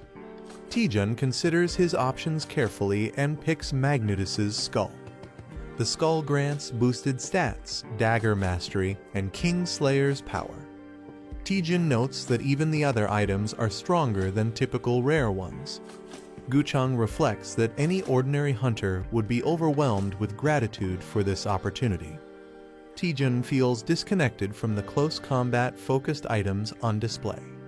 He asks Mr. Gucheng if there are any items related to blood magic. Gucheng is surprised and questions Taejun's interest in such a rare field. Taejun explains that blood magic has mana-free benefits and is useful for dungeon raids. Gucheng, looking serious, apologizes and tells him to choose something else. Taejun protests, but Gucheng tells him to take anything he likes and leaves to prepare food. Suspicious, Taejun senses something is off and wonders if Gucheng is hiding something. He starts to feel frustrated and restless about the situation. Taejun screams in desperation, admitting that only blood magic excites him now. Taejun begs desperately to be taught blood magic. He wonders if it's possible to learn it without using an item. He's told that blood magic can't simply be taught like a skill. Without the passive ability Mana Blood, it's impossible to use blood magic, no matter how hard one tries. Taejun searches for a skill book that might awaken his Mana Blood. His system's newly added flash function activates and detects a hidden device. Surprised by the function, he recalls adding it after getting stuck in a dark dungeon. The light reveals a secret compartment with something unusual inside. Taejun finds a red button and hesitates, fearing it could be something dangerous. Taejun jokes that a secret button can't possibly be a nuke and decides to press it. With a playful grin, he pushes the button, saying it's all or nothing. Suddenly, sirens blare and an air raid warning goes off, startling both him and the spirit. They rush toward the sound and discover a glowing device as Taejun mutters, "This is..." Taejun finds the Codex of Blood, a forbidden book that grants mana blood and enables blood magic. Delighted, he clutches it like a treasure, calling it "my honey." At dinner, Gucheng questions his choice, calling it underwhelming for an initiation gift. Taejun insists it's perfect for him, especially because he needs mental contamination resistance. He also receives Banjir's Onyx, which boosts his stats and grants resistance to mental corruption. Gucheng accepts Taejun's choice and calmly ends the dinner, telling everyone to rest for the night. The group thanks Gucheng for the delicious meal and leaves the dining hall. As night falls over the island, something ominous begins to stir. A mysterious hand drenched in blood appears, and a voice reflects on past memories involving Gucheng's Skeleton King. A dark entity confronts Gucheng, claiming Lee Taejun seeks to learn blood magic. It reminds Gucheng of his own past desire for power and accuses Taejun of having the same hunger. Gucheng resists, shouting that Taejun has nothing to do with the entity. The entity reveals that Taejun has already found the Codex of Blood, the key to forming a blood magic contract. Shocked, Gucheng realizes Taejun might already be on a dangerous path he tried to avoid. Gucheng is restrained by the dark entity as it declares it's no longer content with his offerings. The entity senses a new, more suitable host has emerged, one stronger than Gucheng's aging body. With a sinister tone, it says it will temporarily take control of Gucheng's body. Gucheng, now under possession, walks quietly into a room where a girl sleeps unaware. The entity expresses hunger for a greater feast, hinting at dark intentions as it approaches her. The possessed Gucheng looms over the sleeping girl, driven by the entity's growing hunger. The entity mocks Gucheng for only feeding it weak souls, calling them trash. With a sinister grin, it prepares to consume the girl's soul slowly and completely. Just as the situation turns critical, someone enters the room and calls out to Gucheng. The sudden interruption snaps Gucheng's attention, putting the entity's plan at risk. Taejun walks in, catching Gucheng off guard while he's dangerously close to the unconscious girl. Bowing in guilt, Taejun confesses that he couldn't sleep due to the dishonesty about his initiation gift. He admits he lied about his true desire and wasn't entirely honest with Gucheng. Finally, Taejun reveals the real object he wanted all along, the Forbidden Codex of Blood. Taejun apologizes for taking the codex without permission, explaining he has a powerful reason to learn blood magic. He declares that his motivation is so strong, he's willing to give up everything to achieve it. Gucheng, concerned, warns him that blood magic is far more dangerous than he can imagine. He questions whether Taejun is truly prepared to bear the enormous cost that comes with such forbidden power. With unwavering resolve, Taejun grips the codex and affirms that he's always been ready to face whatever price it demands. Gucheng smirks ominously and agrees to begin the ritual, signaling the start of something dangerous. Taejun is confused and questions what exactly is about to begin. A monstrous voice suddenly speaks to him, asking if he can hear it. Taejun recoils in shock as a massive dark entity introduces itself as a legendary blood sorcerer. The entity declares it once ruled over countless deaths, and now it's the one who will grant Taejun a new and terrifying power. The dark entity announces that it will now reside within Taejun's body and demands a small amount of energy to stay alive. Taejun is alarmed as tendrils shoot out from the codex and begin wrapping around him. He panics, realizing this possession wasn't mentioned in the agreement. The demon dismisses his concerns, laughing and saying it's too late to turn back now. As the cursed book glows with runes, the contract begins, binding Taejun's body to the ancient sorcerer. The entity forcefully begins fusing with Taejun's body, claiming his flesh as its own. Taejun struggles and cries out, but the synchronization starts regardless of his resistance. The entity mocks Taejun, pleased with the superior vessel compared to its old one. As the possession takes hold, Taejun briefly smirks, revealing he hasn't fully lost control. Laughing maniacally, Taejun surprises the entity, leaving it confused by his unexpected reaction.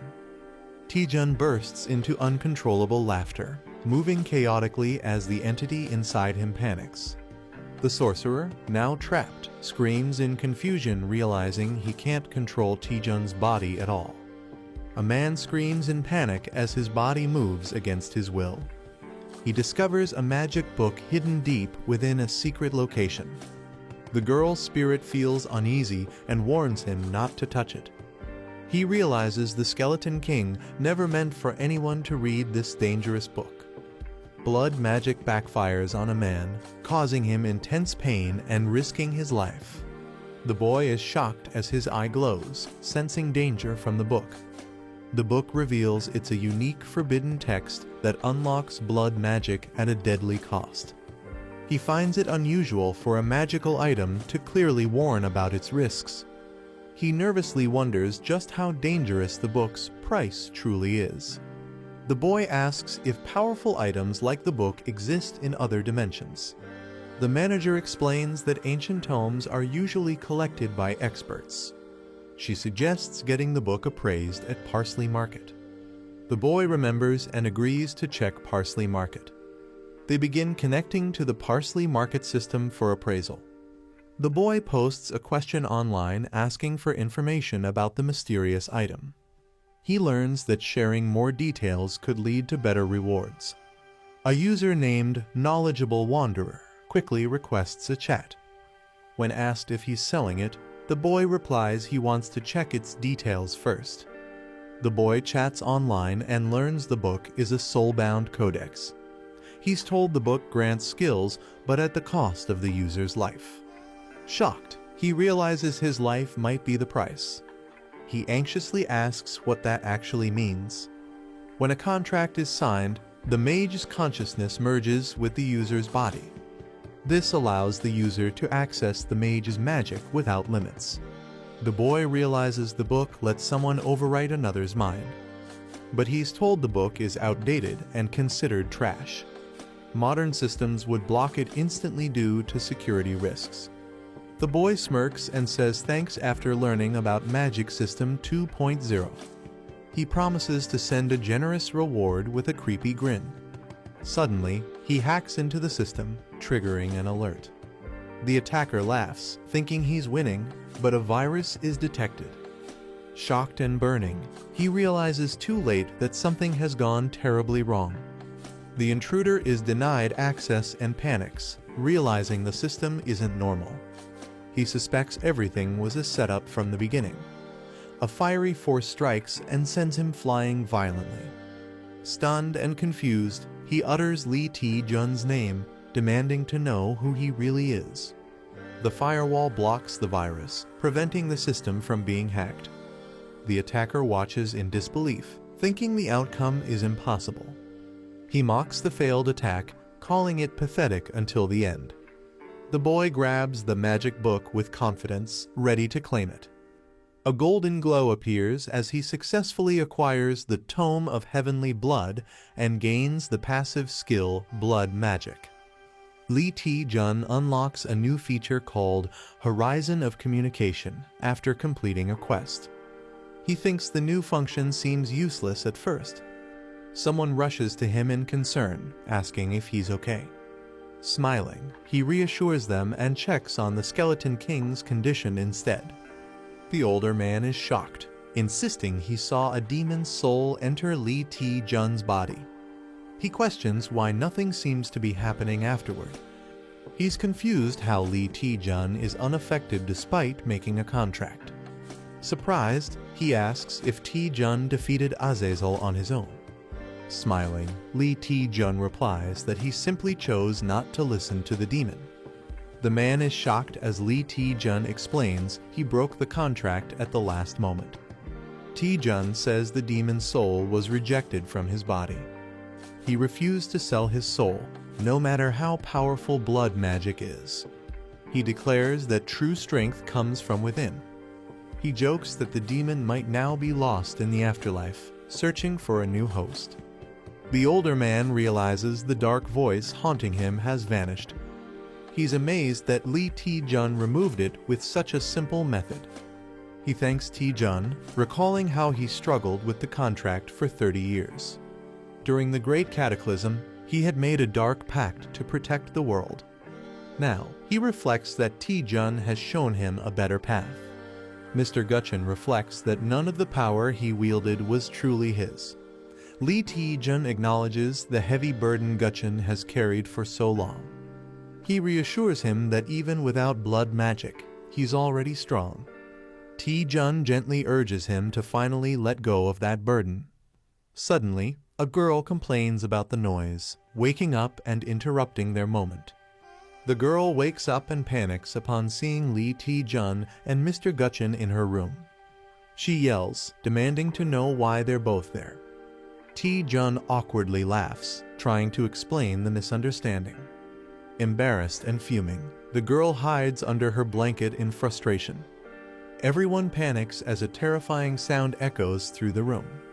A sinister voice calls them foolish mortals, declaring its immortality. It claims that without a vessel, it still cannot be destroyed. The demon vows to be reborn using their flesh and blood. A monstrous, heavenly blood tree begins to emerge, summoned by blood mages. The group is stunned as they realize the massive figure is actually a tree. The system identifies it as the Thousand Blood Tree, a powerful blood sorcery entity. It reveals that summoning it usually requires 100 human sacrifices. Since no humans are present, Lee Taejun deduces the caster sacrificed himself. A sinister beast with glowing red eyes appears, confirming the dark ritual's result. Silver Fang beasts suddenly charge in, roaring as chaos erupts. The girl panics, shocked by the arrival of the strange tree and monsters. Mr. Guchen declares they can't ignore the growing threat. He orders the girl to wake up hunter Kangjin immediately for support. The enemy, still hungry after consuming countless souls, continues its advance. The monstrous tree begins absorbing all life around it, expanding its reach. Mr. Guchen calls it greedy and prepares to fight using a massive bone weapon. A panicked hunter demands to know what's going on. Another fears that a gate has opened nearby, worsening the situation. Lee Taejun steps forward, ready to explain everything before it's too late. Lee Taejun explains that the monstrous tree is the remnant of the blood mage who once haunted Mr. Guchen. He thought the mage had vanished after failing to form a contract, but somehow it returned. The girl is shocked that such a terrifying being could come back in this form. Mr. Guchen confesses that all his past power came from that demon's blood magic. Another hunter expresses regret, ashamed of being called a hero despite the dark truth behind his strength. Mr. Guchen is told not to belittle himself, as he's still a hero without blood magic. Magic users prepare to handle the incoming Silver Fangs with confidence. One of them casts a freezing spell to intercept the beasts. Lee Taejun notices something unusual about the enemies. He warns everyone that these Silver Fangs are not ordinary monsters. The Silver Fangs look normal, but are powered up by blood veins and buffs. They have magic absorption and healing, making regular attacks useless. Lee Taejun says they must destroy the tree first, or the battle won't end. He wonders if there's a way to completely eliminate the Thousand Blood Tree. Unfortunately, the tree's regeneration and passive skills make it nearly indestructible. Lee Taejun thinks hard, unable to find any weakness in the monster. Then he confidently says there must be one, and he knows a way. He asks everyone to trust him and buy time by handling the Silver Fangs. Mr. Guchen agrees and prepares to fight, ready to show his skills again. A powerful green energy strike slams down as the battle begins. A creature emerges from the ground, relieved that the parasite on its body is gone. Surrounded by undead, it declares that it feels great for the first time in ages. The silver fangs roar fiercely, ready to attack. A muscular fighter charges forward with a loud battle cry. Using triple step charge, he smashes into the beast with explosive force. Seren summons ice magic, calling upon the spirits of the frozen earth. She activates the blessing of the Ice Spirit King to empower their undead allies. She signals Mr. Gucheng to launch his coordinated attack. Skeleton warriors clash with the Silver Fangs in a fierce battle. But the monsters activate a regeneration buff set to fully recover in just 13 seconds. Seren admits that if things continue like this, they won't be able to win. Guchen reassures her, acknowledging the challenge of the enemy's magic absorption ability. They both start wondering why Li Ti-jun hasn't made any progress yet. Despite fighting the Silver Fangs for a while, Ti-jun appears to be struggling. Guchen grows concerned and calls out, sensing something might be wrong with him. Li Ti-jun faces off against multiple Silver Fangs, readying his stance. He launches into triple step, Phantom Flash Strike, dodging and attacking swiftly. He follows up with triple step, Dragon Fang Strike, striking the enemy head-on. Despite cutting through the blood veins, the creatures remain unaffected. Ti-jun realizes in frustration that no matter how many times he attacks, the blood veins won't break. Li Ti-jun realizes that attacking through the blood veins no longer works. With determination, he decides to execute his final plan. Stepping forward, he declares to Azazel that he's changed his mind. Shouting boldly, Ti-jun demands to be taught blood magic again. His allies are left shocked and confused by his unexpected decision. Li Ti-jun boldly mocks the monster, praising blood magic as unbeatable. He offers his entire soul, begging to be granted blood magic one last time. The demon attacks, furious that Ti-jun would try such a trick again. Ti-jun is pierced violently, shocking his allies as they cry out. But despite the pain, he forces his way toward the core, blood veins latching onto him. The demon rejects Li Ti-jun's body, claiming it's no longer useful due to his low blood levels. As Ti-jun screams in pain, the system warns of severe blood loss and shock. The demon's twisted form begins to materialize from gathered blood and flesh. It sets its sights on the others, intending to use them as fuel for full resurrection. As the monstrous figure grows, it taunts Ti-jun face to face with a mocking, "Hello there?" The demon screams in shock as Li Ti-jun suddenly appears inside the blood realm. Ti-jun smirks, saying the blood magic gave him a clever idea. He reveals he realized he could take what he needed directly from the demon. The demon panics, confused by Ti-jun's words and sudden confidence. Ti-jun mocks him, telling him to experience the pain for himself, laughing darkly. Ti-jun grins maniacally as he declares control over the blood tree, revealing he now holds an overwhelming 14,573 milliliters of blood magic. Seren and the older man witness a terrifying red monster hanging Ti-jun in the air. Seren screams Ti-jun's name in shock as he is badly injured. Angry and desperate, she blames the enemy's magic absorption for the failure. The older man insists there's no hope left now that Ti-jun has failed. Refusing to give up, Seren dashes forward, determined to rescue him herself. The older man warns Seren that rushing in recklessly will put her in danger too. Crying, Seren asks if she's supposed to just stand by and let Ti-jun die. She shouts that she would rather die fighting beside him than do nothing. The man silently reflects, blaming himself for waking the enemy and causing this. Meanwhile, Ti-jun remains impaled and motionless, trapped by the monster. A deep sound echoes as the giant red eye monster begins to speak. It introduces itself as the legendary mage, Azazel, addressing everyone. Seren and the others watch in shock as a strange green aura surrounds them. Azazel pretends to show regret, claiming he wants to apologize for his past actions. The old man and another hunter don't believe him, warning others not to be fooled. Azazel cries out in pain and claims he is truly apologizing to everyone. He says he no longer wishes to cause harm and wants to leave peacefully. Shouting farewell, Azazel begins to retreat into the sky. The older man stares in disbelief, trying to process what just happened. Confused and suspicious, he questions why Azazel would suddenly apologize. Saren doubts Azazel's sudden change, saying the one she knew would never act like this. She wonders if he's deceiving them or if something deeper is going on. She notices the silver fangs returning to their original spots, signaling a shift. The environment begins returning to normal, which surprises everyone.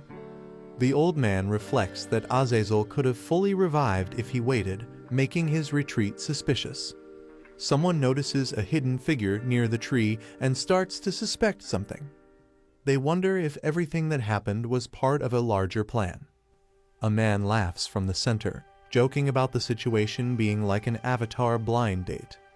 A system message reveals that the user's mana now exceeds the original entity, and all its powers have been transferred to him. The man laughs maniacally, saying he now understands why fame feels so good. Azazel tries to fight back, screaming for him to leave the body immediately.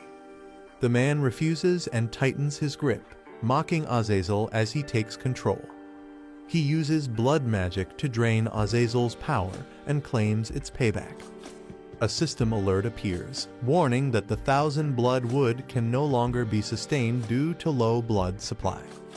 The 1,000 blood wood begins to collapse, its power unraveling violently. Azazel is shocked, unable to believe a human could take control of his power. He laments that if he had just a bit more time, he could have fully revived. Screaming in frustration, Azazel fades as the blood supply completely runs out. A system message confirms the entity has been fully deactivated due to blood loss, and the sky starts to clear.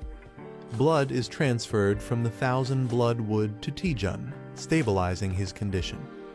Taejun coughs and gasps, realizing he barely made it out alive. Looking at his hand, he reflects on how dangerous blood magic truly is. Saren and the others rush toward him, overjoyed that he survived. Saren hugs him tightly, crying in relief that he's alive and safe. Saren cries in Taejun's arms, saying she truly thought he was going to die. Taejun smiles and says he was just unconscious for a bit.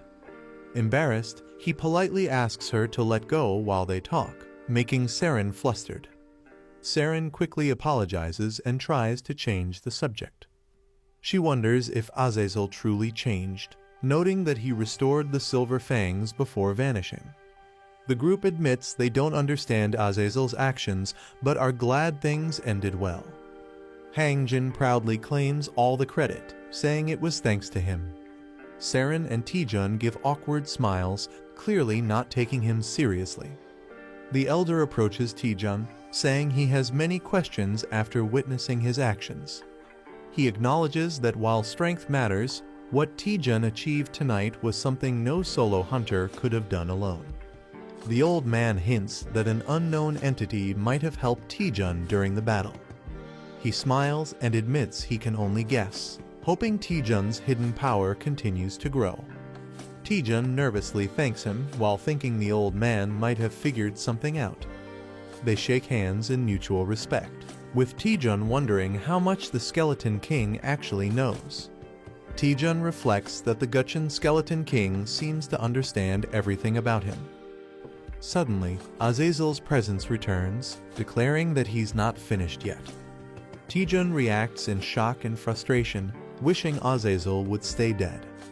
The Skeleton King calls out Azazel's name, realizing he's still clinging on. Azazel swears vengeance, saying he will forever haunt them, even from the abyss. Azazel begins casting a massive spell, calling the mortals to join him in the abyss. Saren and Taejun are frustrated that he still won't die peacefully. They realize the giant red magic sphere is formed from Azazel's remaining life force. If the sphere explodes, it will destroy everyone and the entire battlefield. Taejun panics, knowing his mana is depleted and the situation is extremely dangerous. Taejun yells at the management team, demanding to know where they've been. They respond that they were conducting investigations and assure him there's no need to worry now. Suddenly, something strange happens and Taejun turns, asking, "What is this?" Time itself appears to have stopped, confusing everyone present. A mysterious figure appears, commenting on how long it's been, possibly 150 years, since they last saw a distribution site like this. A mysterious figure steps forward and accuses someone of being an illegal status window user. The agents casually prepare to finish their task quickly so they can head home early. The boy looks at unfamiliar people and wonders if they work for the same company as Manager Mai. He becomes suspicious as the strange individuals don't resemble anyone he knows. One of the newcomers checks a digital interface while a green creature watches, saying something seems off. A conversation reveals confusion about a police line setup and ongoing activity on the system. The mysterious person asks the boy if he is a status window holder of version 2.0 or higher. The boy nervously admits that he is clearly unsettled by the situation. The man acknowledges that the situation differs from what they were told and apologizes for the inconvenience. The boy calmly asks them to explain what's going on instead of worrying about the disturbance. The man hesitates, unsure how to begin explaining the situation. He tells the boy that anyone with a version 2.0 status window should already know about their company. The boy responds that he only knows there's a company managing status windows, and the man confirms it. The green creature adds that they are part of the special security division of that company. The agents reveal that they were dispatched to capture an illegal status window user, though most of their mission details are classified. The boy is shocked to hear the term illegal status window user and begins to piece things together. They confirm that the individual is wanted for trying to misuse the system for personal gain. While the exact reason remains confidential, they explain the suspect tried to exploit status window functions. The boy recalls hearing vaguely about the company, but never imagined meeting anyone from it besides Manager Mai. He realizes Manager Mai might not have been lying after all, as he reflects on her overtime work and hidden duties. The green slime politely asks to speak, but is scolded for interrupting the superior officer. Suddenly, the red creature begins breaking out of containment, alarming everyone present. The enraged red entity screams in confusion, accusing the humans of summoning attackers. Furious, it declares it will burn its entire life force to fight back against them. The monster unleashes a powerful energy blast, vowing to kill them all. The agents quickly prepare for battle, realizing they've spent too much time talking. The green creature rushes forward, calling out the enemy's name Azazel von Arceus. With a magical seal, it declares the enemy under arrest according to company law. The red entity is shocked by how close the green agent has gotten. The battle intensifies as the green creature traps the enemy in a swirling vortex of symbols. The boy watches in awe, questioning the unbelievable scene unfolding before him. He's stunned that the creature suppressed powerful blood magic without even using its hands. The green slime agent makes a gesture as the situation wraps up, signaling the end of their task. The officer apologizes again and mentions the status window manager likely already informed them. He adds that, as a thank you for cooperating, they will offer a token of appreciation. The boy looks confused and repeats the words, "token of appreciation," unsure what to expect. The officer smirks and warns him that he'll soon lose consciousness, leaving the boy stunned. The officer says goodbye as a portal begins to open behind him. The boy panics, confused and alarmed by their sudden departure. A senior figure quickly orders Hunter Taejun and Kangjin to escort Seren to safety. As the portal vanishes, people are left staring at the sky in confusion. Saren asks what just happened, realizing everything changed in mere moments. Suddenly, Hunter Taejun is violently thrown back, shocking everyone nearby. The boy is unconscious as someone urgently checks if he's okay. He wakes up in a peaceful, sunlit building that appears to be a recovery facility. Manager Mai greets him enthusiastically with exaggerated, outdated language. The boy yawns and questions her odd way of speaking, finding it old-fashioned. She asks why he lost consciousness when he still had enough mana to stay awake. Manager Mai explains that even an advanced status window couldn't prevent Taejun's stamina from being drained. She adds that navigating a quarantine dimension is extremely difficult and not something easily handled. She encourages the boy to check his own status window, hinting his opinion of the special division might improve. Confused, he opens it and sees a bounty reward notification for capturing a Tier 3 criminal. Shocked, he exclaims at the massive reward of 10,000 parsley coins being deposited into his account. He realizes the large payout makes sense given the high-level bounty on the criminal they captured. The boy comments that the bounty reward isn't as much as he expected. He realizes the token of appreciation was actually the bounty reward all along. He suddenly tells Manager Mai that he wants to quit being a hunter. With a dramatic expression, he declares that his new dream is to become a bounty hunter. Manager Mai stares at him blankly, asking if he's joking. Manager Mai reminds Taejun that everything started thanks to her reporting the illegal user and expects some gratitude. Taejun jokes about wanting a hug, then asks if she can teleport like the special agents.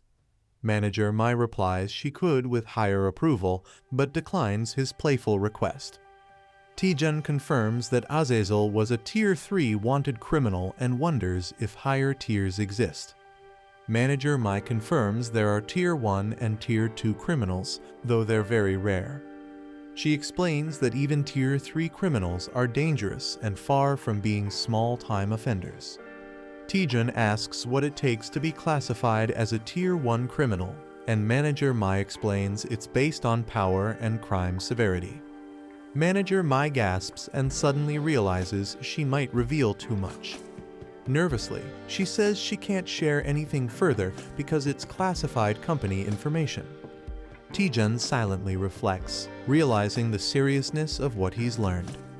He concludes that if someone as powerful as Azazel was only Tier 3, the higher tiers must be unimaginably dangerous.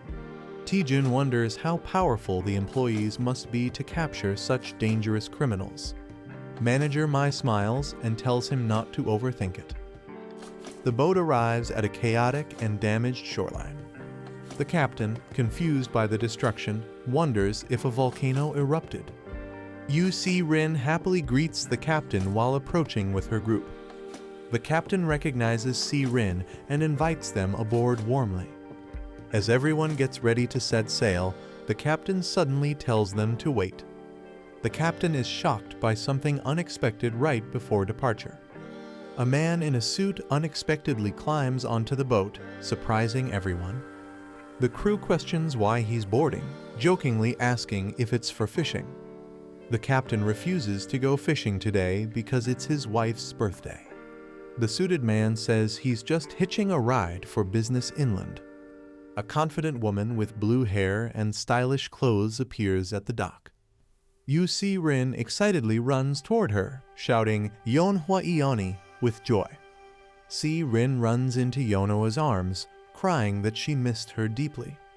Si-rin says no one would believe what happened on the island, and Yeonhwa comforts her. Si-rin wishes she could share more, but she's bound by a confidentiality clause. Yeonhwa gently notes that Si-rin has traces of undead magic and drained mana. Shocked, Si-rin asks how Yeonhwa knew, but Yeonhwa chooses not to press her. A man acknowledges Yeonhwa's efforts and respectfully calls her Guildmaster Asio Yeonhwa.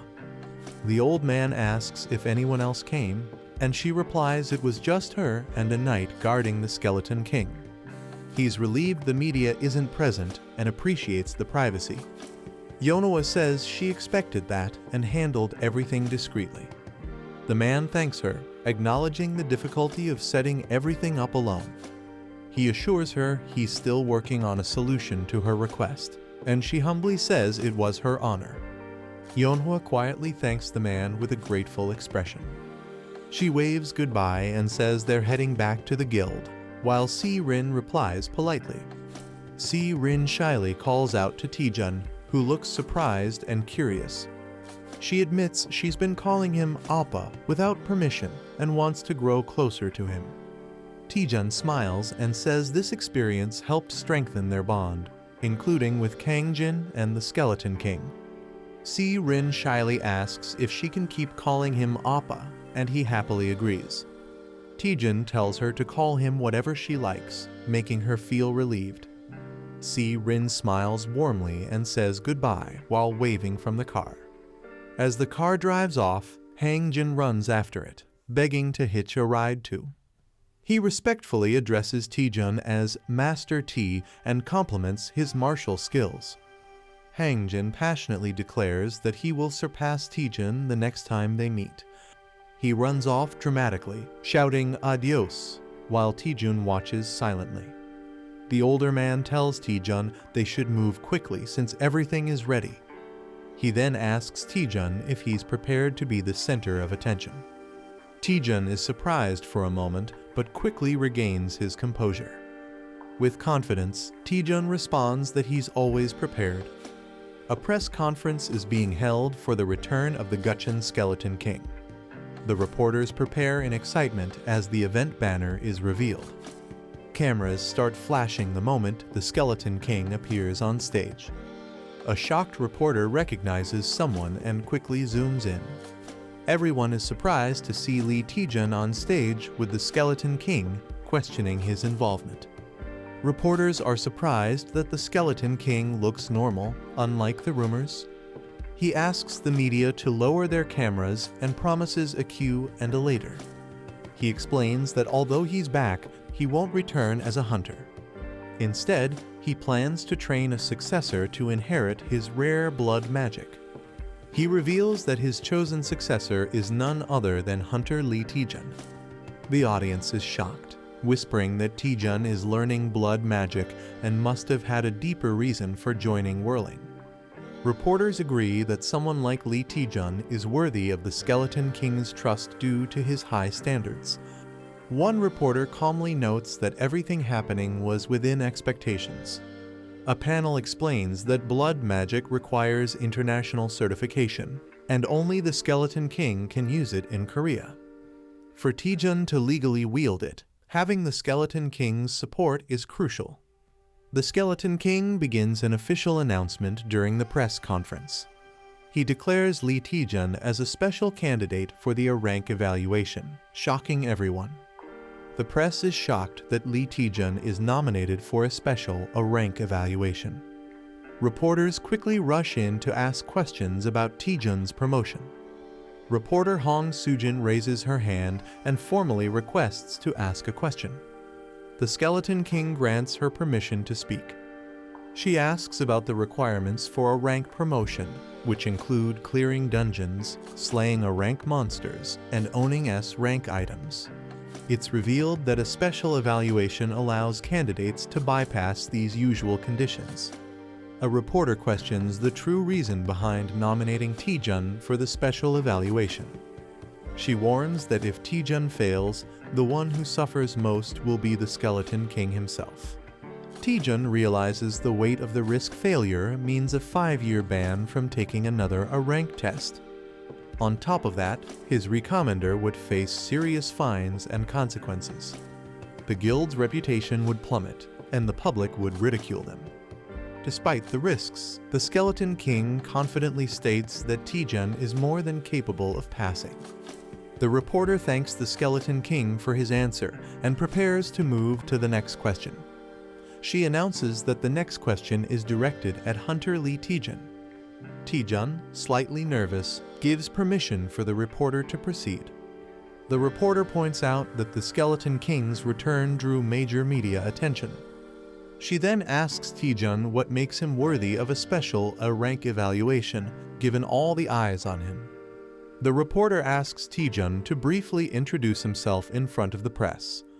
Another reporter comments that it's a sharp question, basically asking, "Who do you think you are?" The room murmurs, realizing it's a clever way of questioning his special treatment. Taejun feels the pressure, knowing this is a question he absolutely can't dodge. Overwhelmed, Taejun screams loudly, shocking the entire audience. The press conference is suddenly disrupted by unexpected noise. One of the reporters expresses frustration, saying this isn't a place for childish behavior. A woman questions the speaker, confused about his random mention of ice. The man jokingly tells her to chill out, comparing it to ice in cold coffee. She's stunned and doesn't know how to respond. The man mocks her further, saying she's not chill and just uses fancy words to persuade others. He grabs a drink and says hunters should prove themselves with their skills, not their words. The man confidently raises his drink, saying he'll stay chill and let his skills do the talking. Reporters swarm him with cameras as one steps forward to ask a question. The woman at the table watches him, surprised by his attitude. Despite his ordinary appearance, he handles the pressure with confidence. A reporter acknowledges, it's been a long time since a rookie stood out like this. The scene shifts to Moscow, Russia, hinting at a global scale. A mysterious person holds a drink, saying they haven't lost a single night of sleep in 3 years. Sergei Mavrodi says he unexpectedly woke up at dawn today. He wonders if his awakening is related to the Bone King. He feels pain in the shoulder that was wounded by blood magic. His subordinate asks if they should take care of the situation. Jin Woo-young, a team leader, confirms the name of the disciple, Lee Taejun. Sergei asks if they have any information on Lee Taejun. Jin reports that Lee Taejun broke records during a rigged B-rank test and got a double promotion, even clearing an S-rank dungeon within 2 months. Jin adds that Lee also defeated a dangerous villain team and even overpowered a powerful vampire noble. The man explains that Lee Taejun earned his Vice Guild Master title through pure skill. He acknowledges Taejun as someone truly worthy of the Skeleton King's recognition. Another man asks if there's a plan moving forward. A woman suggests proposing a collaboration with the Hwaryeong Guild for an upcoming 72-gate expedition.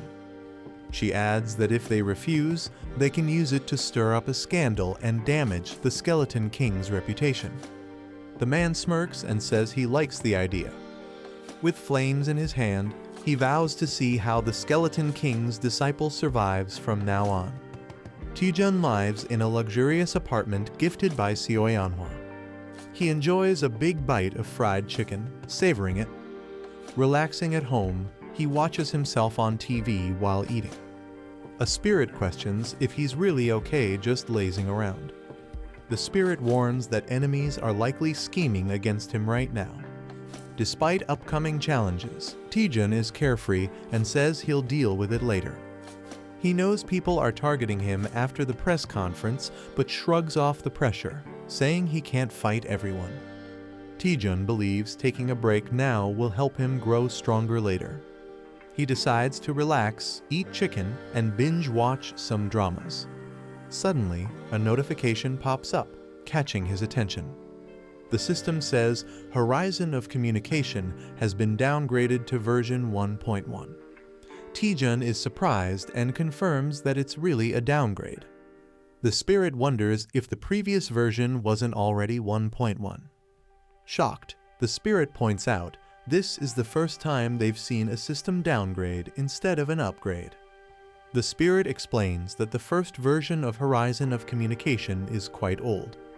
Taejun suspects his abnormal growth is interfering with system functions. He wonders why the system downgraded instead of upgrading and suspects a hidden reason. Taejun asks manager Mimi to explain what Horizon of Communication really is. Mimi compares it to a superior or possibly inferior version of the parsley market.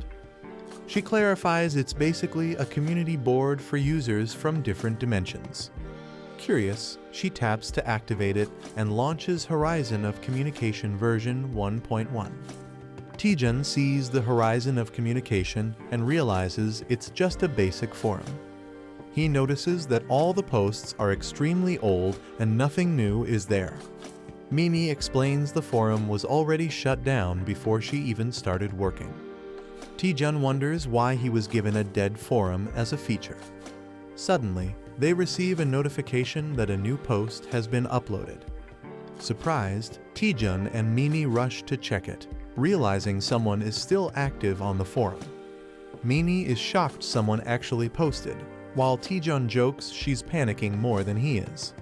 Mimi is shocked that a regular user could access the closed system, suspecting Taejun's abnormal growth might be the cause. Taejun wonders if the other user might also possess abnormal growth. Mimi states that officially, Taejun is the only remaining holder of explosive growth. Taejun realizes he might be the only one, which confuses and intrigues him. In the forum comments, a user named Sky Thief notices someone is reading and asks for a reply. Taejun responds. Sky Thief wants to start a face-to-face chat with Taejun, asking if he wants to accept. Taejun is shocked by the sudden face-to-face chat request, while Mimi warns it's dangerous. Unlike regular item markets, this feature allows users to physically enter a shared space. Some used it for deadly duels, while others misused it for money laundering. Because of the risks, this function was removed from newer versions. Taejun wonders if the other person is targeting his resources. He imagines the other user could be a crazy fighter seeking thrills. Despite the danger, Taejun hesitates but ultimately decides to accept the request. Taejun confidently accepts the face-to-face chat, claiming he always wins anyway. Despite Mimi's warnings, he's excited and pumped with adrenaline. He teleports into the communication dimension, eager to meet his mysterious opponent. The fog clears to reveal a shadowy silhouette with an ominous presence. Taejun's opponent appears with glowing red eyes, looking dark and dangerous. He gets shocked as he's suddenly transferred to Sky Thief's communication dimension. As he arrives, he looks around and sees floating islands. He's surprised and thinks the place looks better than expected. He wonders where Sky Thief is and questions his absence. Annoyed, he decides to teach Sky Thief a lesson once they meet. Suddenly, a mysterious figure dashes past him with incredible speed. He's stunned by how fast the figure moves. He questions if the fast-moving man is Sky Thief. He watches silently as the man walks away without saying a word. The man mutters bird names with a chilling aura around him. The boy smirks, saying he didn't expect an attack right after arriving. He charges up his magic and prepares the greedy Fireball X. A massive energy blast shoots toward the opponent. Someone smells the magic and instantly recognizes it. The man swiftly draws his sword to counter the spell. The boy is shocked as his attack is easily nullified. The chicken leg he was holding floats midair due to the blast. Calmly, he bites into the chicken while the intense moment settles. The man panics as he realizes the mysterious object is actually chicken. Shocked, the boy repeats it in disbelief. "Excuse me." The man takes a bite of the chicken drumstick. He's stunned by the overwhelming flavor coursing through him. He praises the mystical taste and juicy texture of the chicken. Curious, he asks what the divine food is called. Hearing the name chicken, he finds it fascinating despite its plainness. As they sit peacefully, the boy laughs while wondering what's up with this guy. He wonders if the man is just some random vagrant. The man apologizes, saying he hadn't eaten in 3 days and lost control. He feels the portion was too small and asks if there's any more food. The boy offers to bring some leftover chicken from home. The man agrees, saying his body is withering from hunger. The boy logs out briefly from the communication dimension. He returns happily, holding a full box of leftover chicken. The man is amazed to see that so much chicken was left. The man praises the aroma of the chicken and prepares to eat. As he eats, the boy reminds him he must pay for the meal. The boy says that in his world, chicken is a very expensive dish. The man panics, realizing nothing comes for free. To repay, he offers a rare and valuable deep sea black iron from his world. The boy rejects it, saying it's not equal to the sacred chicken. Shocked, the man wonders if chicken is actually a sacred being. The man sees chicken as a godly dish beyond comparison. He cries out, wishing to taste just one more bite. Sadly, he offers only the scrap metal as he has nothing else. He feels unworthy, calling himself a penniless man. The boy says there's one way he can earn more chicken. He asks to be taught the Soha divine art in exchange. Shocked, the man wonders how the boy knows that name. A scan reveals that Byung's stats are even lower than a D rank hunter. By Earth's standards, Byung's stats are average for a normal human. However, the Soha divine art he used surpasses even X rank skills. The boy believes learning it could become his strongest weapon. Byung is surprised the boy can perceive his heaven's gate. The boy explains he uses something called the horizon of communication. Byung understands and calls it a status window from other dimensions. Sadly, he refuses to teach the Soha divine art even for chicken. The man offers the scrap metal again and tells him to leave. The boy calmly asks why he can't be taught the Soha divine art. The man hesitates before giving his reason. He explains that the technique is corrupt and flawed. He gives his final answer, saying it's not worth learning. The boy accepts it but decides to enjoy the chicken instead. He excitedly says he'll eat the whole hot box himself. Shocked, the man tries to stop him, begging with a B but. The boy introduces honey sauce as the ultimate chicken upgrade. He dips the chicken drumstick generously into the golden sauce. He eagerly prepares to take a big bite. Byung panics and yells in shock, trying to stop him. The boy devours the chicken with intense satisfaction. He celebrates loudly, saying eating with honey sauce is the best. Byung is stunned, repeating, "Honey sauce?" in disbelief. Byung is overwhelmed and begs to at least taste the mysterious seasoning. The boy pops open a can of beer with excitement. He pairs the chicken with beer, calling it the perfect combo. He starts feeling a little guilty about eating it all alone. Byung rushes forward, yelling for him to stop. Desperate, he offers to teach anything, even the Soha divine art. All he wants is just one piece of the heavenly chicken. The boy leans in creepily and asks, "You promise?" The boy grins wickedly as he calls to order a fresh, hot new batch of chicken. Byung leans back, satisfied after finishing the entire meal. He happily exclaims it's been ages since he felt so full. The boy asks if he enjoyed the food, and Byung praises the fizzy drink. The boy smiles and calls it a fresh experience. He promises to bring new food daily if taught the Soha divine art. Byung is tempted by the delicious delicacies shown from the boy's world. Honoring his promise, Byung agrees to teach the Soha divine art. But before starting, he asks why the boy wants to learn it so badly. The boy stays silent, and the fairy says there's no need to hide the truth. The boy explains he can read special information from the heavenly tome.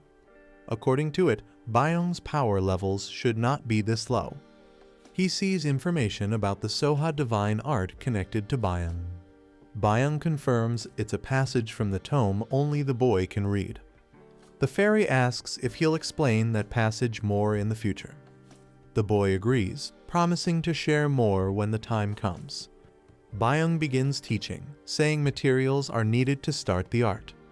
He points out the boy lacks internal energy and even a danshan to learn martial arts.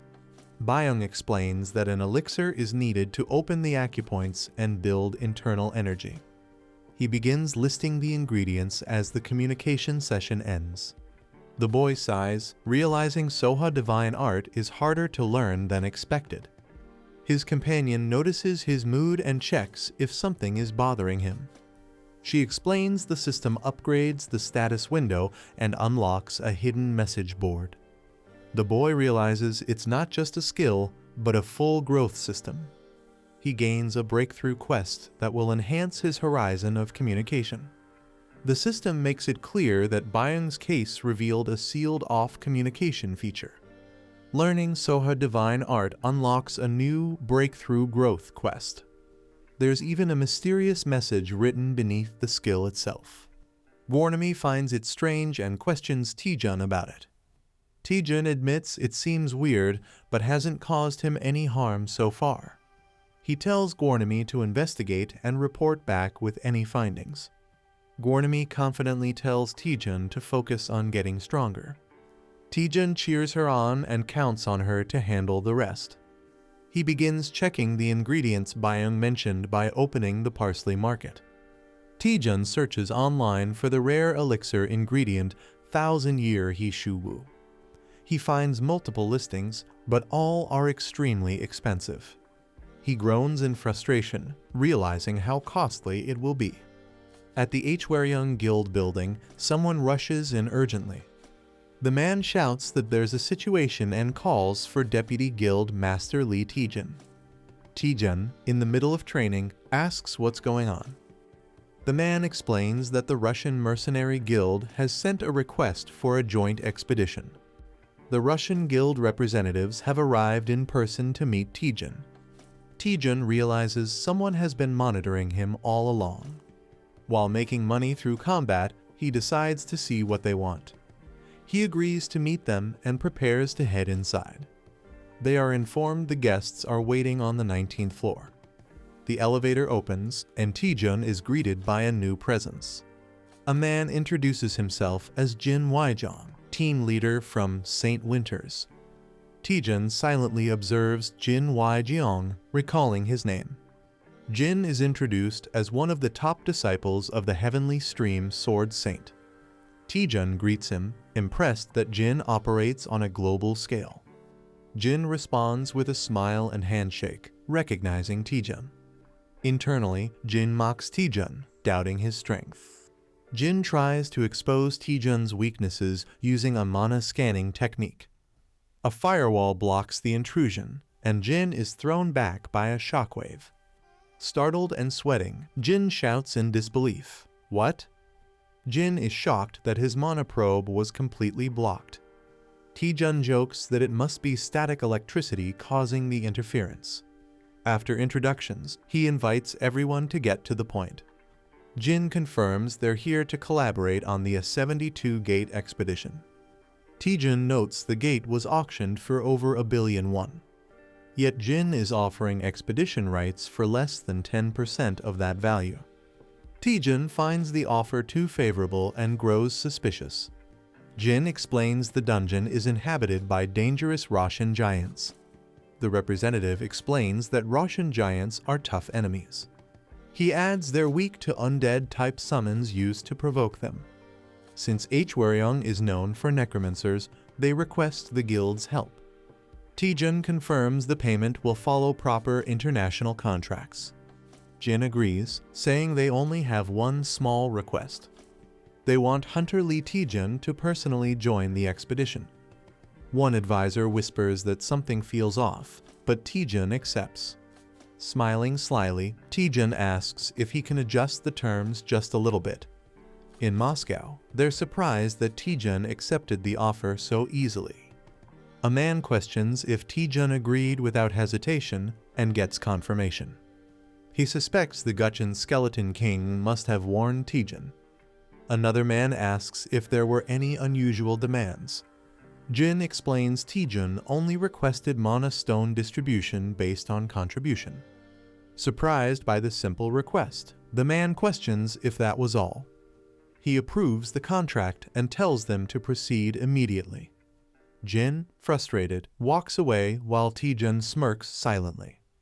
Someone is shocked that a rookie B rank like Taejun could block their mind-probing technique. The enemy swears to come after Taejun, no matter who or what he becomes. Taejun unleashes a powerful technique called Rising Dragon Divine Fist, Spider Silk Palm. A quiet town is shown with people walking through the streets.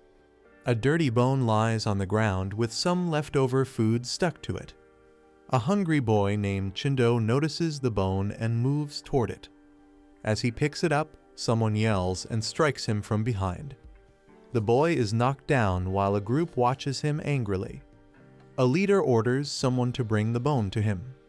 The leader calls Chindo a worthless thief and holds up the bone. He mocks Chindo, saying he'll return the bone only if Chindo answers his question. The boy mocks Chindo, saying he was cursed by the heavens. He claims Chindo has no heavenly outer gate and must be slow and useless. Laughing, he says someone like Chindo couldn't even catch a weak monster. He demands an answer from Chindo while shoving the bone near his face. Chindo stays silent, and the bully angrily kicks him hard. While Chindo lies in pain, the boy says he heard an interesting rumor. He mocks the rumor that Chindo has a gate, but it gives no stats. Chindo stays silent, holding his torn clothes tightly, refusing to speak. The boy challenges Chindo, saying if his gate stat is higher, he'll return the bone and apologize. He mocks Chindo again, saying even a low gate stat user would get hit only once. Chindo remains silent while the bully presses for an answer. The first boy's stats appear, showing low values and no skills. The second boy's stats show much higher values and a grappling skill. The crowd rushes in to compare their stats with Chindo's. Chindo is beaten again, and the boy laughs, saying he lost once more. Chindo gets hit hard, bleeding as the bully mocks him for thinking he had a chance. A boy smirks while introducing a dish with excitement. He dramatically announces the name, Royal Pigs Trotters and Bossum. The food is shown sizzling, looking delicious and tempting. Another boy calmly points out that it's just a bone. A peaceful scene shows someone sitting alone beside a river. That person experiments with something while sitting quietly in nature. A boy suddenly asks what kind of life someone named Byung lived. Another boy guesses it must have been very hard, remembering something unpleasant. The person admits they're unsure but confirms Byung's stats are extremely low. They recall checking Byung's status window before and not being surprised. In Byung's world, checking others' stats seems to be normal. The girl explains people instinctively look down on those weaker than themselves. When someone weak suddenly gains power, it usually causes problems. She reveals she has created a special item called the Spirit Pill. The boy asks what kind of problem she meant, but she says it's hard to explain. She offers to let him check the item himself instead of explaining it. The boy is shocked by the green glow, but she says the color is normal and not to worry. The boy groans as the strange green pills are being analyzed. The system identifies them as linked cycle pills used to restore inner energy. Though effective, the pill appears rough and is now contaminated. The system warns that eating it without caution could be deadly. The boy notices it's poisoned and asks if there was a mistake. The creator is confused, saying the pill wasn't poisoned before and decides to try again. Confidently, the boy says he's good at detoxifying and prepares to purify it. He uses a skill called Spell Dispel C to remove the curse. As magic activates, everyone is shocked by the strong energy the spell releases. The boy proudly says he's still using the skill given by CEO Seo Yon HWA. The curse removal process on the pill progresses with glowing energy. The curse on the linked cycle pill is fully removed by Spell Dispel. The boy admires the pill's pretty green color now that it's purified. As someone suggests trying it, another person shouts to wait. The boy bites the pill and immediately feels a strange, intense reaction. He is shocked by the horrible taste and questions what it is. Even without chewing, a sewer-like smell makes him gag. A warning appears, saying the elixir must be chewed 20 times for effects to work. The boy thinks he might die if he chews the pill and considers spitting it out. The other person explains he should have taken sweet dew grass first to make it taste like honey. The boy suffers badly, saying it's hard to breathe after swallowing the disgusting pill. The boy sits cross-legged as power surges through him after taking the Yonwon pill. The girl confirms he has properly consumed the pill. He shyly admits he did take it, with a small smile. She explains it's time to fill his empty energy center now that his internal energy is reset. She hands him a wooden sword and tells him to take it. He looks confused and wonders what to do with a wooden sword. He asks if she's going to teach him an internal energy technique. He recalls that in martial arts comics, people gather energy by sitting and breathing. The girl explains the Sowa technique is different and not based on quiet meditation. Instead, it builds energy by pushing the body to its limit through calmness and action. The girl explains that Kai must be gathered amidst crashing waves and storms. She unleashes a powerful red energy blast, shocking the onlookers. A red-haired boy reacts in fear as a strong force rushes past him. He thinks it felt like something amazing just happened. A massive shockwave destroys a rock into pieces. The girl stands calmly with her stick while the dust settles. She reveals the move is the first form of Sowa divine art. The boy is shocked she turned a rock to dust using only a twig. The spirit beside him can't believe this power is possible with internal energy. The girl tells him to stop asking questions and try to follow her now. The boy looks shocked and wonders if the training is progressing too fast. He swings his wooden sword with full force toward the large rock. His strike hits the rock with a strong burst of energy. He tightly grips the sword, feeling like danger is always nearby. He yells loudly while giving his all in the strike. The sword hits the rock, but it doesn't even crack. Breathing heavily, he realizes the rock didn't move at all. He complains that smashing a rock head on feels like an outdated training method.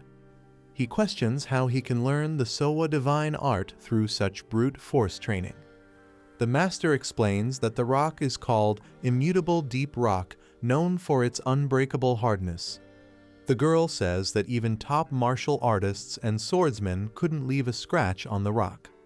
The boy casually responds with a bored so, showing no surprise. She tells him to keep repeating her move until the rock changes. She explains that once he succeeds, he'll be able to fully master the Sowa divine art.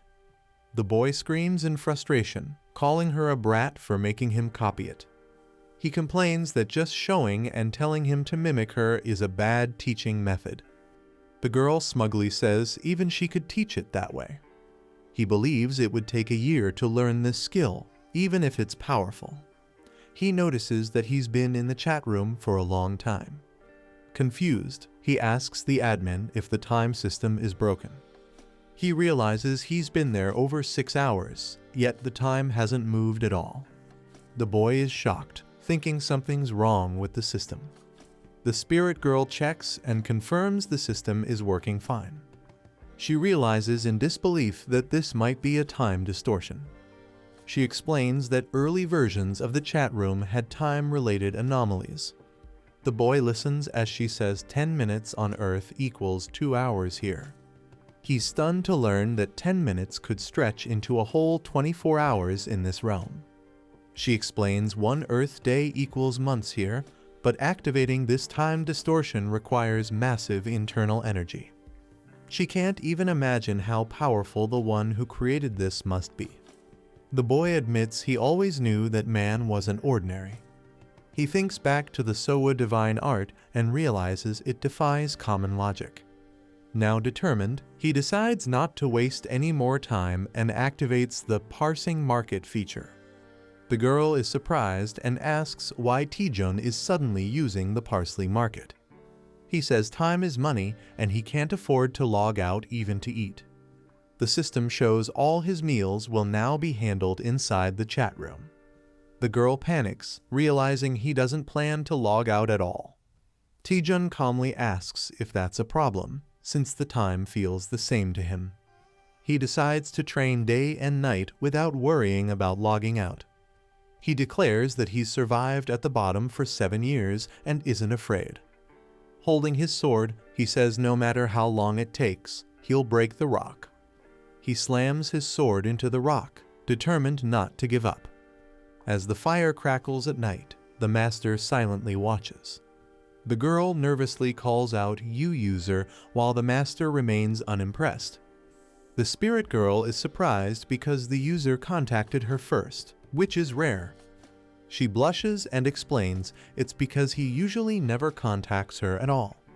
She apologizes, saying she didn't mean to cause him suffering as the administrator.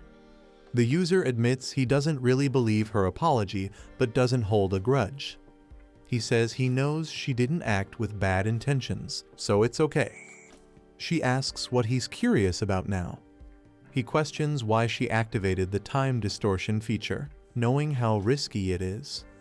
She stays quiet, remembering that a mistake could have ruined his entire energy center permanently.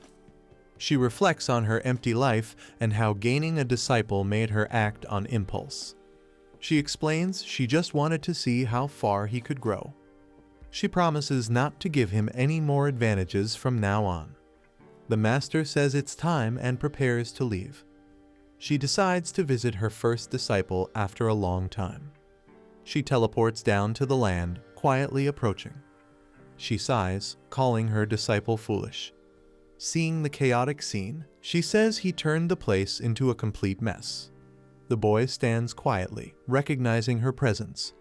He turns around and says, "It's been a while, master," with full internal energy restored. Lee Taejun continues intense training on his 247th day. The girl notices a scratch and gets worried. She pauses, realizing she might be imagining things too. Taejun says it's understandable since he's repeated the same routine for nearly 2 years. She asks if he's really okay staying there for so long. Taejun responds that she can disconnect from him and return to her original timeline. The girl insists she will keep watching over him as his manager. She says it's her duty to record all his actions as Master Taejun. Taejun quietly thanks her. He thinks he might have lost his mind and become a sword-swinging machine without her presence. He leaps off a cliff, explaining the second reason he survived there. Lee Taejun releases a powerful strike during his training. His internal energy keeps growing steadily over time. He unlocks a new passive skill called Weak Spot Inside Eye. The skill lets him detect hidden weak points in opponents or objects. On his 6,507th day of training, he asks his manager if she sees a glowing part on the rock. She looks but says she doesn't see anything glowing. Taejun confirms it's a weakness only visible to him. He decides to focus on this weakness as a clue for progress. He needs to narrow the entire surface down to a point to break it. He attacks the exact weak spot with precision. His internal energy rises again after the successful strike. Taejun strikes perfectly as the circle focuses into a single point. His internal energy increases as a result of his precision. He channels his energy and unleashes a powerful blow. He finally masters the first technique of the Soma divine art. His internal energy reaches its maximum level of 800. A skeleton with glowing eyes praises Taejun in awe. On his 7,253rd day of training, others cheer for his success. The skeleton claims Taejun's effort surpasses even other Lichdom warriors. He says no human has worked this hard to learn just one move. Taejun smiles as his manager excitedly calls him Aratus. The manager praises Taejun's tenacity as top tier among all users. Taejun smiles and says thank you. He reflects on training alone for 2 full years. He senses that his isolated training is finally reaching its end. He prepares to use 500 internal energy and activates Piercing Flow. With glowing energy, he strikes the heartless rock. The massive rock cracks and shatters from the impact. Taejun clenches his fist, saying he's finally done it. He smiles, proud of learning the difficult skill. He's greeted by someone who calls him Master after a long time. The man notes it's Taejun's first time accepting that title and asks if he's had a change of heart. Taejun acknowledges his master's guidance and addresses him respectfully. The master questions what Taejun thought of him before. Taejun jokes that he saw him as a mukbang YouTuber. The master calls him an ungrateful disciple. He says Taejun's piercing flow still needs improvement. Taejun humbly agrees and promises to get better. He reflects on how his version only chipped the rock, unlike his master's complete destruction. Taejun asks his master how long it took him to master the technique. The master pauses silently for a moment. He replies it took him 1 gapja 60 years, shocking Taejun. Taejun realizes 1 gapja means around 60 years. He's shocked that his master repeated one move for 30 years straight. The master tells him to enjoy some fresh air and bring back food. Taejun agrees, knowing their next meeting may be far off. He confirms he's going to test his skills in the real world. He wants to prove his master's teachings through action. The scene shifts to the outside world as he logs out of the training chamber. Taejun wakes up in the real world, stunned to be back. He's relieved to breathe freely again after being in the chamber. He jumps onto the bed, amazed at how soft it feels. Taejun jokes with his manager to lie down too because of the lighting contrast. He tosses away his fasting pills, ready to eat freely. Suddenly, he notices a lot of missed calls on his phone. All the missed calls are from Guild Master Go Youngman. Taejun picks up the phone and calmly introduces himself. The deputy guild master is shocked and says they thought he was dead. Taejun explains he was fully focused on training and asks what's going on. He's informed about an upcoming joint operation and the guild's concern. The deputy warns about enemy schemes and scolds Taejun for not preparing. Taejun smirks and replies that he's already prepared everything. Taejun tells the guild master to relax while he handles everything. With a crazed grin, he declares he'll wipe the floor with all of their enemies. A car arrives at an old, abandoned location near a ruined entrance. A man steps out of the car. The girl, shocked by the surroundings, asks Taejun what this horrible place is. Taejun says it feels like a place straight out of a nightmare. He explains it used to be a popular theme park, but was destroyed when a gate appeared 10 years ago. Since then, the place has been left in ruins. Taejun adds that this ruined theme park is the site for their joint expedition with St. Winters. The girl realizes this is the infamous T-274 gate. Taejun confirms that gate activity was recently detected here.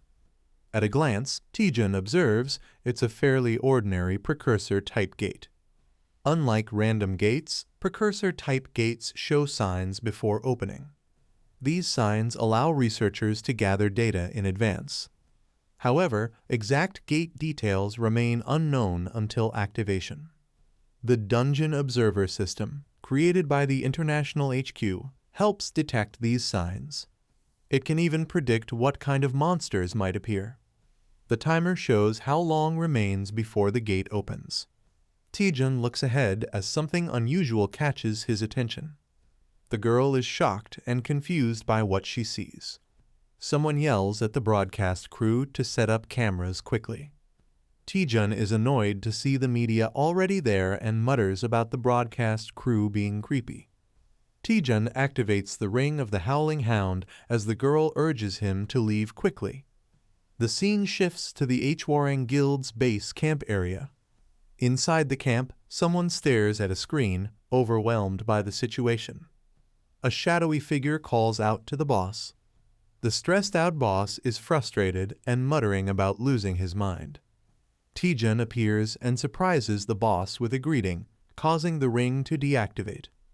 The boss recognizes him with shock and stutters, "TT." The girl shouts Taejun's name dramatically and rushes toward him using a spinning hug attack. A monster suddenly charges in and gets slammed to the ground by Taejun. The boss complains that Taejun didn't react to his hug, saying he was just excited to see him. Taejun awkwardly replies that he's not really into hugging.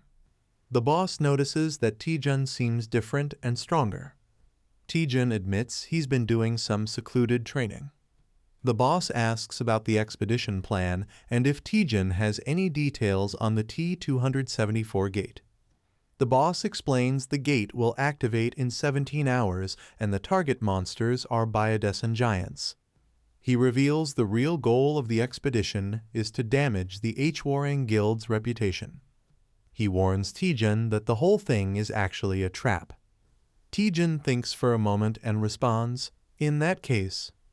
Taejun jokingly says he'll back out and join the support team because he's scared. A man reacts with confusion, saying, "Excuse me."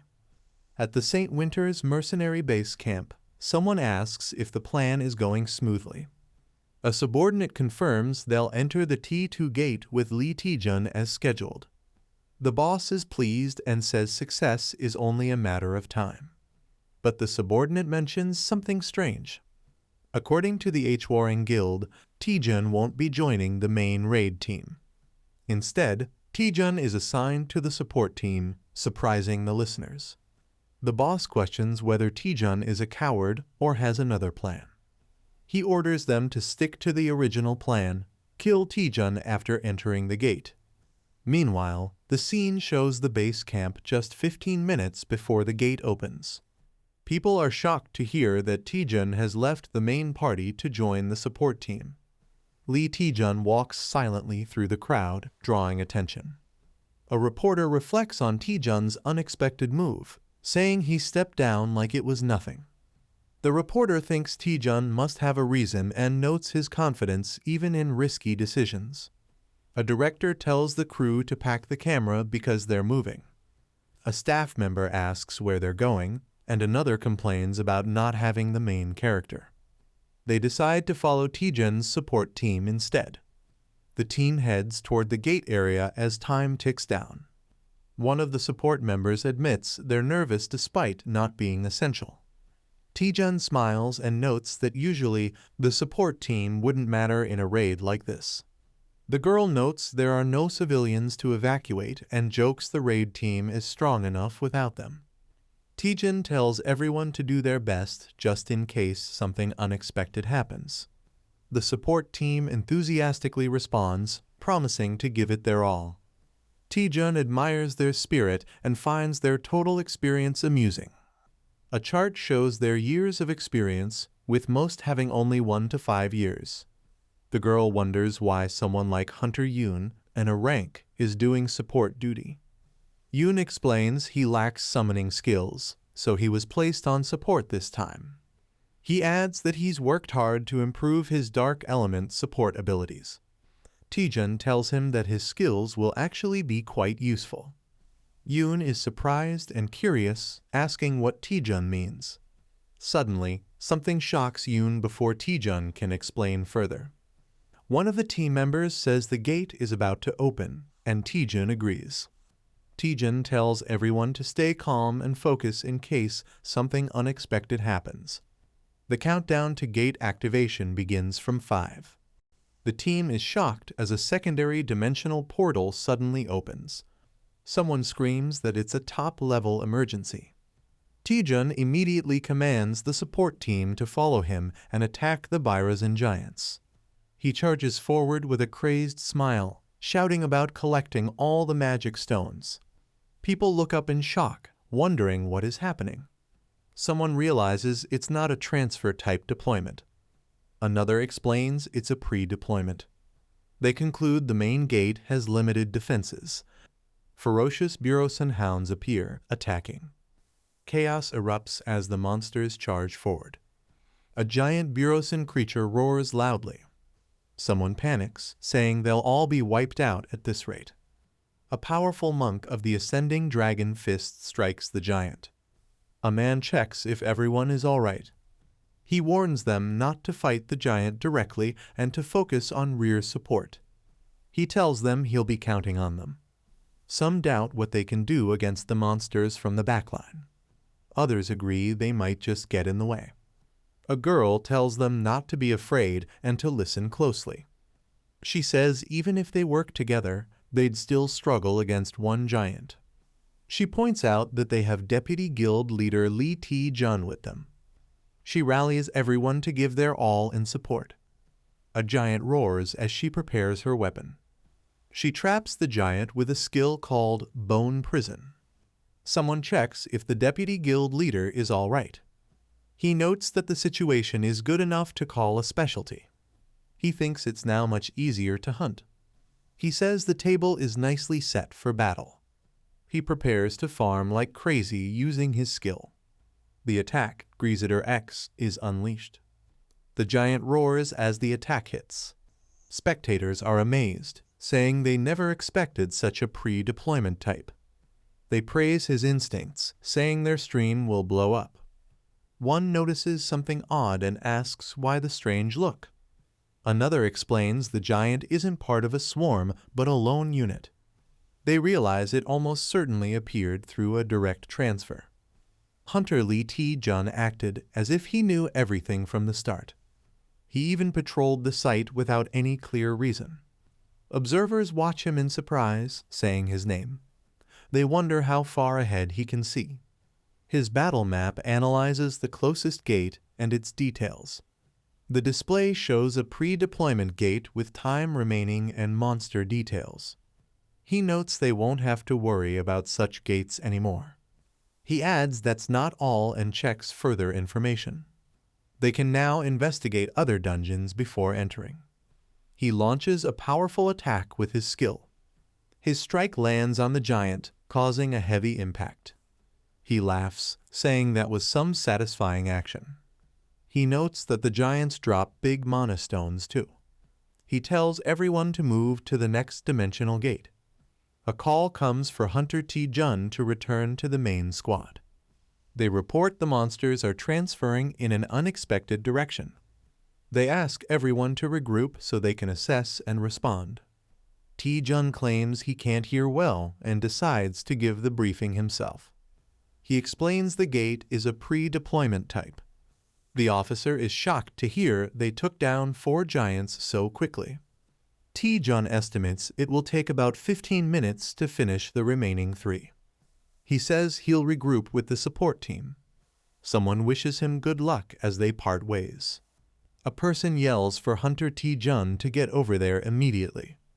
Another warns that the monsters keep coming. Taejun's name is called out in urgency. An enemy accuses him of thinking they're just clowns dancing in his palm. The enemy says that today will be different. They claim the clown will kill Taejun with his own hands. Taejun looks determined as monsters fall around him. He finishes off the remaining creatures. Taejun reports that he just finished patrolling and there are no more monsters nearby. They ask if they should proceed into the gate and inquire about the other Hwarang Guild members. They inform him that he missed the communications. The boss subjugation will be handled by their squad and Hunter Taejun. Taejun responds casually, saying it can be helped. He's asked if he's really that clueless. They explain that a critically injured guild member was part of his support team. Taejun admits he was so focused on fighting that he didn't notice. He laughs, revealing he made up the story himself. The bluff was to enter the gate alone with the others. Taejun says he's ready to start the mission. He thinks to himself that they're still dancing in the palm of his hand. A figure sits on a grand throne inside a hall. He catches a scent and recognizes it instantly. He identifies it as the blood of his subordinates. The team enters a large hall, surprised by the unusual boss field. They note that the room resembles some kind of temple. The glowing green aura suggests the boss monster is inside. They realize the boss hasn't been activated yet. One member hesitates, unsure whether to deal with Lee Taejun before or after the boss fight. He considers that, now that they're inside, outside help won't reach them. Just as planned, he secretly disables the communication on the team members' suits. Smiling, he thinks about defeating the boss first and then eliminating Taejun. Suddenly, someone shouts that Hunter Lee Taejun has disappeared. Shock spreads as they realize he was just there a moment ago but is now completely gone. The captain angrily scolds his teammate for failing to keep an eye on Lee Taejun. The nervous soldier apologizes, realizing his mistake. Another member mocks the rookie for already slacking off.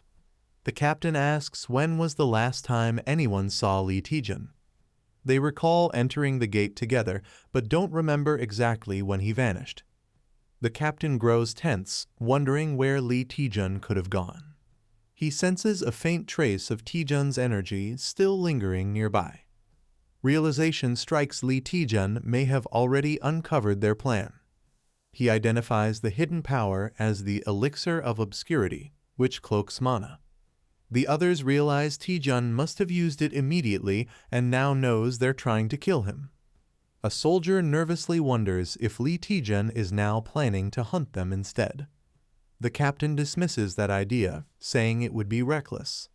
He explains that the Elixir of Obscurity loses its effect if the user is detected. They realize they cannot leave the gate unless they defeat the boss. The only exit available is through the dimensional portal that opens after the boss is killed. The soldiers decide to secure the exit and wait until Taejun's potion wears off. For now, the captain orders them to focus on eliminating the boss first. The team advances toward the throne, preparing to confront the monster. Suddenly, the boss grips its massive weapon, signaling the battle is about to begin. The giant boss suddenly swings its weapon, smashing a soldier brutally to the ground. The team is horrified by the overwhelming power of the monster. Another soldier trembles, realizing the dire situation they're in. Screams echo as more teammates are struck down without mercy. From above, they notice the giant isn't just strong, it's wielding a spear like a warrior. Shocked, one exclaims that the broken giant is actually using a weapon. Fueled by rage, a soldier powers up, determined to strike back. He launches forward, shouting that he'll kill the monster right now. But the giant effortlessly counters, gripping him tightly. The soldier struggles desperately, shouting for the beast to let him go. Meanwhile, the rest of the team watches in alarm, realizing how hopeless the fight has become. The giant slams its weapon down, crushing soldiers mercilessly. A terrified teammate stammers, calling out to the captain. They question if the creature is truly a broken giant. Another soldier screams for help as his body is torn apart.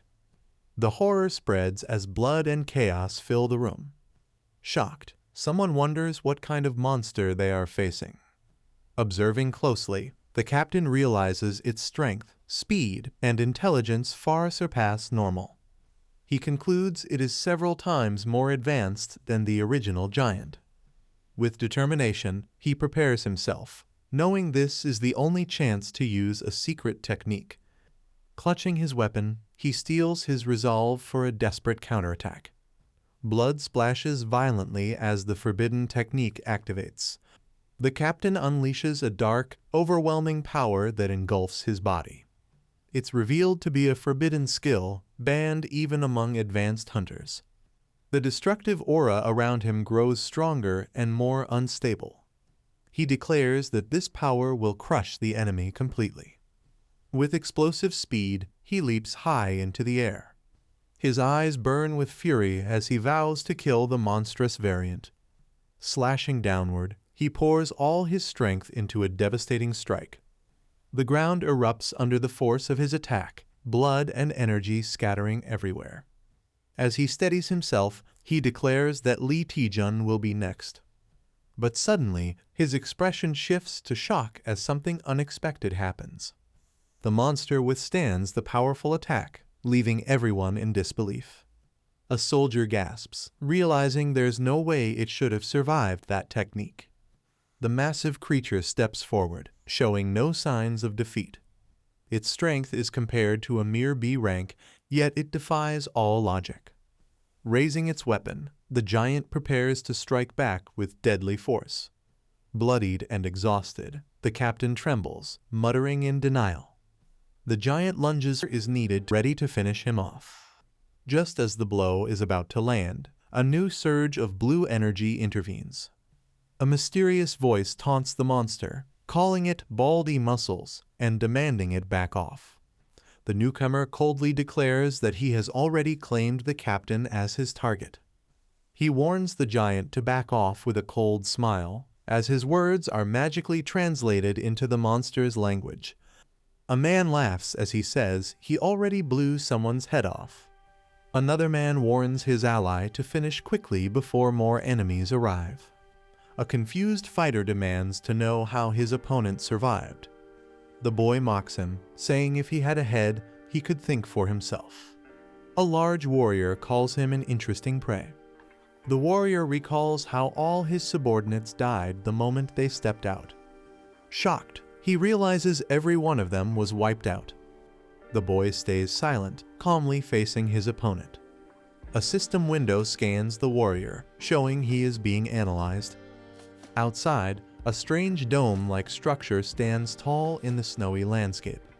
The boy attacks fiercely, sending the giant reeling backward. The giant roars in pain as flames burn across its body. The boy calmly observes, noting the giant is about to collapse. The dying giant struggles to speak broken words. The boy and his spirit companion are shocked by its attempt to communicate. The system translator activates to interpret the giant's final words. The giant says their king is waiting. It warns that all humans will die before their king. The boy realizes this is new information he has never heard before. He concludes the real danger is not the dungeon's monsters, but the dungeon boss itself. The boy reflects for several minutes, deciding whether to act. He realizes the giant had been using subordinates as bait. With clarity, he understands the enemy's entire strategy. He smirks, pointing out how the giants were being transferred elsewhere. The giant laughs, impressed at the boy's sharp observation. Since the giant's body cannot be scanned, only brute force will work. The boy's hand glows with immense power as he prepares to strike. Flames swirl around him as he launches a fierce attack. His body shoots upward, channeling overwhelming strength. With a roar, he unleashes the rising dragon strike. The boy's fiery punch clashes against the giant's defense. The giant grabs him tightly, declaring he's been caught. The boy smirks, saying he caught the giant instead. He channels his strength and unleashes Divine Power X. A massive impact smashes into the giant with explosive force. The giant groans in pain, shocked by the attack. The boy launches upward with incredible speed. He unleashes a devastating combo, the Rising Dragon 100 Strike. The final blow strikes with overwhelming power, leaving the giant reeling. The boy slams his attack straight into the giant with full force.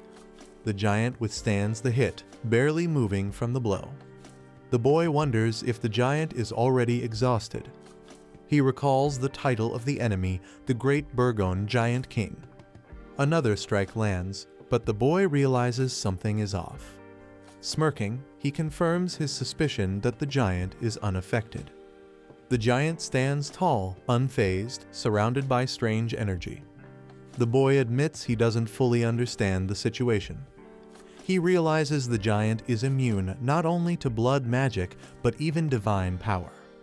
The boy thinks that if none of his attacks can land properly, he must find another way. The boy suddenly realizes something important he had overlooked. He suspects the giant must have the same latest status window as him. The thought makes him recall how similar their abilities really are. He concludes that every function he can use, the giant can also access.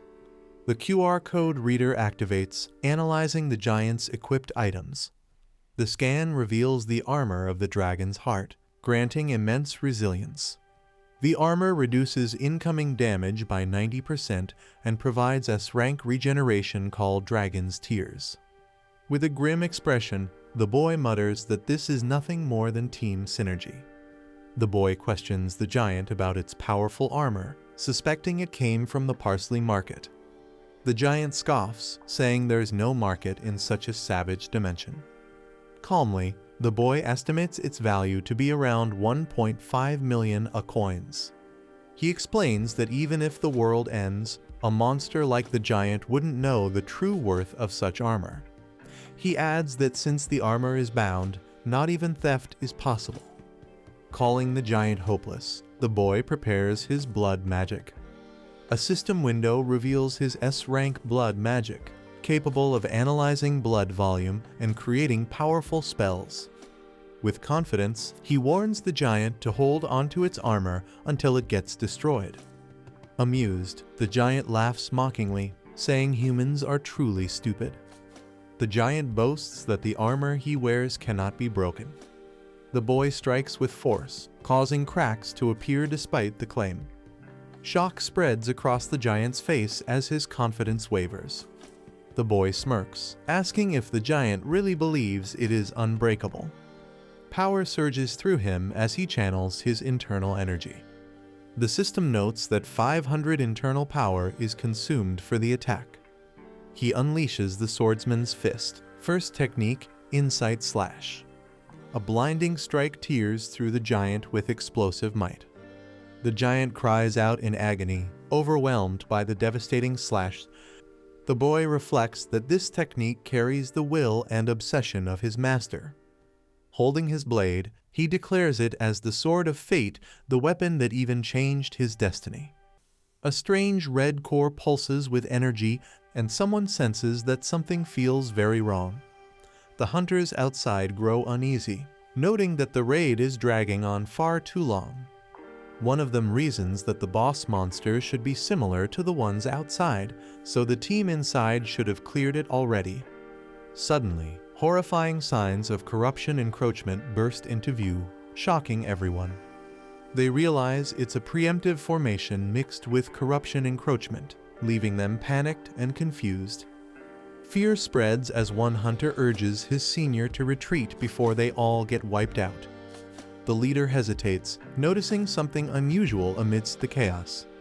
A violent explosion erupts inside, shaking the battlefield with destructive force.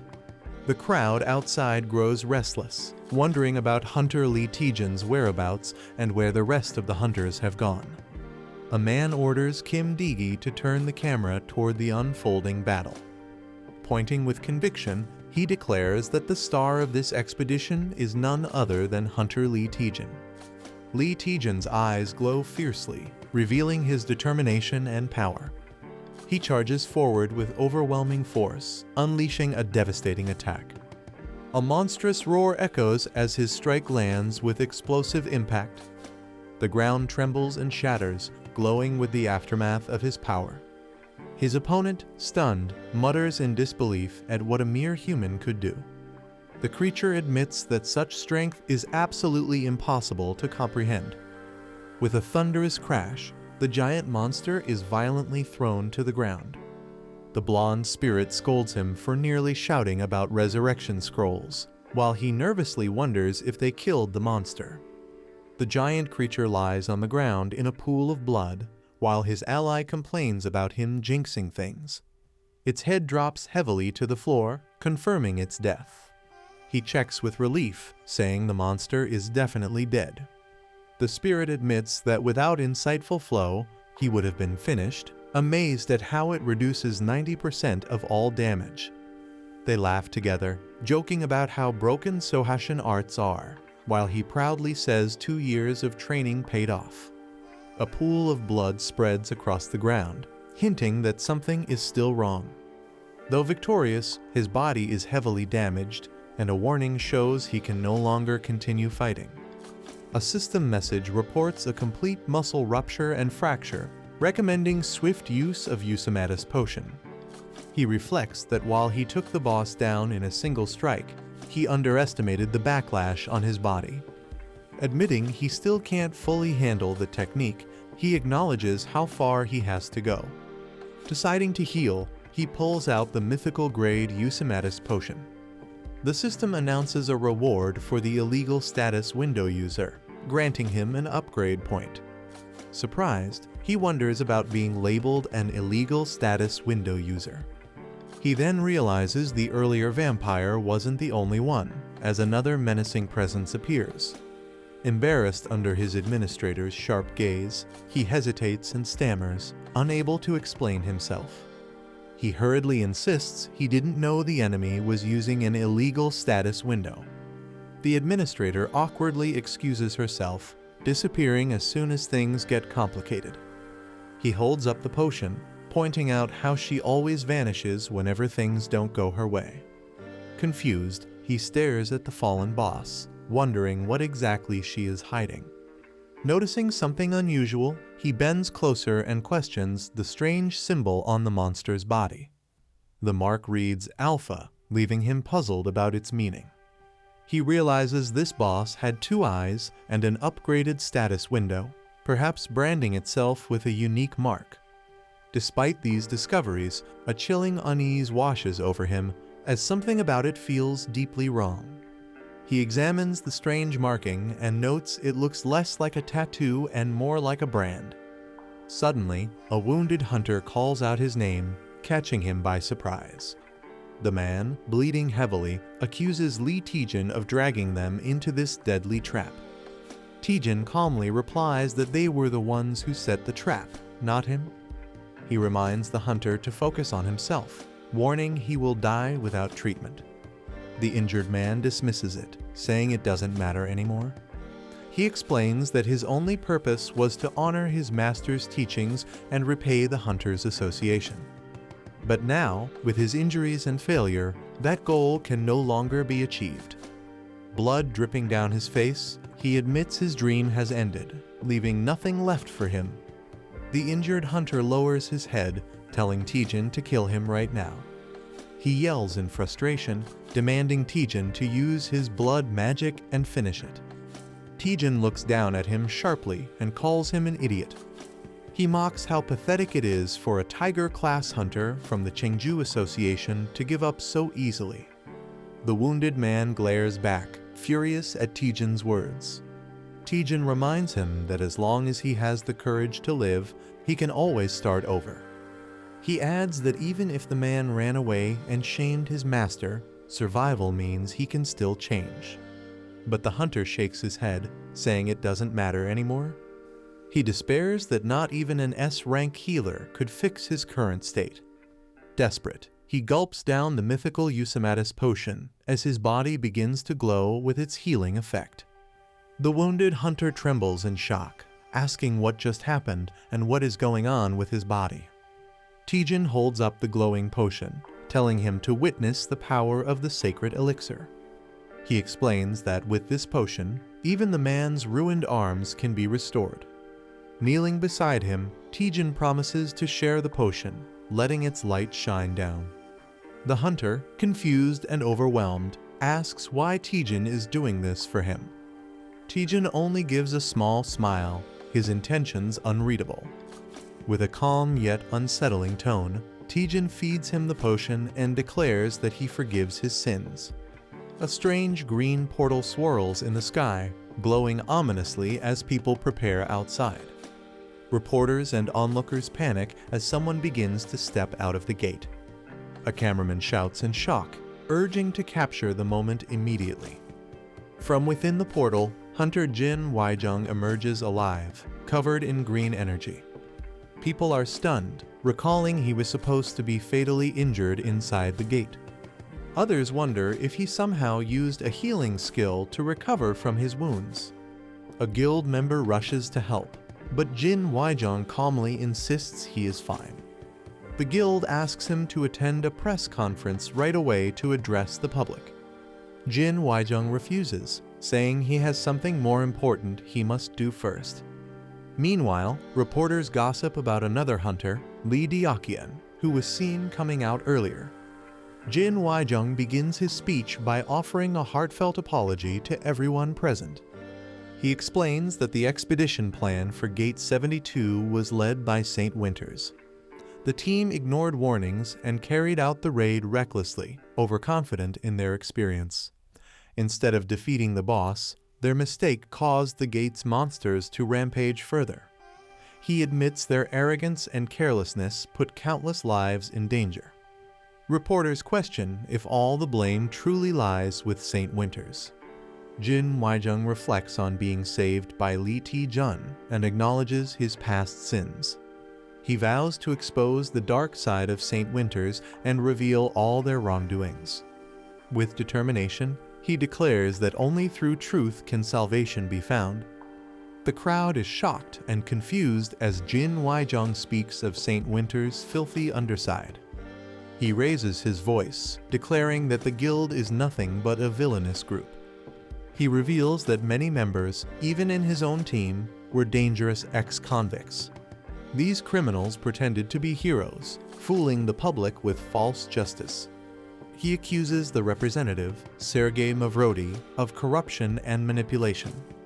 The shocking statement causes chaos among reporters and listeners alike. Cameras flash as media rush to capture every moment of his confession. Jin Waijung addresses Hunter Lee Taejun directly, asking if he is watching. With tears and regret, he begs for forgiveness, saying he has finally atoned. The news spreads quickly, flashing breaking news with Guild St. Winters under fire. News reports announce that Hunter Jin Waijung, once praised as the light of the Far East, has exposed corruption within St. Winters. According to his testimony, Sergei Mavrodi, the guild leader, was illegally distributing banned Class 1 awakening drugs.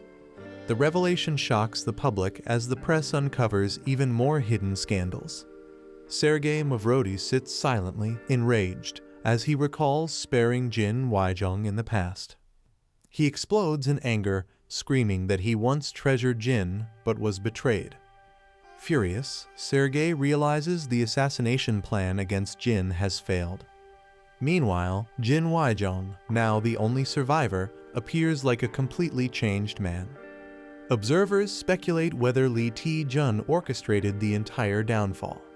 Suddenly, a voice greets Sergei Mavrodi, saying, "Long time no see," hinting at a new twist. Sergei looks stunned as he recognizes the mysterious figure standing before him. The man is revealed to be the Gutchen Skeleton King, shocking Sergei further. Sergei demands to know how the Skeleton King managed to get inside. Calmly, the Skeleton King replies that he can go wherever he pleases. With a cold smile, he adds that unlike others, he is not cursed to bleed endlessly. He explains that the moment he steps into certain places, events begin to unfold. Sergei grits his teeth, realizing that everything happening is the Skeleton King's doing. The Skeleton King reminds him of the blood pact they made 30 years ago. Sergei angrily recalls that he once agreed never to set foot in Korea again. In return, he demanded that his existence never be publicly mentioned. He admits he doesn't know how the Skeleton King swayed his subordinate. Furious, Sergei draws a golden gun, accusing him of betrayal. The Skeleton King mocks him, saying he treated their blood pact like a game. Sergei is caught off guard as the Skeleton King calls his move clever. He explains that since Sergei couldn't target him directly, he tried to ruin his reputation indirectly. The Skeleton King then burns the blood pact, saying dirty games should be played to the end. Sergei panics in fear, shouting in confusion about what is happening. Sergei stares in shock, questioning why his name is written on the blood pact. The Skeleton King explains that Jin Waijung and the mercenaries had exposed him. He adds that they faced a direct threat to their lives inside the gate. With a dark smile, the Skeleton King accuses Sergei of being the one who took the blood pact lightly. He warns that this time, a single stab wound won't be the end of it. Enraged, Sergei fires his golden gun at the Skeleton King. Dark energy instantly erupts, violently countering Sergei's attack. Sergei's body is struck and thrown back by the Skeleton King's overwhelming power. The Skeleton King declares that their long-standing grudge is finally coming to an end. The Skeleton King tells Sergei that the blood pact is no longer valid, shocking him deeply. He explains that both of them were nothing more than pawns in a devil's game, trading souls for temporary power. Now, he declares the curse of the blood demon no longer remains within him. He reveals that this freedom was made possible thanks to the very man Sergei despises most, Lee Taejun. The servant looked at his mobile to check the news and offers that had arrived for Lee with great excitement. He showed Lee that many offers had come and how much benefit he would gain from them. He elaborated on the amazing number of views on all of Lee's social media accounts, insisting that this was a very good thing. But he noted that Lee's reaction seemed cold and questioned why he appeared that way, since he had become a great superhero in just one night, which was very surprising. Meanwhile, the servant took out some papers from his bag and presented them, pointing out how many proposals had arrived in only 3 days since Lee had raided the gate. Then, the agent, who was his assistant, explained thoroughly that they were receiving offers from everywhere investment would be given. They would be featured in ads, and casting would occur in different shows. They would be called, and there was no place where they had not received an offer. His assistant was very excited about this, adding that if it continued like this, if their name kept being made, then there would be a time when Lee would be seen as a global superhero, and his fame would keep increasing. At the same time, Lee asked a question: had any international HQ come to them or hired them yet? His assistant thought about it and responded that Lee was referring to the application submitted after the raid, whose result was due. They needed to check on it, as it seemed someone had seen something in the morning. In the meantime, the assistant began searching through a box, eventually finding a card which he handed to Lee. Upon catching it, Lee saw that it contained his complete information, revealing a special raid permit card exclusive to the top 10 dungeons, with Lee now counted among them. It was shown that Lee Taejun had become rank A, and his ID number was displayed. The assistant admitted that he had thought Lee's application would be cancelled denied because of the incident involving St. Winters, but he expressed great happiness and gratitude that it had not become a hindrance. Then, the assistant stated that they had done everything on their side and should now come to work. He explained that he had prepared a full schedule for Lee, detailing when to move overseas, which shows to attend, and how much to earn. However, Lee responded very lovingly that he did not want to be busy with all that. He simply wanted to do his work. Lee inquired of the assistant if there was any work that did not require his direct involvement. The assistant, with great surprise, began looking at his schedule and questioned what Lee was saying. He explained that without Lee's appearance, they only had 4 opportunities ready to work with them, specifying that sponsorships had come from Haver Young Guide and 2 ads from Hunter Young Hannah, and that Lee had been cast due to his interest in them, with them paying the patent for it. After this, Lee said smilingly that they did not need so much work. He suggested working with all 4, but focusing more on their core work, not merely business deals. Then, the assistant asked why Lee was giving up all this, since so many offers had come and they had such an opportunity to earn money. He wondered why Lee was stopping them when he was standing on a mountain of money, and why such behavior. Lee cut his words short and expressed that he was very embarrassed and sorry for this, but he was not in a condition to handle that money or make it further. Lee stated that he did not want to earn so much money because he was not in a condition for it. With resolve, he opened his window and looked out, explaining that earning money was not so important now. Before that, he had to save someone very special to him. Something was showing in his window. The time remaining for the Sova Divine Master Art was about 10 days, 4 hours, and 39 minutes. After seeing this, he began thinking deeply about what to do with it. 3 days passed, and a scene of a building was shown. A voice came from behind, and it was an AI robot addressing Lee. The robot expressed that it had thought that would really happen, detailing that special abilities gained in the Windows system were being taught illegally by a third party, and whatever came into its impact had its powers illegally reduced. It mentioned that its Windows status was being changed to 76HR, which was an illegal thing, but it admitted surprise that Lee was updating his Windows status so quickly, questioning how he was updating its interactions so rapidly, though now it understood what was happening. The AI robot confirmed that this was definitely an illegal upgrade. Lee then asked if it was really possible and whether the robot was correct, meaning a person was illegally sharing the status of Windows and modifying it without the company's approval. The AI robot answered affirmatively and with sudden intensity asked if Lee remembered seeing any weird markings on the core or body of the giant, pressuring him to recall whether they were on its tongue, back, shoulders, or neck. After a moment of thought, Lee thanked the robot and said he would consider it and respond later. Privately, he began thinking that he remembered a tattoo-like mark on the shoulder of that monster, specifically on its back. The AI robot then revealed that it recognized the character shown in the tattoo. It explained that the name was Alpha, a top-level fugitive, and that everything was happening through him. It expressed certainty that this was the same person repeatedly upgrading the status of Lee's window or the giant's window. As soon as Lee heard this, he became profoundly shocked. He began asking about Alpha, and after, the AI robot explained that it was not allowed to share Alpha's real name with Lee, as it was against company rules and strictly prohibited. With great concern, it then questioned how a top-level fugitive could be present and how dangerously threatening that would be. It urged Lee to consider this deeply.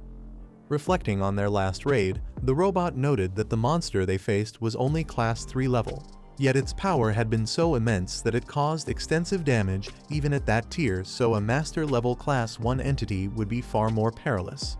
It emphasized that Alpha was relentlessly trying to spread terror and increase the number of criminals. The real purpose behind this was to cause more damage to the world. Additionally, it revealed that Alpha was being actively searched by the security department.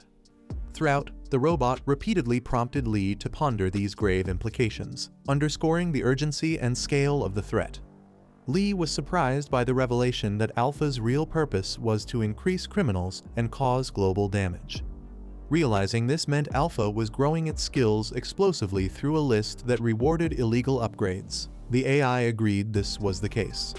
He pondered the connection between Alpha and X-World, noting that Alpha not only sought to upgrade things, but also had the power to interact with his screen and detect changes.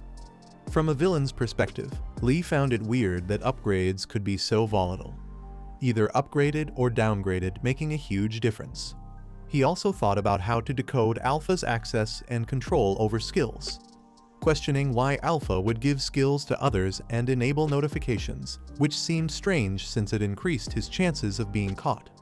Yet he remained at large. Finally, Lee considered that the AI assistant would likely answer him by advising him to focus on his own growth to move forward. With relentless determination, he investigated the situation, striving to move forward through his efforts. He also thought about focusing on his growth to ensure progress. The alarming realization hit him that if he did not upgrade the system, his skills would be denied access and reset a very bad outcome for him. In a moment of levity, he concluded that the fastest way to earn points was to buy something to eat, and he laughed uproariously at this. He felt confident that the AI assistant would understand his intentions, and he was very happy because he had devised a plan to seek guidance from his master. He continued to pursue the most points and advance with all his might. When he achieved that goal through the connection at that moment, he became overwhelmingly happy about having come here again. The man and his companion freeze in shock as a powerful voice accuses them of entering without permission. Startled, he quickly realizes who it is and nervously calls out, recognizing his master. Sitting calmly, the master opens his eyes, his presence radiating a mix of authority and mystery. A faint, unsettling smile forms on the master's face, hinting at his unpredictable nature. With a cold tone, he tells them to stop hesitating and come closer immediately. The man looks up at his master, worried, asking if he's all right. The master gives a faint smile and admits his condition is clearly bad. Confused, the man asks how such a thing could have happened. The master calmly reveals that poison has spread across his world. He explains that the poison moves through everything that breathes under the sky, corrupting all energy centers. Eventually, The poison consumes everything, leaving no escape. The man and his companion are shocked as the system admin reports something strange about Bai Young's dimension. It's then revealed that dimension 157.98 was deleted from the system nearly 20 years ago due to having almost no active users. The blue-haired admin explains that Bai Young's world belongs to civilizations that were already destroyed long ago. Shocked, the man realizes that Bai Young's world has completely perished. He reflects that it always felt strange why Bai Young kept joining their small chat room despite having his own world. Now, it makes sense Bai Young had nowhere else left to go. The man asks his master if there's any chance for recovery, his tone filled with concern. The master chuckles lightly, assuring him not to worry while promising to pass on the Soha divine art before dying. He admits that in his current state, there's no guaranteed cure for the spreading poison. Yet with a faint smile, he vows not to die until he has passed on all of Soha's divine art. The master explains that the most difficult part of Soha divine art is mastering the insightful flow technique. He adds that the rest of the forms are just sword techniques combined with basic internal arts. The master assures him that if he dedicates himself, he can master all the remaining forms in less than 10 days. Surprised, the man remarks that it's much faster than he expected. The master admits that even he hasn't completely understood the final form of the Soha divine art. With regret, he says that if he had a bit more time, he could have passed on the last form as well.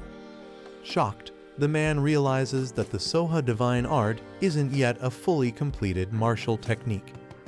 However, the master calmly tells him not to worry, as even without the final form, the art is nearly perfect as it is. The master offers to start the remaining lessons immediately, showing calm determination despite his condition. The disciple lowers his head and apologizes, feeling unworthy yet eager to continue. With resolve in his eyes, he declares his desire to learn every single form, including the final one. The master refuses gently, admitting that he hasn't yet attained the final insight himself. The disciple insists, worried that if his master dies from the poison, the knowledge will vanish forever. Realization strikes him that the final form of the Soha divine art might be lost to time. He clenches his fist, vowing to achieve the impossible to restore the complete Soha divine art. Filled with emotion, he shouts his determination to cure his master no matter what. Watching his disciples resolve, the master smiles faintly, murmuring that this is indeed a strange but touching feeling. The master softly smiles, realizing that in all his years, he has never felt such genuine kindness before.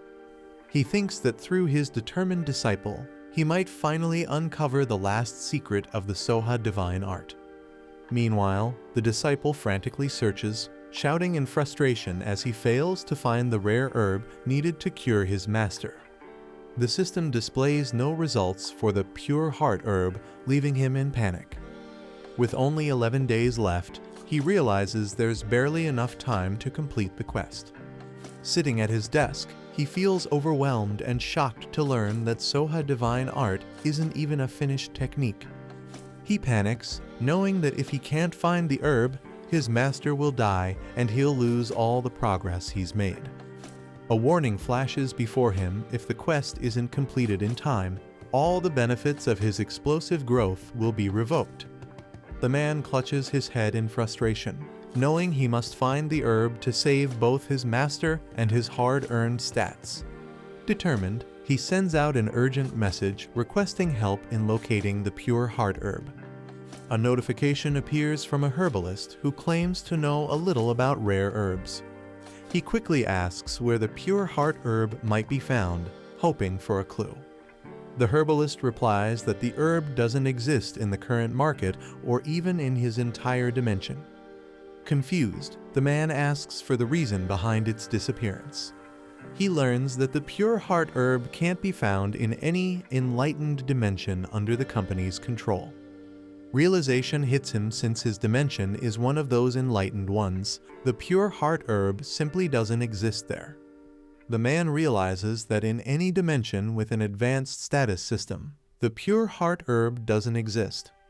He sighs, thinking how ironic it is that in a world full of information and technology, such a rare herb has disappeared.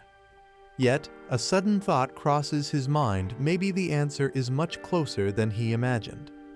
He asks an expert if they know where the pure heart herb naturally grows. The herbalist explains that it grows near cliffs beside the nest of a creature called the walking serpent bird. However, the herb dulls human senses, which is why it's rarely used in medicine. Curious, the man asks for a picture of the creature to confirm his suspicion. The herbalist sends an image of a strange, serpent-like bird known in their world. Seeing the picture, the man smiles with relief, realizing that everything perfectly matches his theory. The man thanks his teacher for the detailed information about the serpent bird and its nesting habits. Using the clues about the herb growing near the bird's nest, he finally determines his next destination. When his companion calls out to him, he confidently replies that he has found what they need. He explains that the herb wasn't far away. After all, it was much closer than expected. His companion warns that the next dungeon might be the toughest one they've faced so far. With determination in his eyes, he declares that their next target is the Byakuok Labyrinth. Meanwhile, the scene shifts to the Celestial Flow Society's headquarters in Henan Province, China. There, the renowned figure Jin Wai-Yung addresses a large crowd during a major press conference. The disciples confirm to their master that they clearly witnessed the incident shown in the broadcast. They express their anger toward Jin Wai-Yung, accusing him of stealing secret sword techniques and tarnishing their reputation. Enraged, one of them shouts that he wants to storm the international headquarters and take Jin's head as revenge.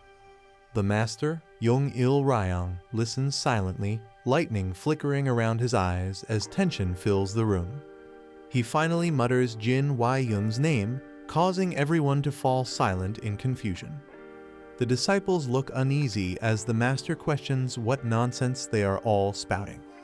Raising his hand, the sword Saint Yong-il Ryang declares that the sword technique they just saw was actually demonstrated by Lee Taejun. The scene introduces Byakuok Labyrinth, also called the Arctic Maze, one of the top 10 dungeons recognized worldwide. It's known for its deadly terrain, with a survival rate so low that even elite hunters rarely return. Many have challenged the labyrinth for its legendary rewards, but all failed at the towering cliff called the Millennial Wall. Taejun studies the data carefully, analyzing the herbalist's information for any clue about the pure heart herb. He deduces there's a high chance the herb might grow near that very cliff, where no other vegetation survives. Cross-referencing the records, Taejun realizes the herb's location aligns perfectly with his findings. After a moment of thought, he confirms the place Shanghai his next destination. Taejun meets with an associate who assumes he's talking about a job offer from the Chinese Hunter Association. But Taejun surprises him by revealing he's heading into a dungeon instead. When asked which one, Taejun calmly replies the Byakuok Labyrinth in Shanghai. His companion is completely shocked, unable to believe Taejun would attempt one of the top 10 dungeons. Taejun confidently says he's already submitted his application to the international HQ. His friend warns him it's too dangerous to go alone, suggesting he reconsider. Taejun laughs it off and playfully pulls his friend closer, saying he's coming with him. The friend's horrified reaction echoes through the cafe as he shouts in disbelief. A group of friends is shocked to hear that Taejun is heading to Shanghai. One of them confirms the news, saying Taejun left without informing anyone. They assume he's avoiding media attention to keep things quiet. Another realizes the dungeon he's entering is one of the top 10 ranked ones. Everyone is stunned, wondering why Taejun always takes such extreme risks. The girl worries something bad might happen to him again. Her friend smirks, saying there's no need to worry. He reminds her that Taejun always survives, that's just the kind of person he is. The girl recalls how Taejun used to act recklessly in the past. She admits, however, that the current Taejun seems far more composed and mature. Determined to see what record he'll achieve this time, Taejun boards a flight to Shanghai. Upon arrival, his companion Go Young-min cheerfully remarks how long it's been since he last visited China. Go Young-min, however, is too relaxed, suggesting they grab food before the mission. Taejun eyes him suspiciously, realizing Go Young-min might have ulterior motives. As Go nervously laughs, Taejun coldly asks if he's really in China just for vacation. Go Young-min insists that eating something good boosts morale, teasing Taejun for being too serious. The narration reveals the real reason Go joined this expedition. A new rule requires a senior guild officer to accompany hunters entering top 10 dungeons.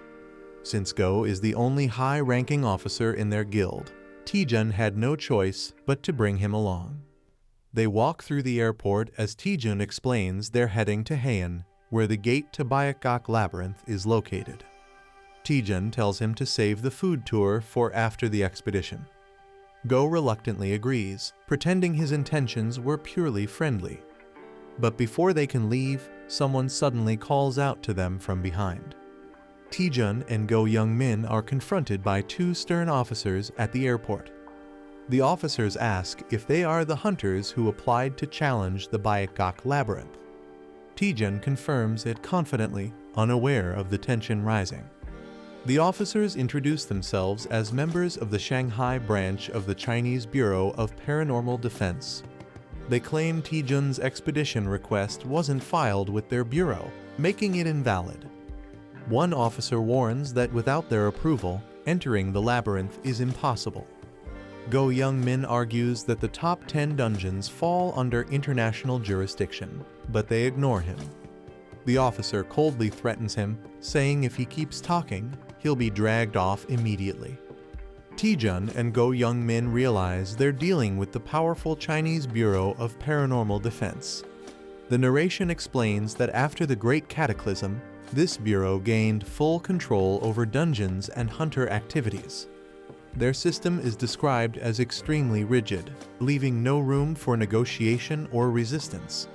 Taejun glares silently, thinking about how these officials abuse their authority. Go nervously asks how they can obtain approval to enter the dungeon. The officer smugly replies that they must file paperwork at the Shanghai branch's management office. He then adds with a smirk that the approval process takes no less than 4 weeks. Taejun reacts in disbelief after hearing that the approval process would take 4 weeks. He immediately asks if there's a faster alternative. Go Young-min nervously hints that they could offer a small fee to speed things up. The officer smirks and asks how much they're willing to pay. Taejun offers 2 mid-grade mana stones, but the man greedily raises his hand, demanding 3. Pretending to agree, Taejun calmly says he'll hand them over once they reach their lodgings. The officer, pleased, tells them to follow him so they can reach the gate by tonight. But before proceeding, Taejun glares and asks for the man's name, his tone suddenly cold. Taejun clicks his tongue, calling the officers a bunch of thugs. Go Young-min vents his frustration, wondering how they can act so arrogantly. Suddenly, one of the officers appears behind him, reminding him about their deal. The man extends his hand, demanding the promised mana stones. Taejun stays silent, watching as the officers block their way. Both of them awkwardly admit that they don't have the stones with them. The officer's expression turns dark, clearly not believing a word they say. He smirks menacingly, asking if they're seriously trying to fool him right now. One of the officers grabs Taejun by the collar, angrily demanding payment while threatening him. Taejun smirks, then suddenly strikes, sending the man flying across the area in a single brutal blow. With a cold glare, Taejun declares that he doesn't hand over mana stones to imposters like them. The soldiers rush to their fallen captain, shouting in panic. The captain stands up angrily, calling Taejun crazy for attacking first. Enraged, he demands to know how Taejun dares to accuse them of being imposters. He points furiously, warning that they're part of the Monster Response Bureau and that harming them has consequences. Taejun stays calm, activating his device to record their voices. The system instantly detects deception, showing a 99.69% probability of falsehood. Taejun grins darkly, saying he has proof but refuses to show it to trash like them. He adds that these imposters usually avoid targeting well-known hunters or guild members. Taejun calmly asks if they truly know who he is, deactivating his hidden ring. The officers freeze in shock as green energy fades around him. One of them stammers, recognizing Taejun as the man from the A-72 gate incident. The captain's face turns pale as he mutters Taejun's name in disbelief. Panic spreads among the soldiers, realizing they're in serious trouble. The captain clenches his teeth, saying letting them go now isn't an option. He orders his men to attack, knowing their division's reputation is on the line. Chaos erupts as the soldiers charge forward, while Taejun's ally shouts in horror at the unfolding fight. The fake officers attack recklessly, but Taejun swiftly breaks one man's arm with ease. As the soldier screams in pain, Taejun smirks, asking if they still haven't learned their lesson. One of the attackers grabs Taejun by the collar, furious but trembling with fear. Taejun calmly channels his energy, his foot glowing with power. He mutters that he hates to brag, but calls out his technique Dragon Strike. A massive shockwave bursts out as he slams the ground, sending the soldiers flying. Covered in blood, one of the men mutters in disbelief, realizing Taejun's overwhelming strength. Terrified, the captain admits he underestimated him. This man is on a completely different level. Taejun grabs the officer by the collar and says it's time to make things simple. With a cold grin, he declares that from now on, the man will serve as his personal driver. The next day, they're seen speeding down the highway with Taejun in control of the situation. Sitting nervously in the front seat, the soldier keeps glancing at the mirror, afraid to speak. Taejun casually asks how long it'll take to reach the dimensional sphere. The officer stutters out an unsure answer, earning an irritated glare from the red-haired man beside Taejun. He corrects him sharply, explaining the proper way to respond to their superior. The officer quickly changes his tone, shouting that they'll arrive in exactly 1 hour as Taejun smirks in satisfaction. Inside the car, Taejun's companion mocks the soldiers, telling them they should be thankful to Hunter Lee Taejun. He laughs menacingly, reminding them that if not for Taejun's mercy, they'd already be rotting in prison. The frightened soldiers nervously agree, shouting their thanks in desperation. One of them grips the steering wheel tightly, wondering how everything went so wrong. He curses their luck, realizing they had crossed paths with the famous hunter from Korea. The narration reveals that impersonating a public officer in China is a crime punishable by death. As tension fills the air, the soldier sweats, fearing that they could still be handed over to the authorities at any moment. Taejun and his group finally arrive near the towering entrance of the Arctic Maze, one of the 10 great labyrinths. His companion looks up in awe, relieved that they've made it after such a tense journey. The massive red gate glows ominously, radiating a chilling energy. Taejun calmly states that he'll be entering the dungeon alone. His ally protests, calling it reckless to attempt a solo clear even in an easier labyrinth. Taejun reminds him of his injury and assures him that it's better for him to rest. As he walks toward the glowing entrance, Taejun confidently says he'll return before the arm heals. Turning slightly, he gives one last command to the soldiers, and they quickly respond with a loud, "Yes, sir," before he steps inside. Before entering the dungeon, Taejun warns his subordinates to take the injured director safely to the hospital. The soldiers stand straight and salute, shouting their acknowledgement. As they leave, the director thinks to himself that no one has ever perfectly cleared the Arctic maze before. He recalls news articles predicting that if Taejun succeeds again, his fame will skyrocket worldwide. Smirking, he mutters that all this depends on whether Hunter Taejun can truly achieve a perfect clear. Limping toward the car, he snaps at the soldiers for standing around and tells them to move faster. When they rush to assist him, he orders them to take him to the hospital immediately. Just as he enters the vehicle, he casually mentions that they'll have to pay the hospital bills themselves. The soldiers freeze in shock as the director laughs under his breath, enjoying his petty revenge. The director suddenly senses danger and notices one of the soldiers pulling out a knife. Shocked, he barely reacts before the soldier lunges toward him with murderous intent. The director dodges back, shouting in disbelief at their betrayal. He mocks them angrily, asking if they really think he's weaker than Taejun. Dark energy begins to swirl around him as his expression turns sinister. He declares that he'll show them who he truly is and starts chanting a spell. A cursed blade materializes in his hand, glowing with an eerie purple aura.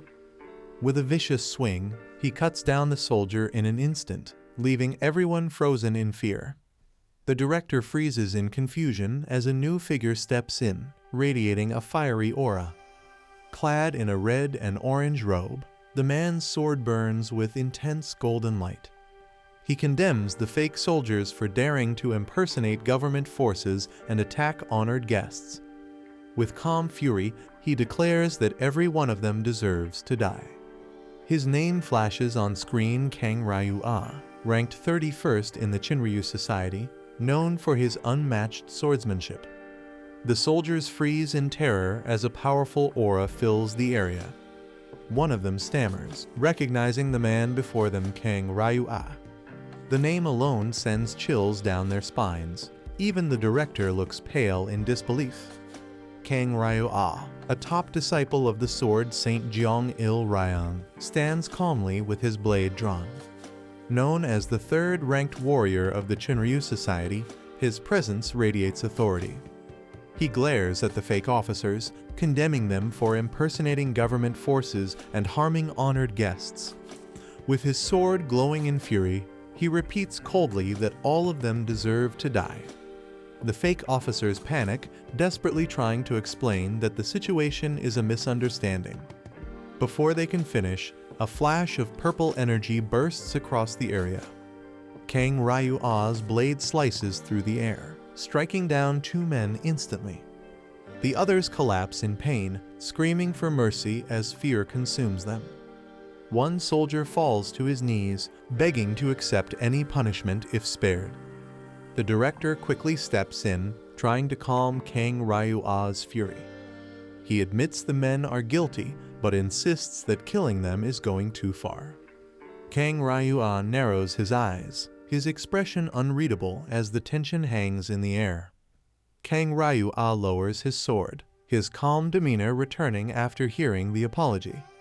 He accepts the explanation, stating that misunderstandings can happen even among hunters. The director nervously agrees, forcing a polite laugh while trying to ease the tension. Curious, he finally asks the warrior's name, realizing he hasn't introduced himself yet.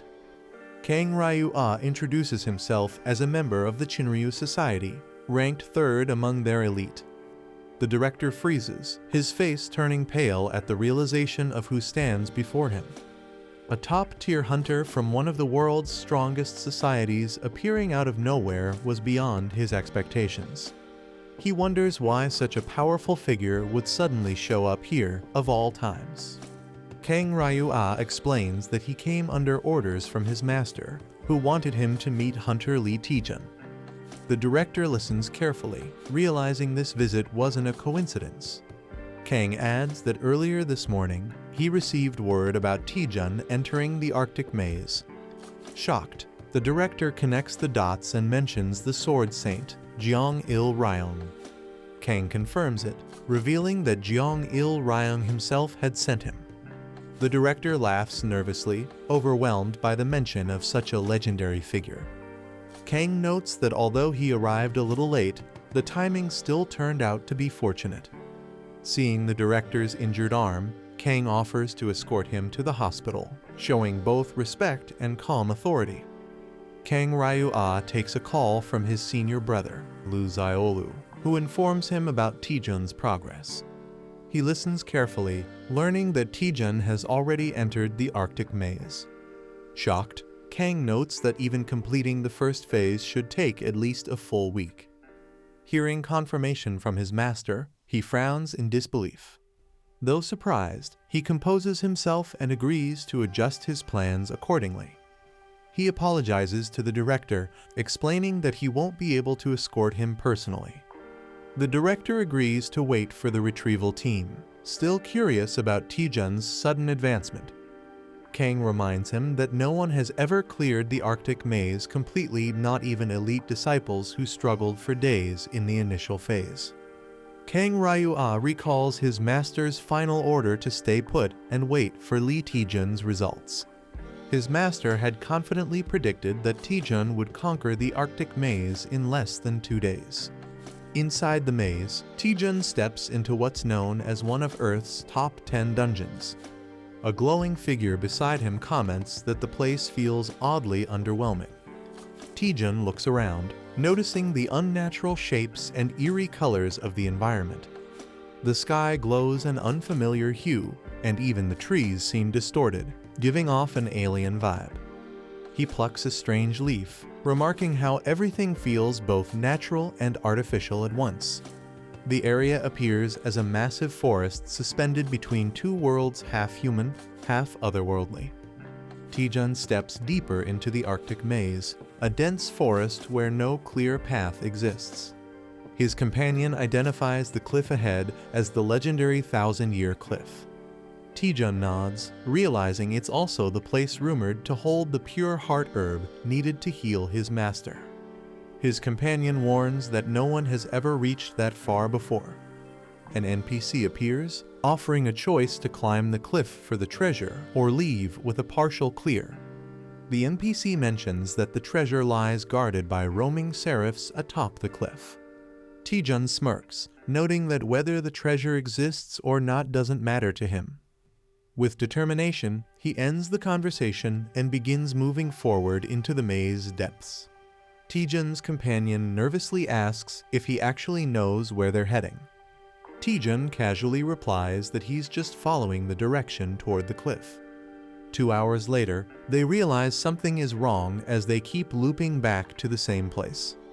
Confused, Taejun yells in frustration, noticing they've passed the same tree multiple times. He finally understands why it's called the initial maze. The paths twist endlessly.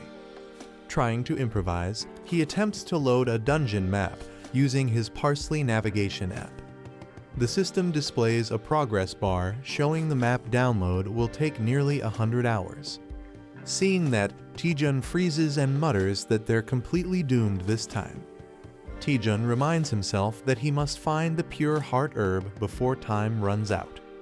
He knows waiting for the map to finish downloading isn't an option. As he moves through the maze, he notices two young figures watching him from the shadows. The system activates a universal translator, allowing him to understand their speech. The kids whisper to each other, debating whether to help him or run away. Taejun wonders who they are and if they're NPCs placed within the maze. But the system never mentioned any hidden NPCs in this area. He starts to suspect they might be monsters in disguise or illusions meant to deceive him. Realizing he has no other option, Taejun decides to approach the mysterious children. He tries to ease their fear by offering snacks, assuring them he's not dangerous. The kids hesitate, unsure whether to trust him, as Taejun thinks the truth will reveal itself through their reaction. The little girl hides behind her brother, whispering that Taejun looks scary. Taejun awkwardly realizes he's not exactly popular with kids. Trying to fix his image, he enhances the candies sent using mana amplification. A sweet strawberry aroma fills the air, instantly catching the kids' attention. The girl's curiosity grows as she takes a cautious step forward, drawn by the smell. Her brother panics, shouting for her to stay away from strangers. Taejun smiles warmly and gives her the candy, watching her enjoy it. With a playful grin, he asks if she still thinks he's the bad guy now. Taejun playfully waves the candy, inviting the other kid to try one too. The boy hesitates, clearly suspicious, and crosses his arms in defiance. Despite the sweet smell filling the air, he declares that they won't follow strangers. 10 minutes later, curiosity wins as the boy finally takes a bite. The girl smiles and excitedly says they'll go with him to find their dad. Taejun laughs, thinking he's struck gold with these sugar-loving kids. He jokes about scoring a free guide through the maze. When he asks how long until they reach their dad, the girl cheerfully replies, 3 sleeps and we're there. Taejun looks confused when the girl mentions 3 sleeps, realizing it means 4 days. He recalls that the record for clearing the maze in 4 days belonged to a disciple of the Sword Saint.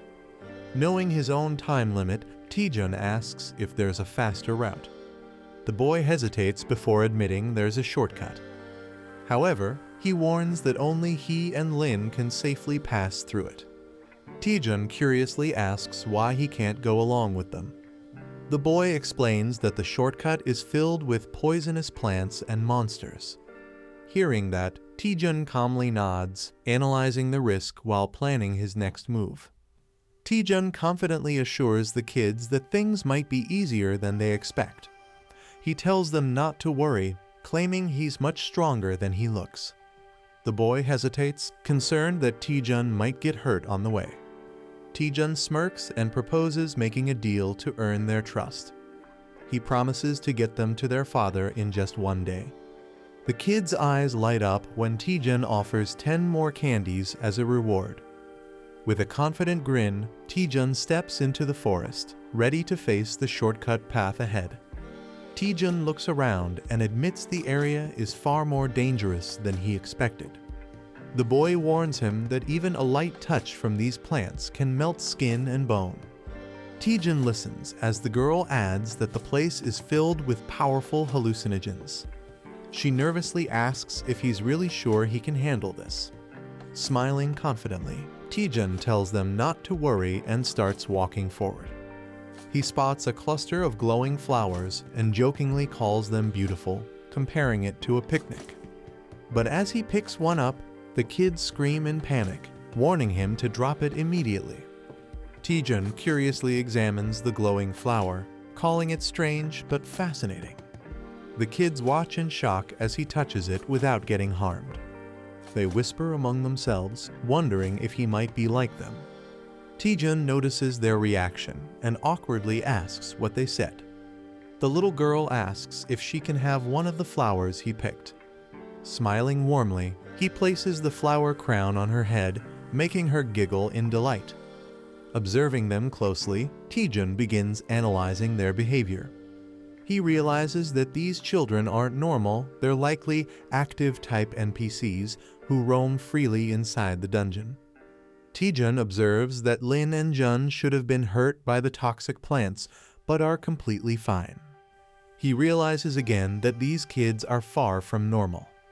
The girl proudly shows off her flower crown, teasing her brother.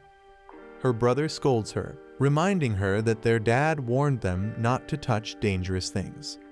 Taejun decides to quietly observe them a bit longer to understand their nature. Suddenly, his device flashes a warning about 10 hostile entities nearby. Giant mutant wasps emerge from the shadows, swarming toward them aggressively. Taejun smirks, joking that the monsters must have smelled his candy stash as he prepares to fight. Taejun clenches his fists, declaring that this fight is for his kids. Flames surge around his hands as he warns the monsters to back off. He unleashes a blazing technique called Rising Dragon Fist X Fireball. The attack explodes with immense power, burning through the swarm of mutant wasps. Lin and Jun watch in awe, their eyes sparkling with admiration. Taejun casually asks if they saw how cool that was, earning amazed nods from both. With a grin, he tells them not to worry and suggests taking the shortcut next. Meanwhile, at the dungeon gate, two new figures appear, hinting that another story is about to unfold. The man in the red uniform tells the visitor there's no need for him to stay at the gate. The man in the green shirt refuses, saying he can't leave while his deputy guildmaster is risking his life inside the maze. He insists that staying behind is the least he can do to help. The red-clad guard reluctantly agrees but remains cautious. Watching him, the guard starts feeling uneasy, sensing something is off. He recalls that this man belongs to the Kyoryu Society, China's #1 ranked guild. Doubting his intentions, the guard decides to stay and keep an eye on him personally. Suddenly, a massive explosion erupts from the maze, leaving everyone shocked as he shouts, "Already?" The sudden explosion leaves both men startled as they stare at the glowing light. The red uniformed man explains that it's a warning signal from the dungeon. His companion panics, thinking the maze might be going out of control. But the man corrects him, saying it's not just a warning, it means the first phase of the Arctic maze has already been cleared. 10 hours after entering the labyrinth of the walled gorge, the hunters cautiously move deeper into the eerie green mist. Suddenly, the ground trembles as something massive begins to emerge from the shadows. A monstrous blue creature with glowing eyes appears. It's the deadly wave centipede, classified as a class A threat. The younger hunter panics and warns his senior that the creature is too dangerous to fight head-on. Ignoring the warning, the beast unleashes a terrifying roar, shaking the entire area. The centipede screeches and lunges forward, its armored body gleaming under the light. With immense force, the creature crashes into the ground, sending shockwaves across the battlefield. But the confident hunter stands firm, smirking as red energy tendrils rise from his back, unfazed by the monster's size. After defeating the monster, the group finally takes a moment to rest under the night sky. The leader checks on his teammates, asking if anyone got hurt during the fight. The girl reassures him with a smile, saying everyone is fine and grateful for his help. One of the boys tells Hyung he believes in his strength and that he can overcome any challenge. They talk about the legendary 1,000-year Leica place no one has ever crossed before. Hyung promises to speak with his father to get permission for the journey ahead. Meanwhile, the narration explains that the labyrinth of the walled gorge consists of 2 stages, with the first being the labyrinth of the beginning palace. The second stage of the labyrinth is revealed as the fearsome 1,000-year cliffs, towering under the night sky. After clearing the first stage, challengers can either leave the labyrinth or continue their ascent toward the cliffs. Progressing to the next stage isn't determined by permission, but by the challenger's own decision. A mysterious NPC explains that climbing further is a personal choice, not something granted by anyone else. The boy wonders why the kids earlier mentioned asking their dad for approval to go up. He starts to suspect that the dad they spoke of might be a hidden NPC connected to the cliffs. As they approach the massive rock formation, Hyung's companion tells him they've finally arrived. Hyung looks ahead and notices a mysterious figure standing near the entrance, waiting for them. As they reach a small hut at the top, the kids point to the man sitting outside and call him their dad. The hunter looks confused, recognizing the man as just an ordinary fork road NPC from earlier stages. The mysterious man greets them calmly, saying "welcome" as they step closer. He remarks that it's been a long time since anyone managed to reach this far into the labyrinth. The hunter politely introduces himself, unaware of the danger behind him. Suddenly, the man's tone changes as he notices something unusual behind the visitors. His eyes widen in horror when he sees cursed objects following them. He immediately yells for them to step away from the cursed things, drawing his weapon in panic. The hunter freezes, confused and shocked, wondering why the man who was supposed to be their dad is suddenly attacking them. The hunter raises his hands, trying to calm the situation and reason with the enraged man. He pleads for him to stop, questioning if he's really about to attack the children who call him their dad. But the man's expression turns grim as he mutters that those things are not his children. Without hesitation, he pulls the trigger, firing at the supposed kids. The hunter is hit and falls back in shock while the girl screams in terror. Dark energy suddenly surges around the hunter's body, responding to his pain and anger. The NPC stares in confusion, unable to comprehend the power awakening before him. In the next instant, the hunter's eyes glow fiercely as he unleashes a burst of overwhelming energy. The hunter strikes with a powerful energy slash, knocking the NPC's weapon away in a flash of light.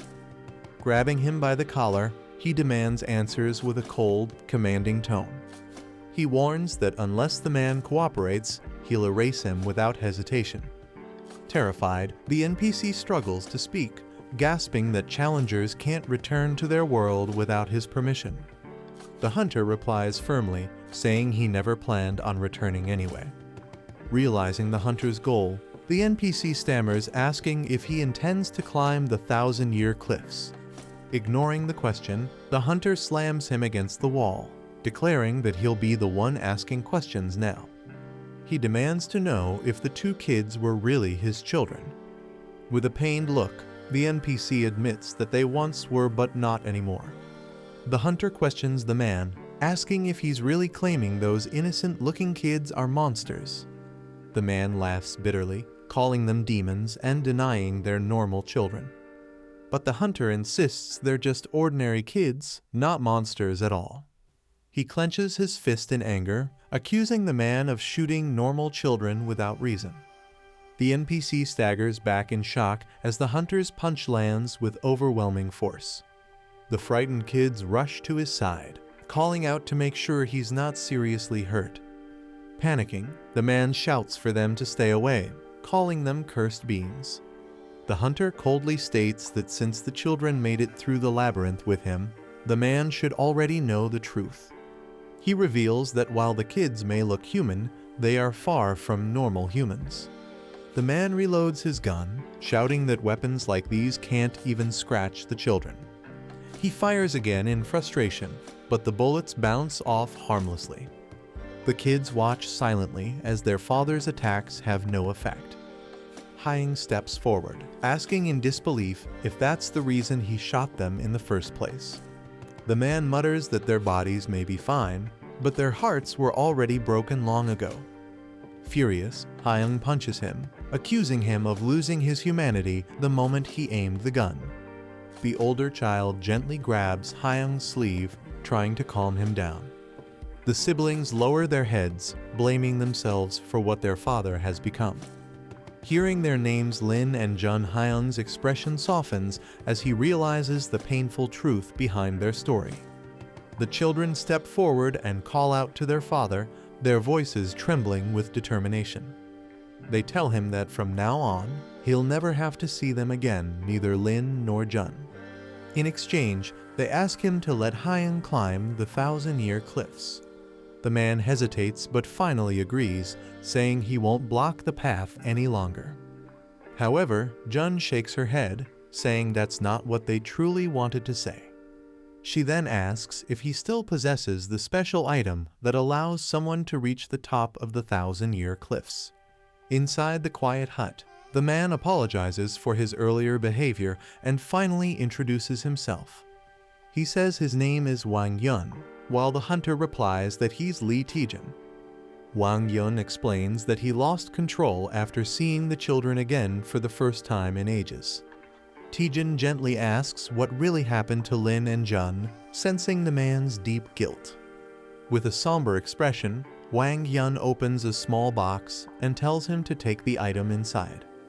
He explains that though the item is old and damaged, it might still be useful on the journey ahead. Inside the box lies a faintly glowing robe known as the Celestial Garment. The garment, once worn by those who walked the heavens, now grants the rare skill Celestial Footwork, a quest item that cannot be restored. Wang Yun begins his story, admitting that long ago he committed a sin he could never atone for. He explains that everything started when he fell in love with a woman from the celestial realm. Taejun listens in shock as Wang Yun confesses that he stole the celestial garment the first time they met.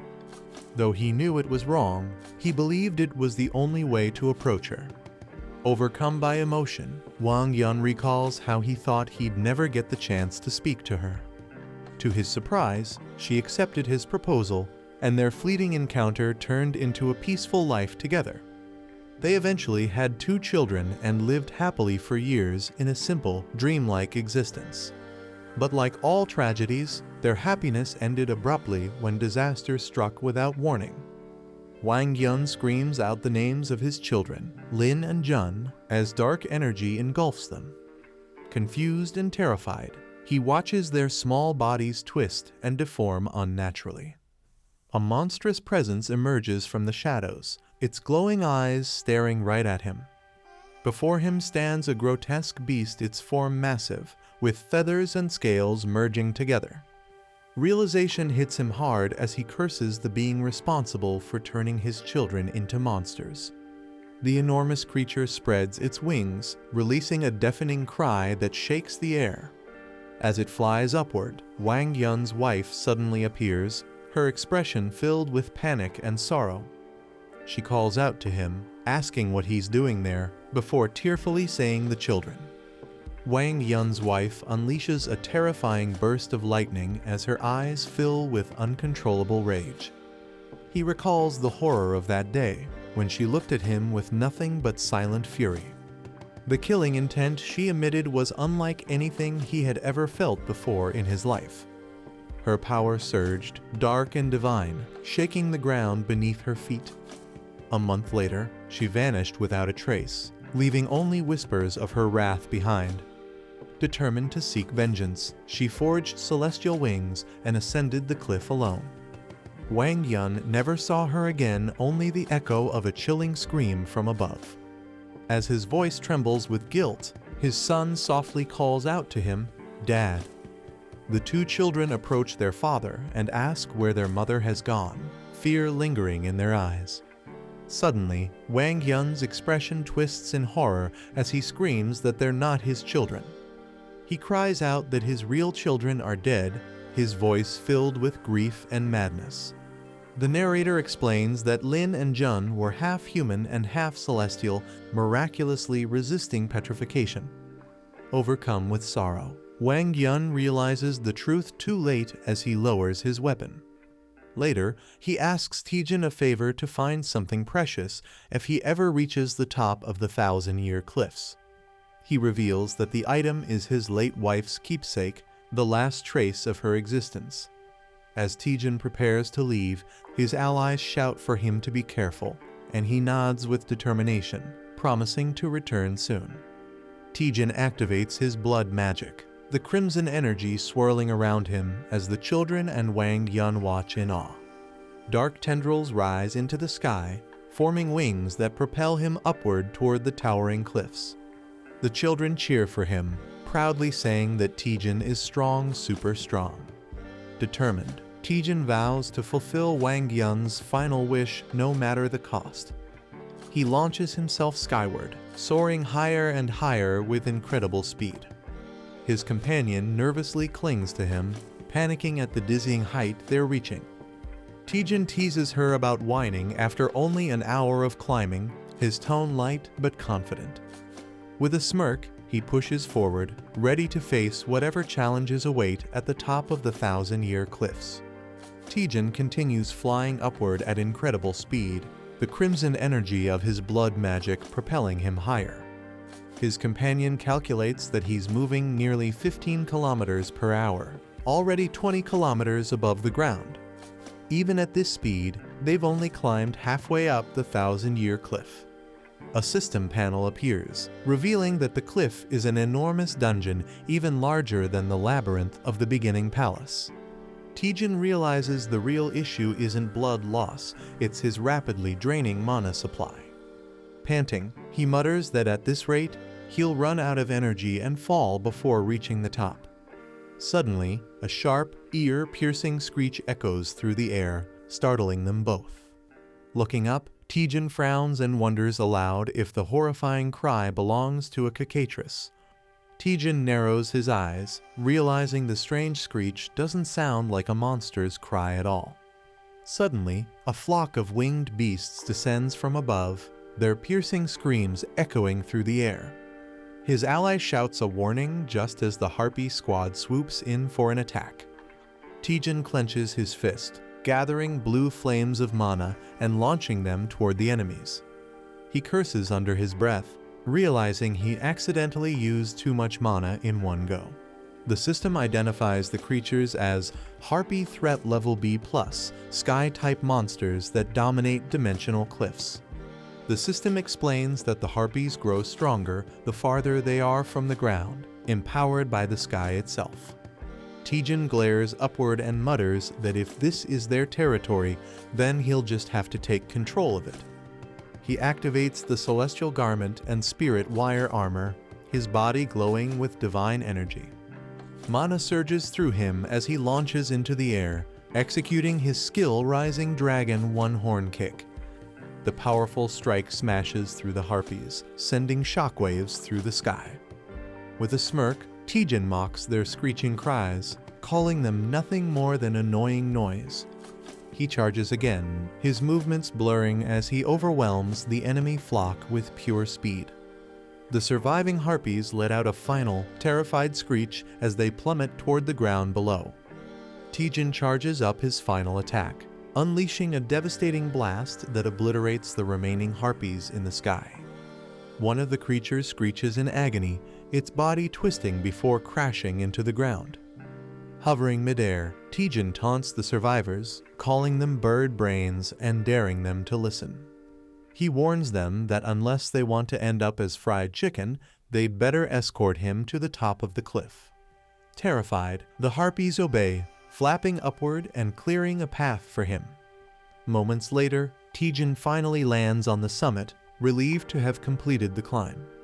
He jokes about the 1,000-year cliff being easier than expected, but his companion senses something off. As they explore the eerie plateau, Taejun spots a giant skeleton lying half-buried in the dirt. Realization hits him, it's the corpse of a cicatrice, a legendary monster once feared across realms. Taejun freezes as a sinister aura fills the area, the ground shaking beneath his feet. He realizes in shock that the final boss of the labyrinth of the walled gorge is somehow here. Dark energy surges as a vengeful spirit materializes, whispering about revenge for her lost children. The system fails to analyze her powers, her strength far surpasses Taejun's own.